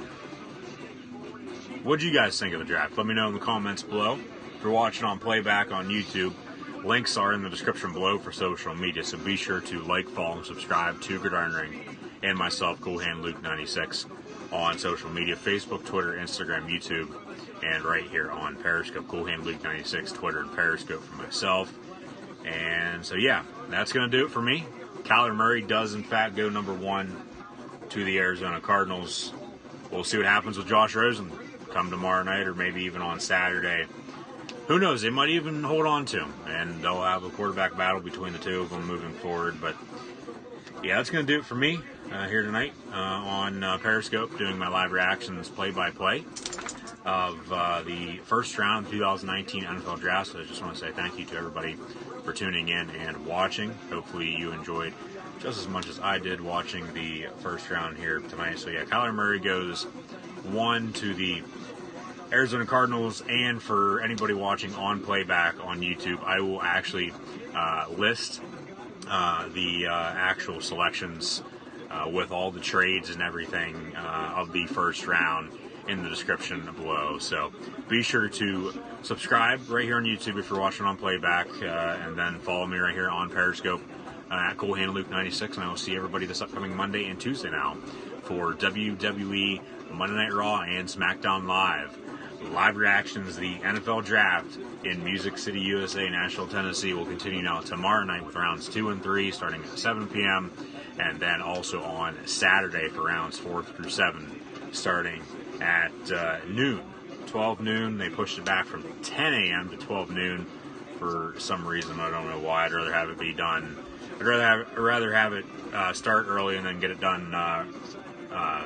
Rather have it get it done and over with come Saturday, because by the time the late rounds come, you just want the damn thing to be done and over with. But at least it's football though. Really haven't had a whole lot of football lately, but yeah, football season can't come soon enough. We'll have college football 150 this upcoming year and NFL 100. Once again, guys, thanks for watching. I'll see everybody next Monday and Tuesday for some more WWE live reactions.